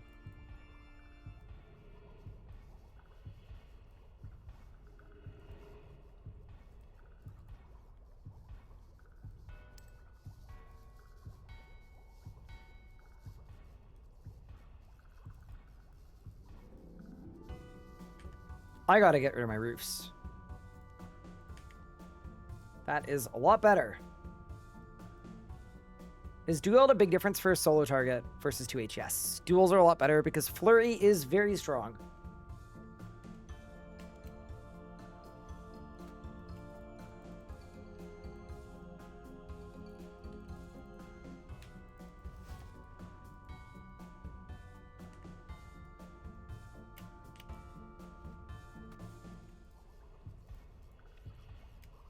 There we go. Star Amulet. Back downstairs. Head east of the castle to the tombstones. That's over this way. Test out the harp update. So what I heard is that the XP rates went way up. Unintentionally, I think.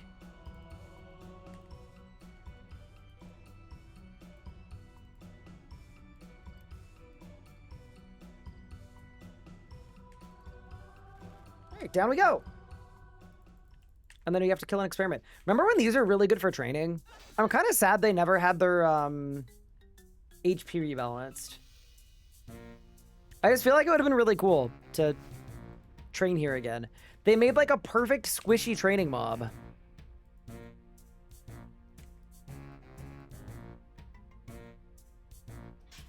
I'm getting 100k an hour at Harps. Yeah, they made the XP really good. They didn't do that much for the raids. There we go.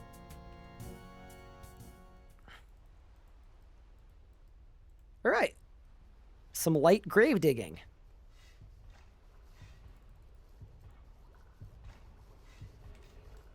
By the way, remember back in the day when there was no way to combine blubber jellyfish? My proposal at that time in like 2020, like 2 Jagex that I presented, that I still think was pretty cool, by the way, was that after this quest, as a reward, you get like jellyfish glue as an item, and that item then allows you to decant your jellyfish. I thought it would have been cool, and I thought it made a lot of sense because it was like thematically like you're reconstructing this person. But yeah, anyway.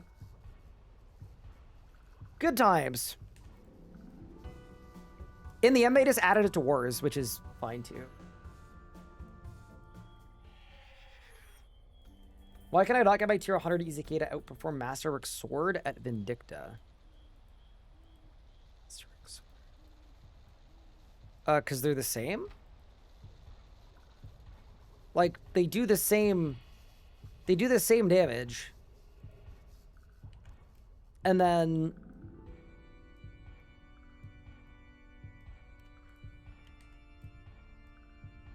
The problem with the EZK is it's only good for fights that are, like, it's only really good for fights over a minute long. So you can set up your special attack. So, yeah, it makes sense they'd both be the same.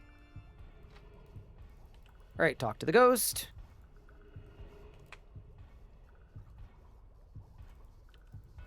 Into the shed.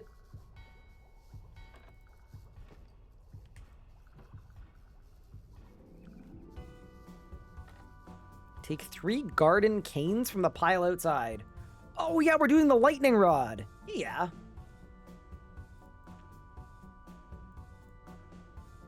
We're making a long boy.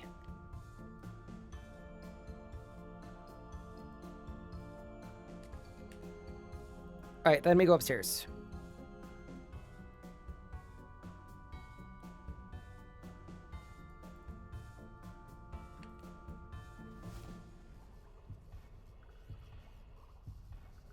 Think we're gonna have to put...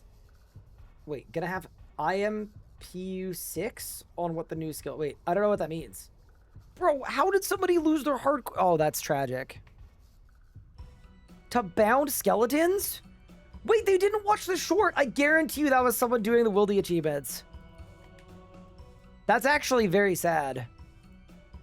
They should have hopped to free-to-play. Am I better off on a Dragon Rider, Lance, or Dragors? Lance for training, Dragors for PVM.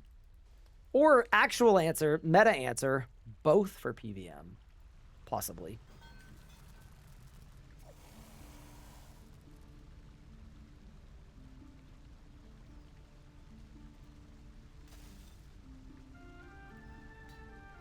I don't need 8 conductors. Just the one's good. Back to the castle. This is going to be very funny if we do all of this for like an agility course that is not good. But I have high hopes.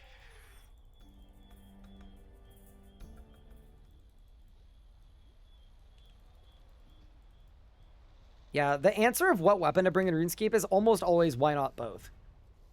But it's also very, like, optional. You never need both.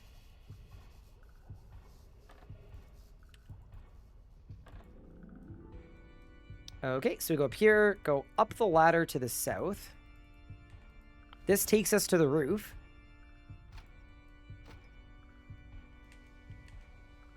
Repair the lightning conductor.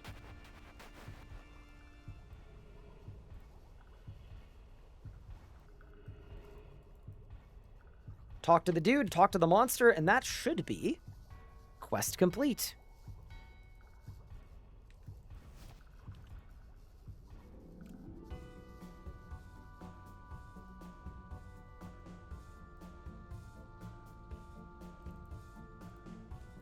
Bro, I'm not destroying the monster. I just helped you make him. It was a lot of work. Actually, I don't even want to think this is the worst group project ever. I don't even think I helped him. I think I did the whole thing.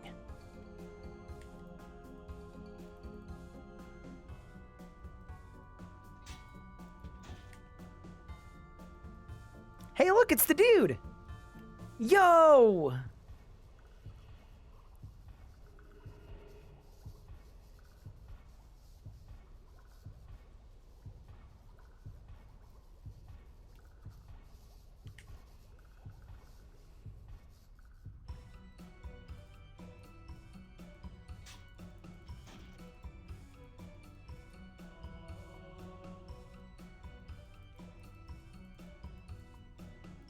They bothered to put it on the buff list? It better be decent. I hope so. All right. We pickpocket Dr. Frankenstrain, and that should be Creature of Frankenstrain. Quest complete. We've got the Ring of Karos, which is needed for this agility method for some reason. All right, let's go get our God Banner, and let's get to work.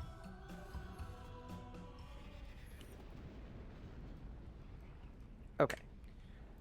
Drop you, drop you, drop you.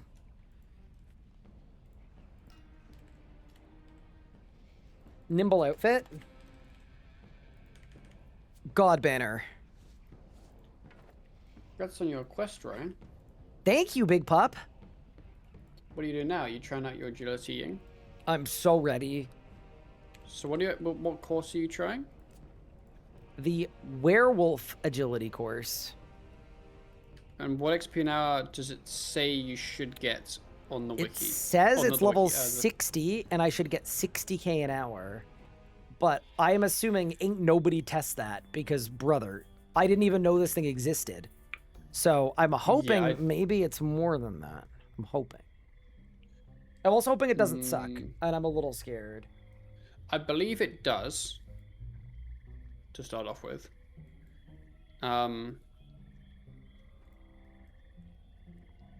But yeah, I mean, they list head choices as like 70k, and I was getting 80. So maybe it is more than 60k an hour. That would be quite cool. Where the... There's a werewolf called Agility Boss. And then I have to give him a stick. He's probably in charge. What the hell is this? Oh my god.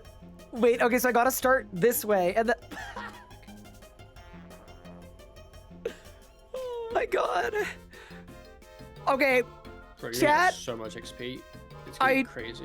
I don't have high hopes about this.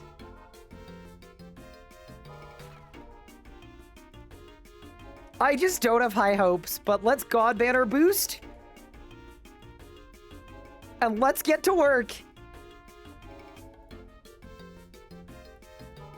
Yo, okay. Jump. Jump. Jump. Jump. Through. There's my stick. Do you think I can area loot it? What if I can area loot the stick? I doubt it. Up. And then go. Yo, wait, it's actually kind of snappy. And then I give him the stick. Take your stick. Wait, hold the phone. Wait, chat, this is like the sepulcher.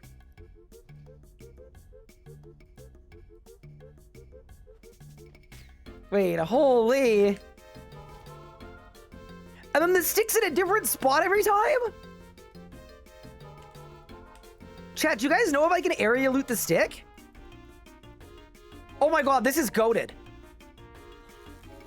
Hold the phone. We're moving right now. Take your stick. Let me go again. I'm not mad about this at all. Like, this is what I said about agility being bad earlier today. I was like, the issue you run into is a lot of the older courses, you spend so much time in animations. And it's really annoying. I'm not wasting time in animations. We're moving right now. Yeah, let's try to clock an XP rate.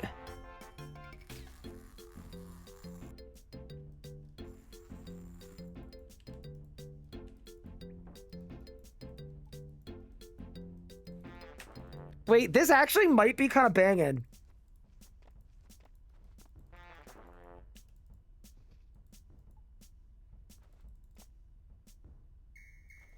Like, it's weirdly sepulcher-like.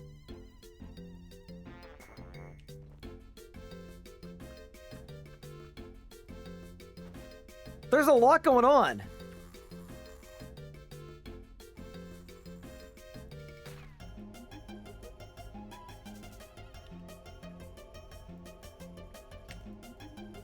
No, I bungled the surge. I wouldn't be shocked, chat, if you could push 80k XT an hour here.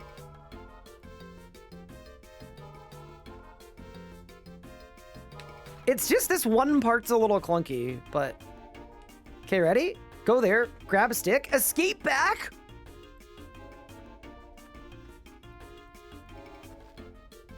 Can you stack the sticks? I don't know, can I?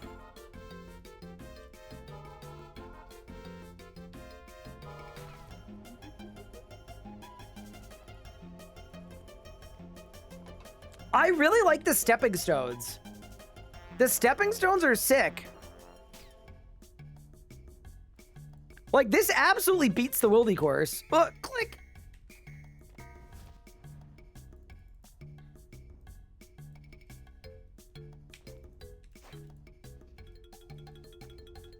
This is insane. I can't believe we're here.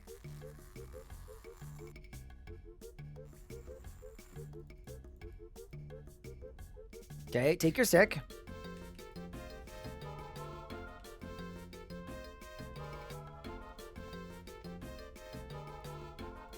Oh, you can't go back, dude. I was gonna say, what if you could just repeat the stepping stones? That would be crazy.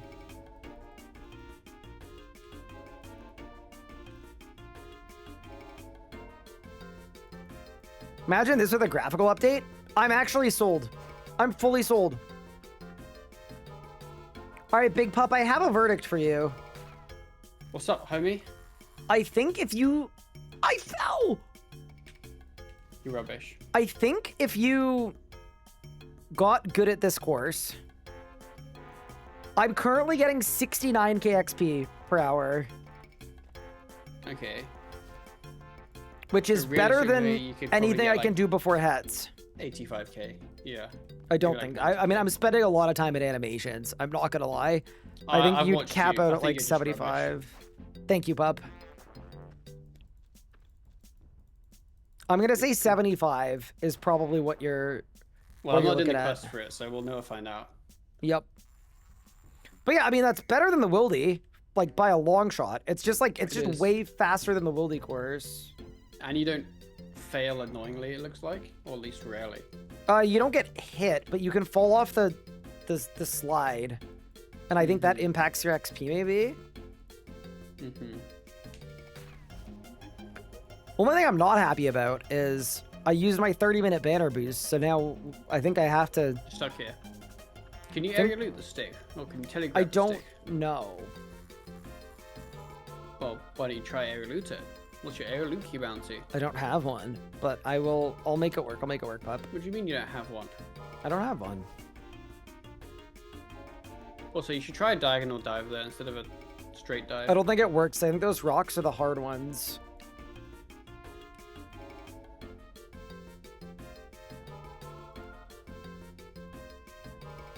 Yeah, this part is weird. There's all this weird delay that you can't skip. All right, let's try to area loot the stick. Actually, we can save time by walking to where you're going to jump to instead of clicking it instantly.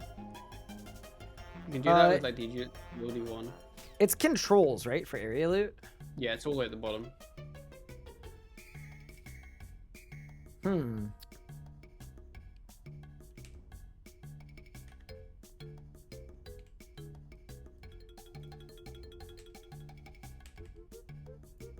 Do you think if I drop a GP, it'll let me...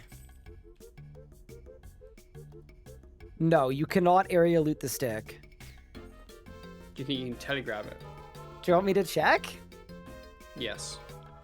Okay. Let's go get telegrab rudes.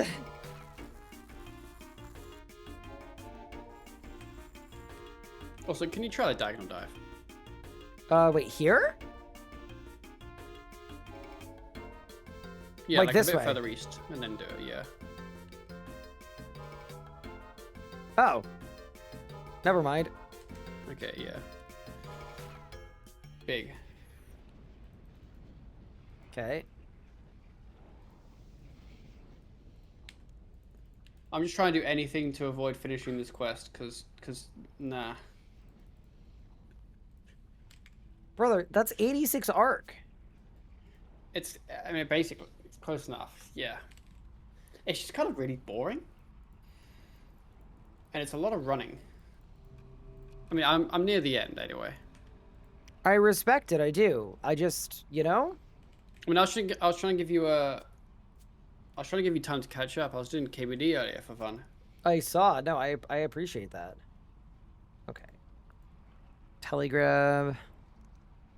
Dude, the idea of like surging one way and then telegrabbing the thing the other way, something about it. There's no way it works, but if it does, oh, I look out. assume it does work.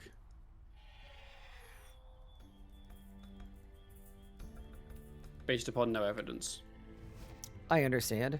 I was told I could put my rested XP in agility, but I don't think I want to do that. I think I would rather just, you know? Mm-hmm.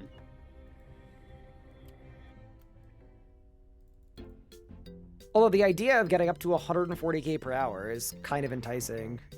Yeah, the only thing about this course is, like, it is actually, like, ridiculously click intensive. Like, it's genuinely more click intensive than, like, the Wildy course or any other course.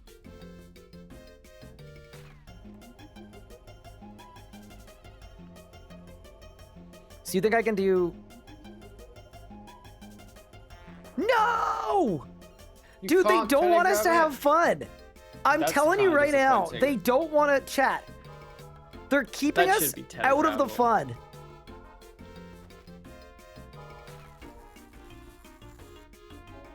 Jags do hate fun, to be fair. I can't believe they won't let us. They won't let us have fun. Have you brought the stick? No, I didn't grab it because it didn't let me telegrab it. Are you ready to do these quests on leagues again? Omid, if we have to do more than like 5 quests on leagues, it's too many. I told the Gold Cloaks 4 quests. If I've got to do more than 4 quests this league, Pup, What's up? the sticks stack up. What? Now Stick there's 2. stacking? Now there's 2. Can I just leave all of them And then like get and them then all at once. get them all at once? Have The I brought the stick stick? stacker? No. I might be the stick stacker. I might be the 6 stick stacker. The short stick stacker.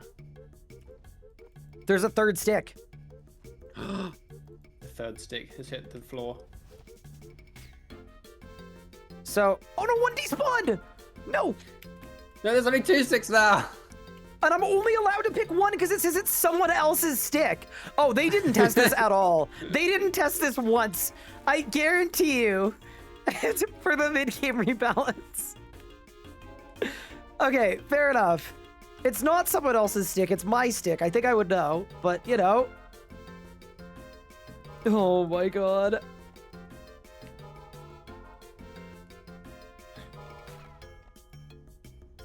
Yeah, genuinely my hand hurts. I don't know why. This is like Too much gaming. it's so much more click intensive than like anything else. I think you're just unpracticed with the clicks. Could be. You should get a mouse and make it easier. Oh, maybe that would help.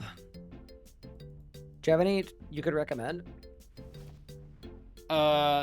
The Razer Naga Pro XL. Wait, XL? Yeah, Not for for your me, big but like hands. hypothetically, what if I had really tiny hands? Then I would get not the XL.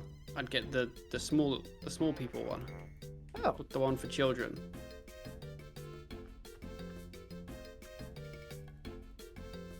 When do they start leaking league stuff? I don't know. Ryan, when do they start leaking league stuff?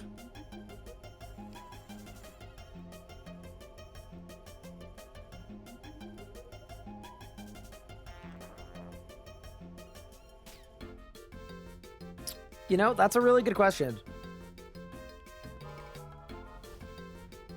It is.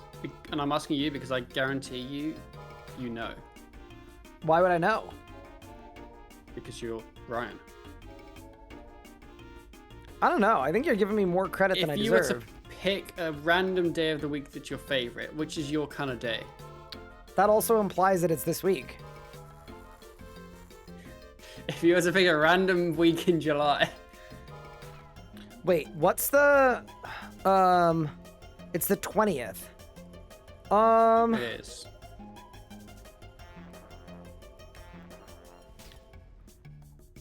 I would pick a late day. Okay. You know what? That doesn't surprise me. They always release their stuff way too late. Let's be real. They're going to release all the leaks like a week before leaks. And it's going to ruin the hype. The day of leagues, same day. With- Can you imagine the morning of? Yes. All the YouTubers trying to make a day one path with no information. True. Friday on the special RS plus RS Go stream for sure. I doubt it's that. I don't know what's think- happening on that stream, so I think maybe. they'd have way more relevant people. I genuinely don't know. That's the best part. You know, it's like I mean, one of those things where like according to the news post, you're just looking we're at random doing people's houses. QH stuff. I think it might be a multi-stream though. It might be both our channels at the same time, which could be kind of fun. That could be fun. We could bring the gold cloaks in. But no, here's the thing. I should know what's happening on that date because like sometimes like you have an idea or someone asks you like, hey, you good for this if I put your name on it? And it's like, yeah, sure. And then you forget about it. And then you see it on a news post. It's like, oh yeah. Oh yeah, why were there 2 news posts today and one of them didn't say anything? I don't know. I was really confused by that. Couldn't tell you. Also, I got an agility level. How much XP do I need for the next one? Congrats. 25k. Dude, this skill's too slow. This skill is too slow. They should increase the velocity of this skill, I think. Should increase the velocity of this quest.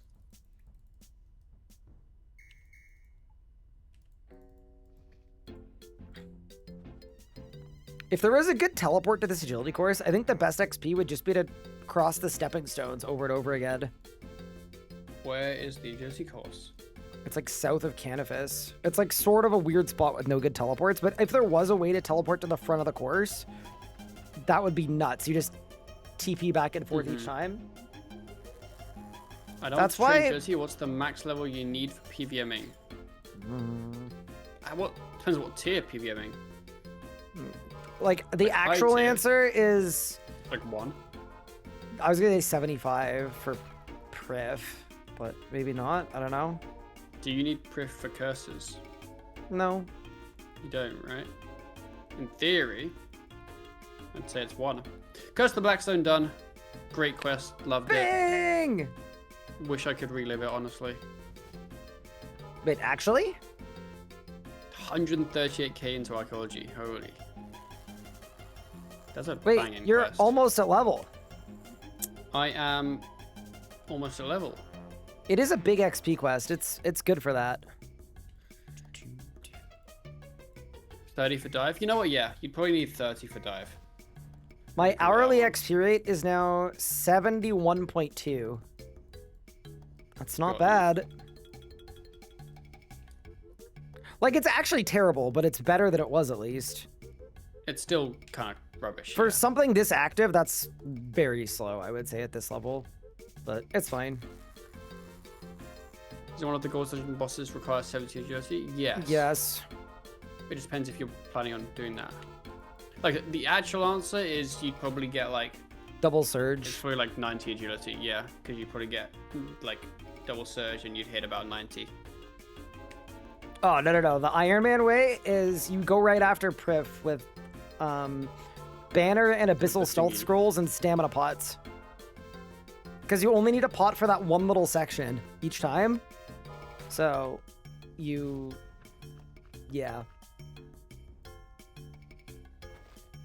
Are we going to take a break for It's Not That Hard for Leagues? Yes, we will be.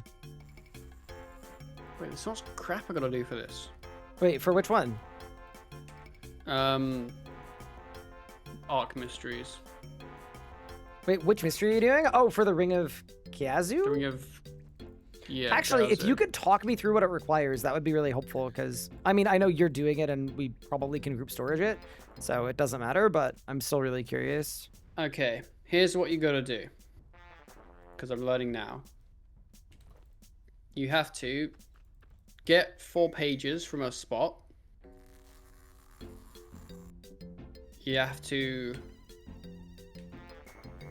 do a 4-second mini quest involving buying a candle. Okay. You have to get 4 more pages. You have to excavate lots to get some random lunar items and then make them into one big lunar item. Okay. And then you restore a ring, I think. So it's Shadow's Grace. I think it seems to be Shadow's Grace. Worth it, but oof.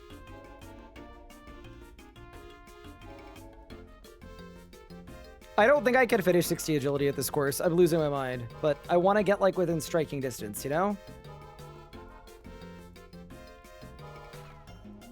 I need to see which ones of these I've done. I've done the first one. This one. I've Chat, done this. I'm not feeling very rebalanced right now. How are the agility changes feeling? Like, not great. I would say not great. What do you guys think? Like, definitely better than nothing. Like, this actually is not the worst agility course in the game. It's just there are still so many, like, clunky animations that make it not feel great. Like, as an example, if they sped up this animation so I could click on the next one, this whole course, see this, if I could click it, it would work. It would feel so much more fluid. But I have to spam click because they really focused on changing the numbers of things and didn't focus on changing, like, the gameplay of things. And it's the same for, like, being able to telegrab the stick would be cool. Being able to stack the sticks would be cool. Being able to surge through this thing would be cool. It seems like they really just had time to do number stuff and no actual QOL, where, like, this course would be so much more fun if they'd done some tiny little QOLs. But yeah, this skill is terrible.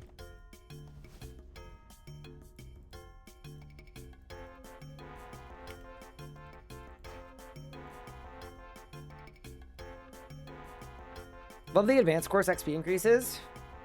I do the stream without feeling like I was 20 hours. Yep. No, they did well with the super giga endgame stuff. They really did.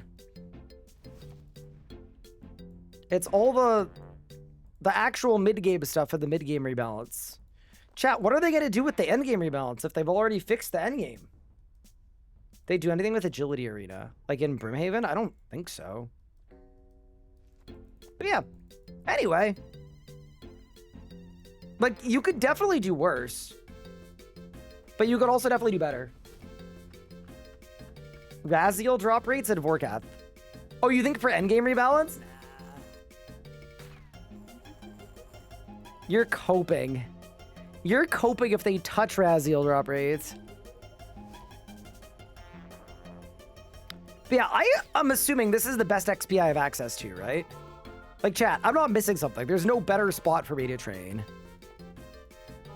And then at 60, I can start going to heads. Do you have a timeline on endgame rebalance? I don't know. Maybe they'll announce it at RuneFest. That'd be good.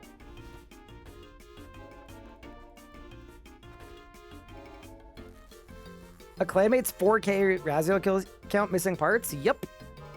That sounds like Raziel to me. Yeah, this is still definitely better than the Wildy course, though. Like, I'm currently getting 73k XP an hour. And give me balance, they'll tag another 0.5% chance on Incandescent Wisps. Perfect. This music track has the club popping? Does it? I'm losing it a bit, but, like, if I'm getting 70k XP an hour, and I'm 16k from level, like, you know, like I almost feel like giving up now would be like a bit of a wimpy move.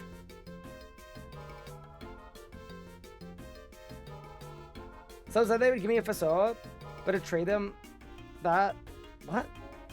Someone said they would give me a Fasoa, but to trade them at that course, I would lose out on the Fasoa. I mean, this is somehow the best way to trade agility at this level bracket.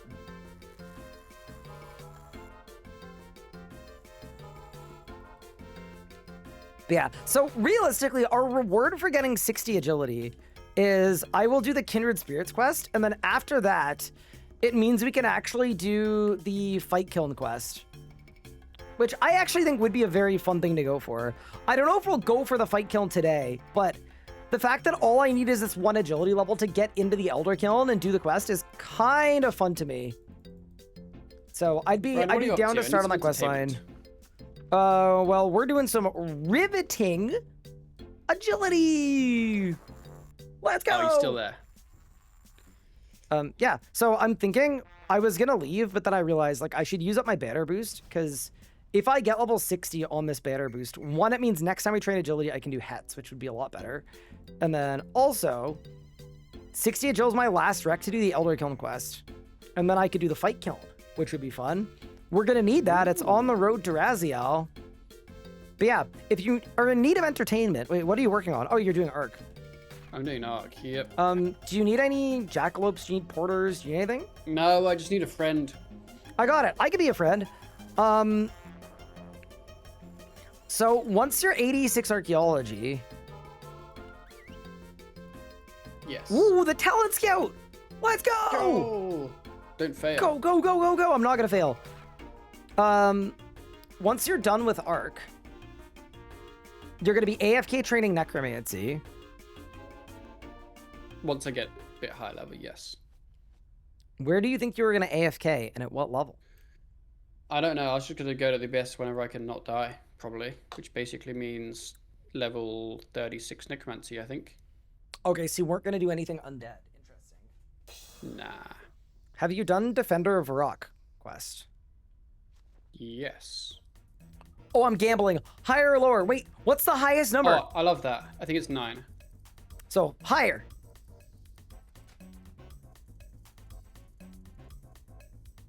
Lower. Yo, this is the content we all want. This is like just... This is good fun. This is just odds. This is It's like the gambling. jewelry now. Doing it this many times in a row, though, is crazy. It is a lot. Oh, Yeah, man. you This need is to a get lot. RNG on the numbers. Okay, 2. That's good. We're doing okay. Good. Not much time not to work. Dude, we could win this. I've never I won had this one before. of these once, and my Oh, first number was a God. 5. Higher or lower? Higher. It's Has gotta to be. be higher, yeah. Oh, lower. Surely. Please. Let me in.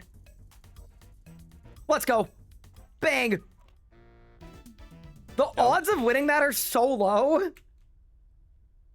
They are, yeah. Let's go. Okay, so now I have to gamble, right? So it's RNG yeah. on top of RNG. You have to risk the XP, yeah. How much XP is it? But no, it tells you. Man. Okay. Maybe like 9k, maybe? 9K? Maybe 8k? I don't know. My one that I had was 9k. So open risking crate. And then what's the other thing I can click on? I think that's just it. Oh, so either I leave with my XP or I gamba. All right, chat spamming, always gamba. Yeah. Always Gamba. Oh, God, it's 5,000 XP. Oh, it's Okay. not. Okay. Ship it. Please. Please, please. Please don't make me do more agility. It stayed the same. Ah, Okay. That's okay. I'm okay with that. I'm good with that. Disappointing. 5k XP is 5k XP. And maybe I'll Wise get a words nimble from Ryan. piece as well. You're so nimble. Holy. I mean, I had fun. I can't believe we won. I'm shocked. Also, I didn't get any nimble stuff. On to the next. the You know streak's what? over. I'm only 8k from the level. We can do this. 4 for 4 on nimble pieces. That was fun. I'm gonna say it. The Talent Scout is like a kind of fun D&D. Like I wish it happened a little more often, but it's a good one. I wish you would call you slightly earlier. I agree. Sometimes you're past him. You're blasting by. Yeah. Mm-hmm. Someone said the Dragon Wilds expansion is insane. I haven't even looked at it. What is it? I know they got like.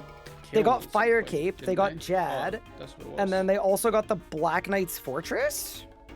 Huh.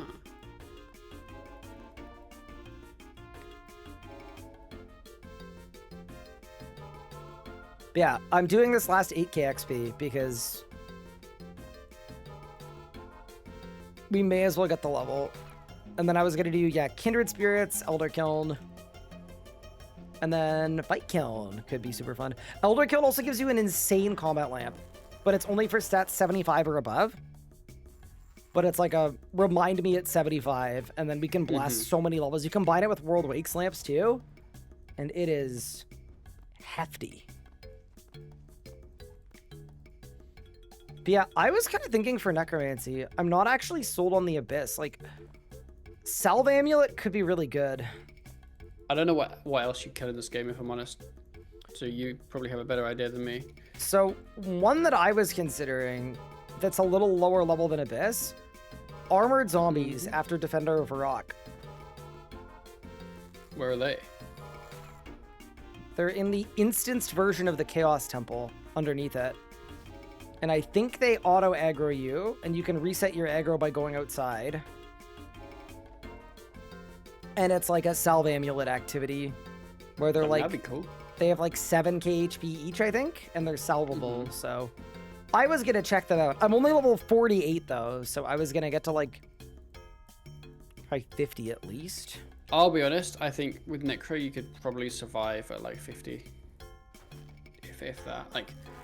Blood Siphon's just so good. That's fair. I also don't want to buy Chaotix for Necromancy, because it's just a waste of tokens for me. It's just a waste, yeah. I have a lot of tokens to get. You do, Ryan, the Yaris guy. Why'd you just legal name me? I don't know. Felt kind of saucy. Fair enough. Oh, chat. I'm getting my haircut tonight. I think I already told you guys this, but I didn't tell Pup. Pup, I'm finding a barber. I'm so proud of you.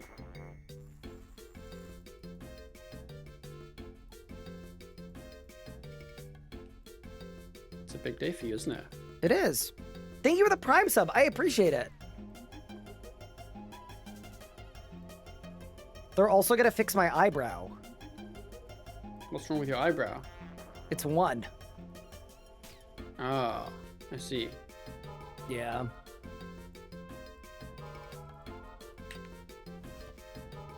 She's like a waste. He's going bald in 2 weeks anyway.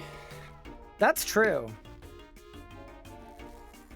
Oh, I also think on pretty good authority that if I end up having to go bald, I think Anna will do it.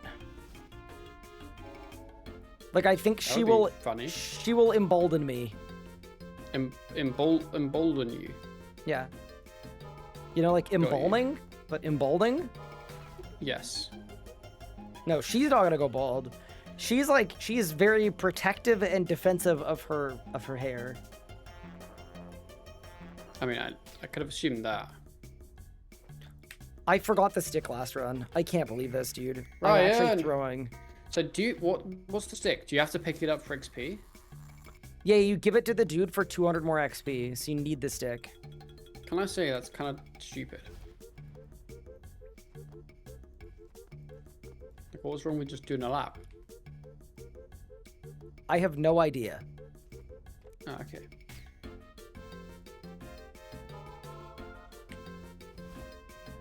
I also want you to know they had an intern over the Christmas holidays working on this update, I think. It came out in 2005 on January 31st. So... Oh. But we're almost there. I also really like the Kiln Quest line, so it feels like a good, like... Really? a good reward for performance. It's not like my favorite quest line ever, but Wait, when you say quest line, what are the ones before it? I think it's actually just the one, and then the one after for obsidian armor as well. Yeah, I've never been a fan of the kiln stuff. I think I like that it gets us on the path of a Zuck cape, and that's gonna be very fun. I agree, but I also don't like Zuck either, so like, it's never vibed with me. Like, You I don't also like haven't done a kiln, lot I of don't like Zuck. low-level Zuck on new account for the cape. Like, grinding an easy K, reasonable to hate it. Hard mode Zuck, reasonable to not like it. But doing one normal mode run to get your cape, like, surely you don't hate that. No, doing a run, no. But yeah, all the kind of like, that kind of area, that theme, I'm just not a fan of. Fair enough. My strange rocks might get me 60. That's good because my banner boost ran out. Uh-oh. Well, you got 2 minutes or however long. Yup. Nah, I think we're gonna get it. We're good, we're good. In the nick of time, though. Like, it actually... It'd be hard to be any closer to this. My level's currently 61. And dropping. This does not look like a quest. What happened? I finished my quest. Now I'm an Ark slave. Just because my teammate wants me to get him a ring. What?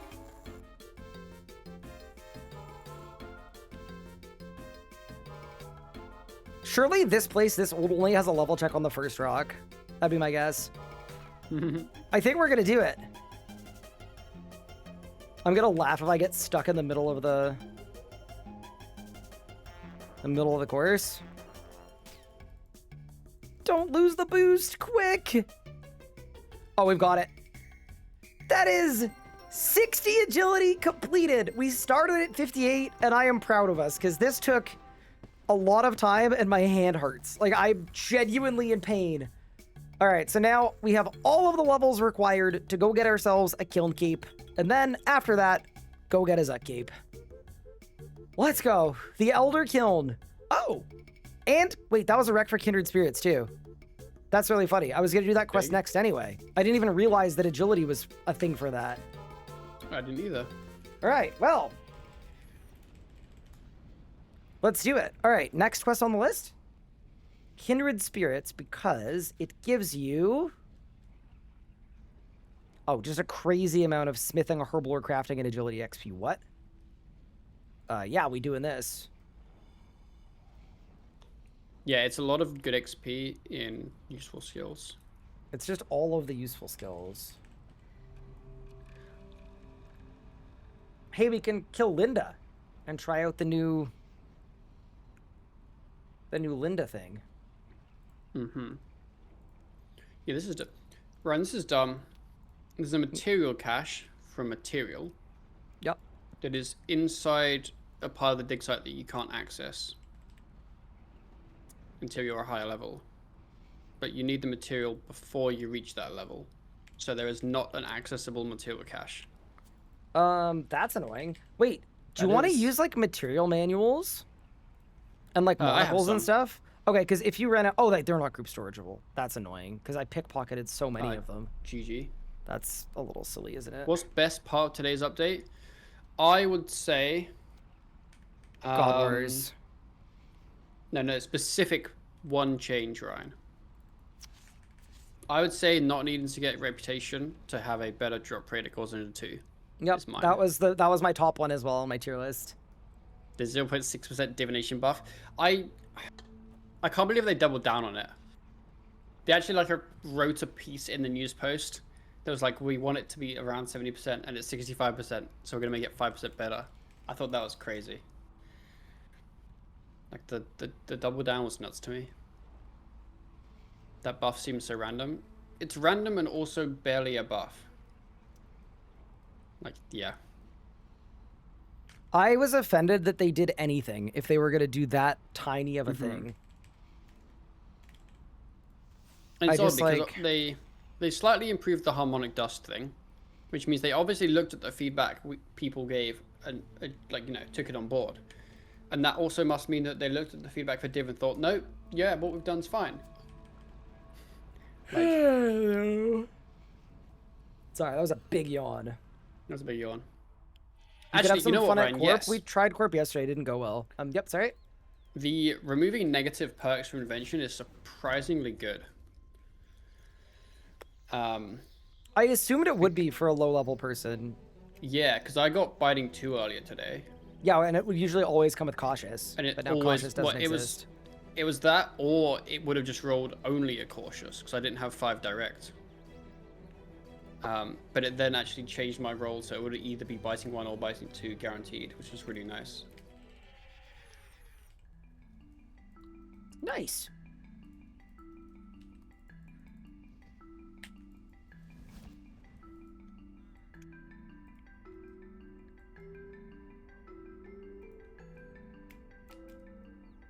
Kindred Spirits.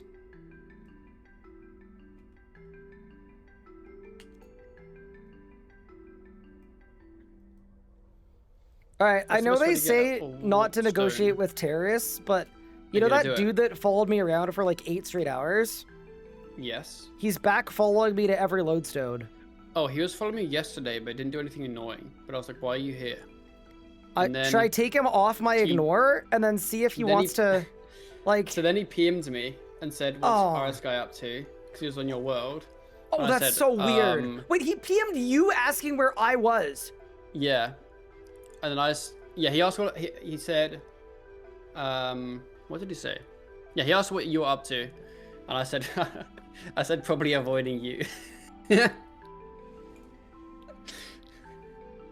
But yes, it was a bit odd.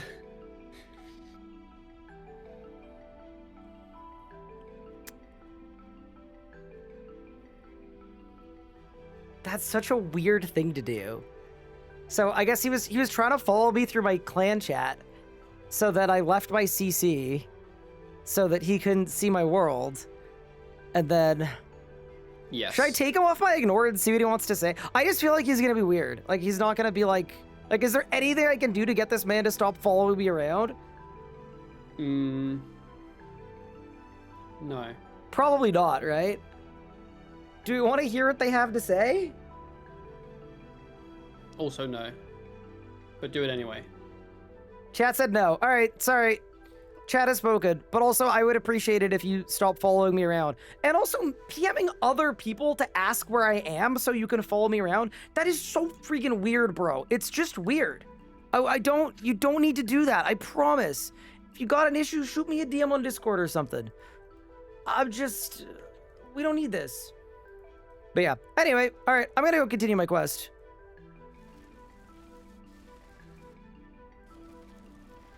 That's so weird. I can't believe he messaged you. That's fun. Yeah, it was while I was streaming last night. Nice. Pretty cool. For some reason I ended up streaming for ages. Can't remember why.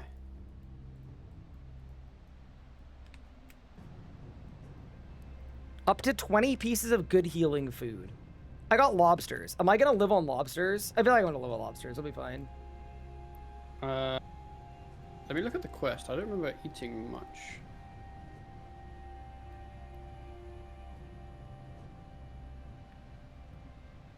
We need 6 free invent spaces. Okay, whatever. Let's go.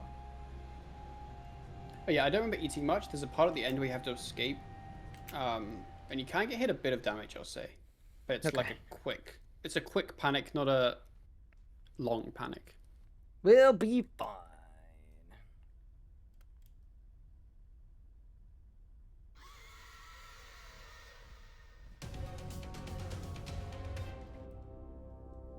Alrighty.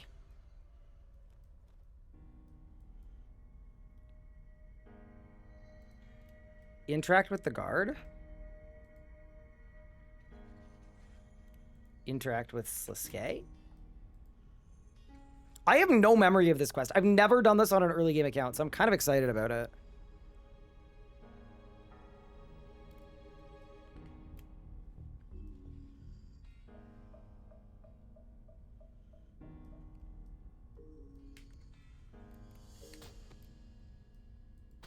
Okay.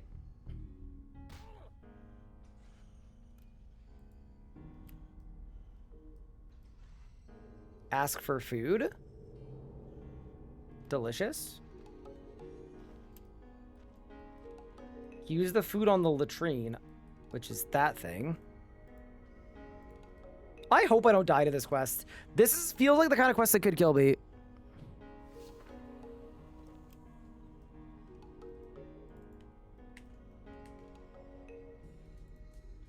Use the plate on the loose brick.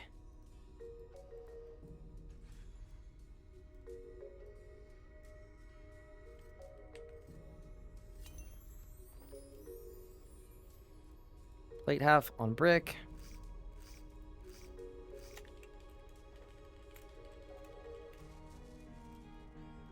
Okay, we have a crude blade. Blade on bed.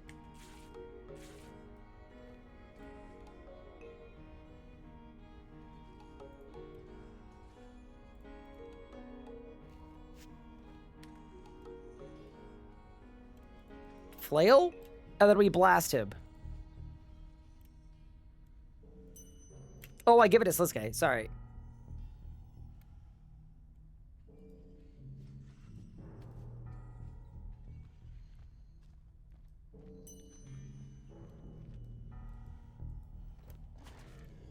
Okay.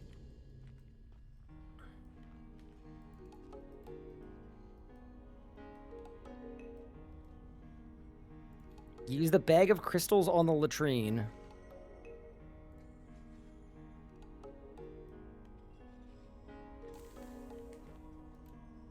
Use cloth strip on empty bottle.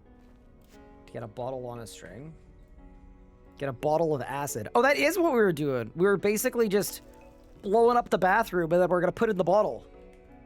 Fair enough. Chat, anyone with experience breaking out of prison know if this would actually work? I'm assuming it would, just because RuneScape is real.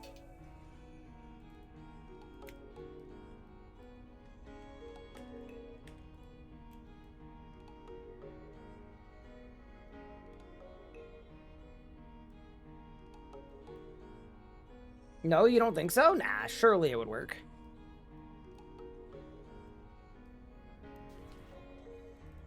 Exit through either door, and then watch the cutscene. Bro, I can't see a darn thing in this room, bro.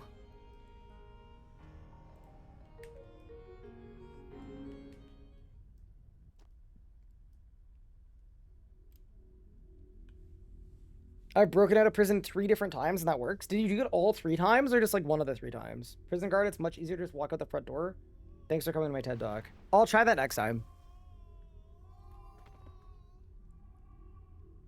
Can you switch to the skybox? You can, but usually when you're in a cutscene like this, or in certain areas, like, it'll mess up what the rest of the quest looks like. So this is the prereq to, like, Sliske's endgame, yes? It seems to be.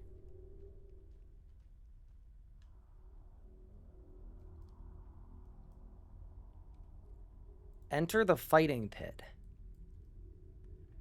Okay.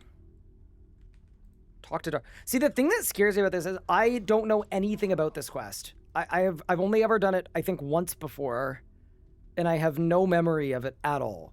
So there's a concern that things go poorly here.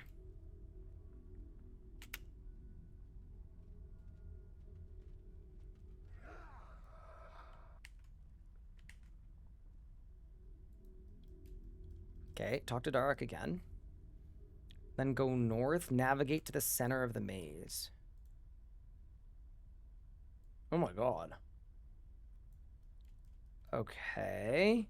Dude, this has to be the worst maze that Sliske has ever made. Like, just look at it.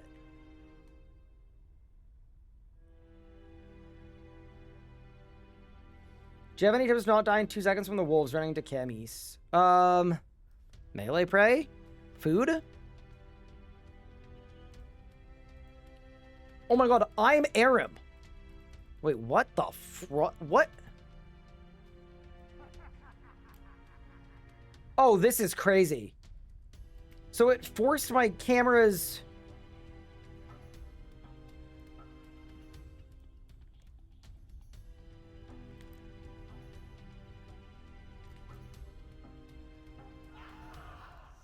Oh my god. Okay.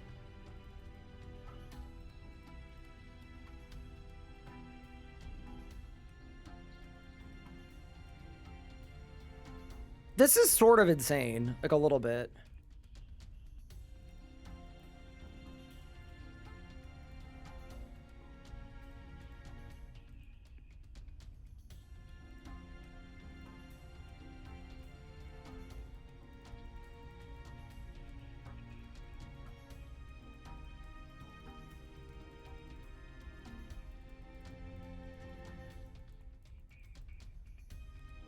Yeah, what the heck is this quest?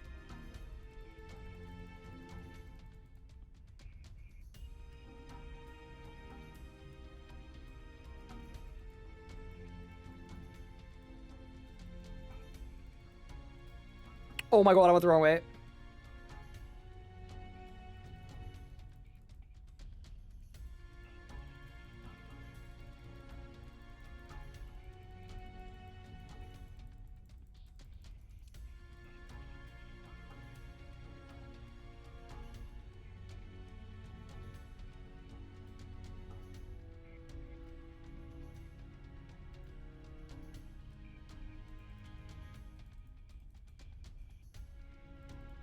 Okay, hold.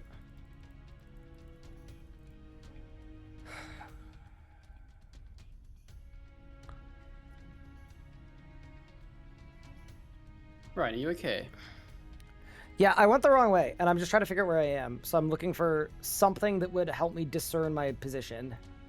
I would imagine you're on the right near that little I think I'm thing. down here. Yeah. Ah. Yeah. How are you that far from the place? I don't know.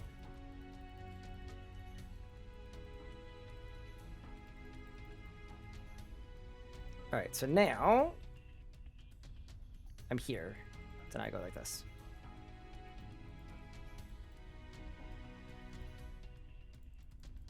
We're back on track. I'm proud of you. Thank you. You're so cool. So you did this quest the other day, yeah? Yes. Did you have fun with it? Ryan, have you gone the wrong way again? You have, haven't you? Yes. Go down and then go left.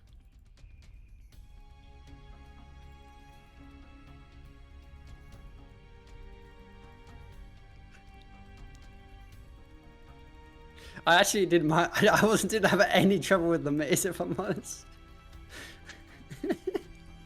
I'm just not loving it, okay? Well, at least you know where you are now, so you can keep going from there. I got it. Don't you worry.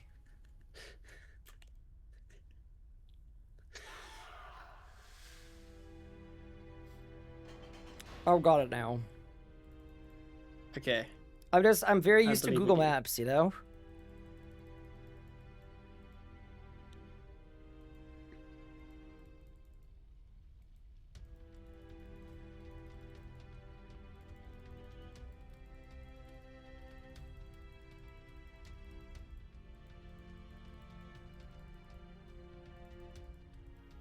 This just feels kind of...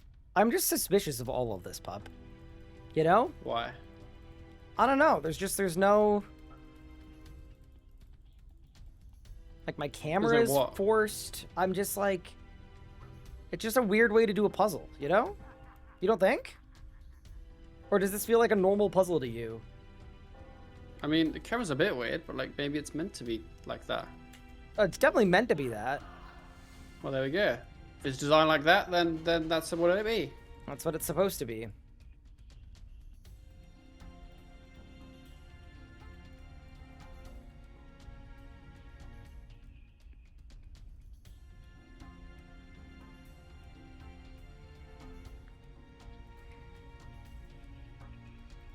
Wait, hold. Where am I? I can't remember. You're where fine. I You're was. fine. You're fine. I'm there. You're Yeah, right. go this No, way. no. Yeah, got it that way through. Yep. I'm in this little bit. Yeah. This is one of the quests and puzzles of all time. You've got one of the brains of all time.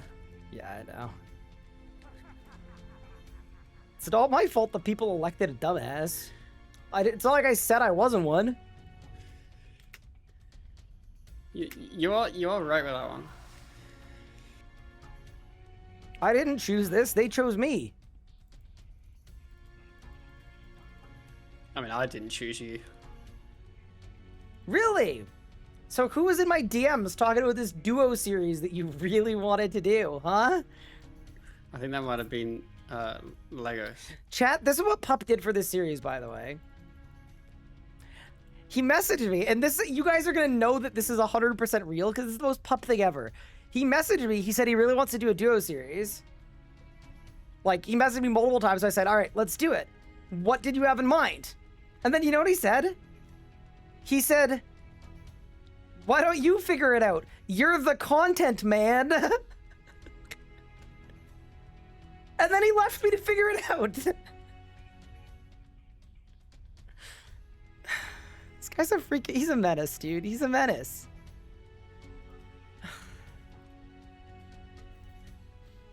And chat fully knows that this happened because that's exactly what would happen. Most normal Pup interaction ever. That is probably about what happened, yes. Did I go the wrong way again? Oh no. I haven't been watching. You've been getting sidetracked, haven't you? Well, I'm next to the big middle pool. So... You're going the wrong way. No, I'm not. It's this way. What choice found? 1, 2, 3, 4, 5.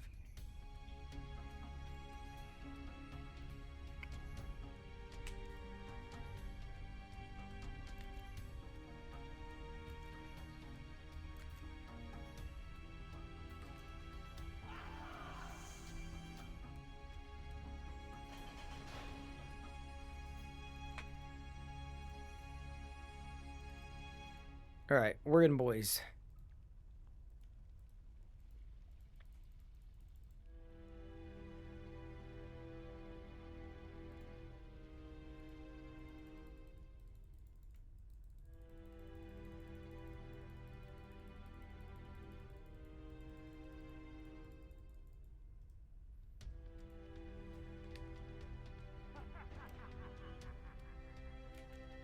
This really does feel like a precursor to Sasuke's Endgame. Like, this feels like the quest before. Maybe we should go do Sasuke's Endgame after this.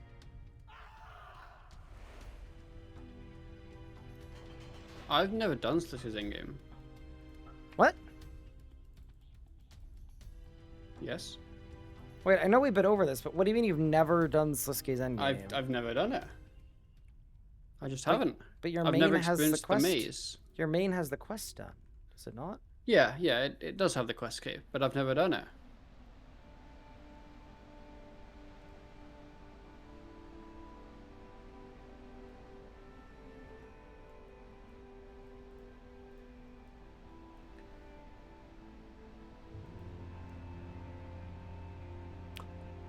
Wait, do I have to restart this whole... No. Okay, thank God. It just yeeted me out. Okay. Right? Yeah, no, I'm good. Okay, thank goodness. Saved. Oh my God, that would have been bad. I did it guideless, and I would actually recommend it guideless for your first playthrough. It's not as bad as you would think. It took me, like, the whole quest start to finish took me, like, 3 hours for my first playthrough guideless, and it was, like, it was a fun afternoon. What I wanted to do is I wanted to see if my brain has become damaged over time. Oh, like imagine if my second playthrough of Endgame was slower than my first one, like 6 years later. What about the maze? Yeah, we did it on stream. There's a full VOD of the whole thing. It took like 3 hours.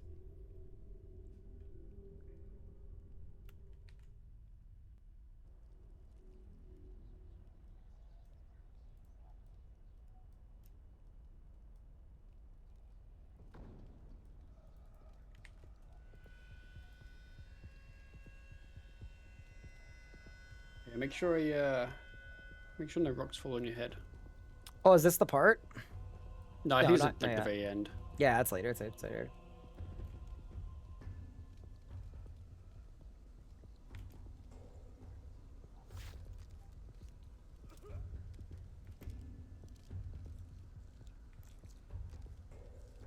Go deeper. Well, this is gross. Wait, why? I don't know. I'm reaching inside of Verac. It's okay. Is it? Yeah, what if he likes it? It didn't seem like you liked it. I unlocked a new music track, The Grip of the Gods. Ryan, you do have a good grip. Oh, thank you.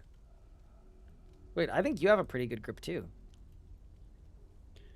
I have been told that before, actually. Oh, really? Like by me or by other people too? By other people. Yeah, Makes sense. by other people. In like what kinds of contexts? You know. All kinds? Yep. I guess it's a transferable skill. Yeah.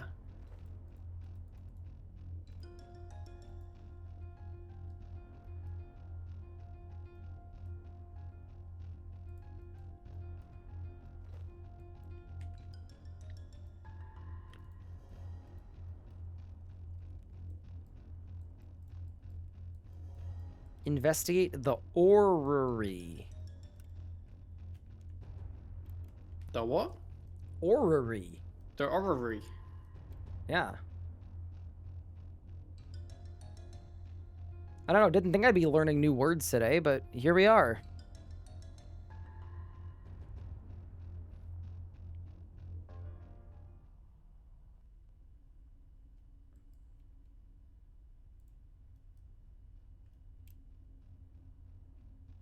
I love that this quest has cutscenes that are skippable, but if you skip them, you have to restart them, I think. Escape in 120 seconds. All right, pup. You're gonna need to It doesn't backseat take me. long. Protect me, big pup. Protect me with your life.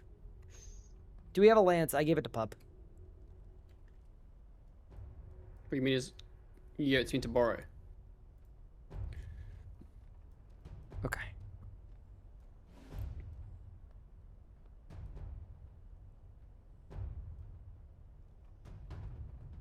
Death soon? I'm assuming I can teleport out of here. Yes, I think so.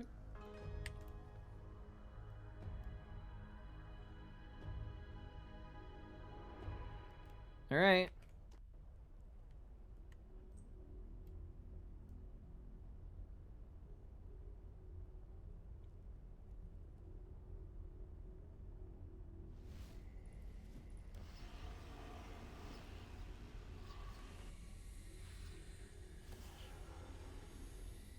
I think it's so cool that he has the actual Staff of Armadil, like not the fractured one, not the busted bird baton, but the actual A baton. good one. It's fire.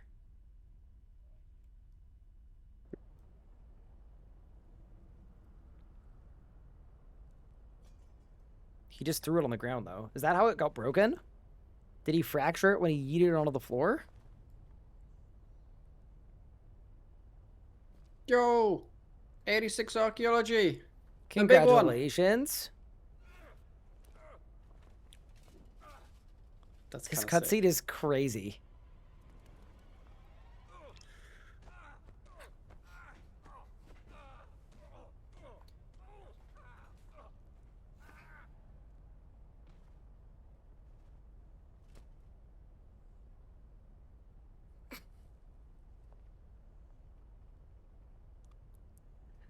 You didn't tell me this is the quest where Sliskate just beats your ass.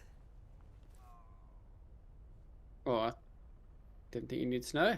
He just went crazy. Went glizzy. That was a channeled ability for sure. Bro dropped the Staff of Armadil, rolled up his sleeves, and said, I'll handle this. Salacia, thank you for the Prime sub. I appreciate it. Also, Pup, congrats on 86. That's insane that you got it done that fast. Thank Don't you, worry. Sir Ryan. It'll be me soon, too. Maybe someday. I need to find out what I'm meant to do this mystery. Jug of wine. By the way, the lore for Moonrise is actually really good. I know you're probably not going to read it, but it's really, really good. I won't. But thank you for telling me. All right, I need to escape, and there's a timer on my screen. Oh, I'd escape then, if I were you. Oh my god. Do you know which way it is? Find ropes and search them, and then some will say you can climb up and some will say you can't. And also make sure rocks don't fall on your head, because they actually do kind of hurt a bit. Well, how do I make sure they don't fall on me yet? I just got stunned and hit a bunch of damage. Ugh.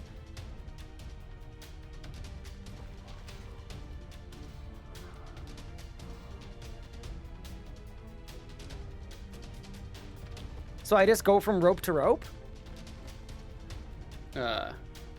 Yes. It is worth saying, on the wiki guide, it says that if you don't do it in time, you don't die. It just resets the escape sequence. Oh, that's good to know. Okay, so it's a safe But death. the rocks will kill you. No, it's not a safe shit. death. It is an Oh, unsafe God. death, but the timer will not result in a death. Okay, that's very good to know. Because holy crap.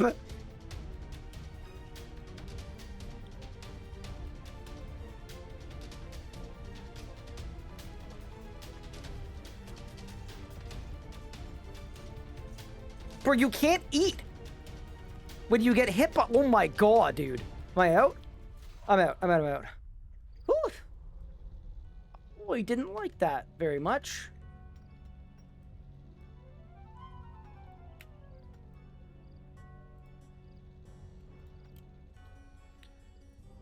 Okay.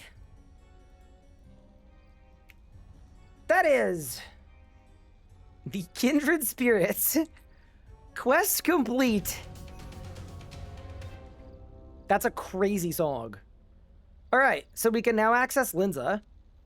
And most importantly, we actually get a crazy amount of XP from this. Yeah, this is actually, like, quite nuts, in fact. Yeah, that was great. Go team! Whole bunch of XP for that. Very nice.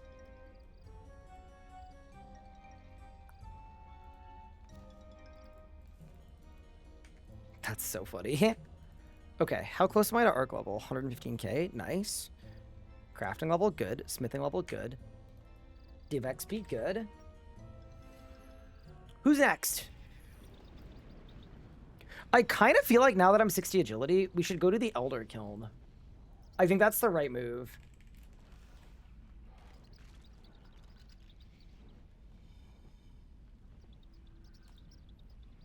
Access to the fight kiln. Yeah, like that is what we need. Pickaxe on the tool belt. Melee magic or range armor, weapons, potions, and food. We have that. Necromancy may not work on the dills. Dwarf cannon is not allowed. Summoning fillers are not allowed. Recommended items, none. Okay. I reckon we should grab some lobsters. And then let's begin.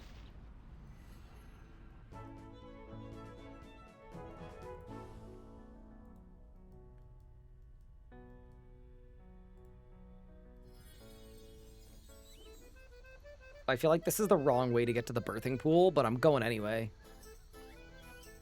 That's a crazy sentence to say just as you unmute. What? The birthing pool. You know of what I speak. I mean, I don't really think I want kids. Oh. Well, that's a personal decision that you get to make for yourself. Well, I mean, you're already on your way to the birthing pool. Well, not with you. Wait. Not with me? No. Oh, absolutely not.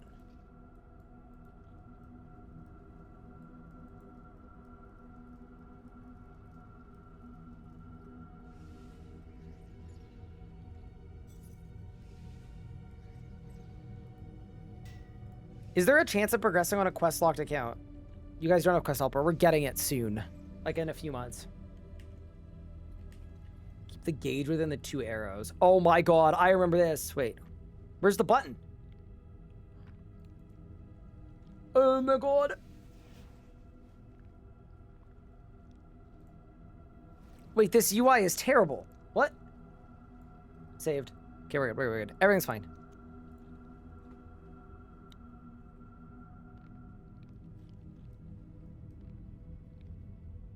Oh, my stream just exploded. That's not very good, is it? Oh. That's not good. No. Why did it explode? I don't know. It's kind of weird because it's not my, you know? It's not your internet. You're busy babbling here. Yeah, my game is fine. It's just my OBS. My bitrate is down to 3K. Hmm. Yeah, I don't know why.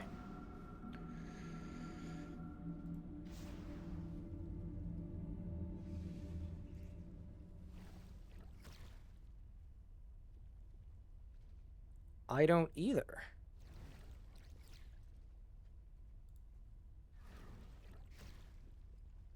Anna playing Fortnite? Maybe Anna's playing Fortnite. I don't think Anna's playing Fortnite, chat.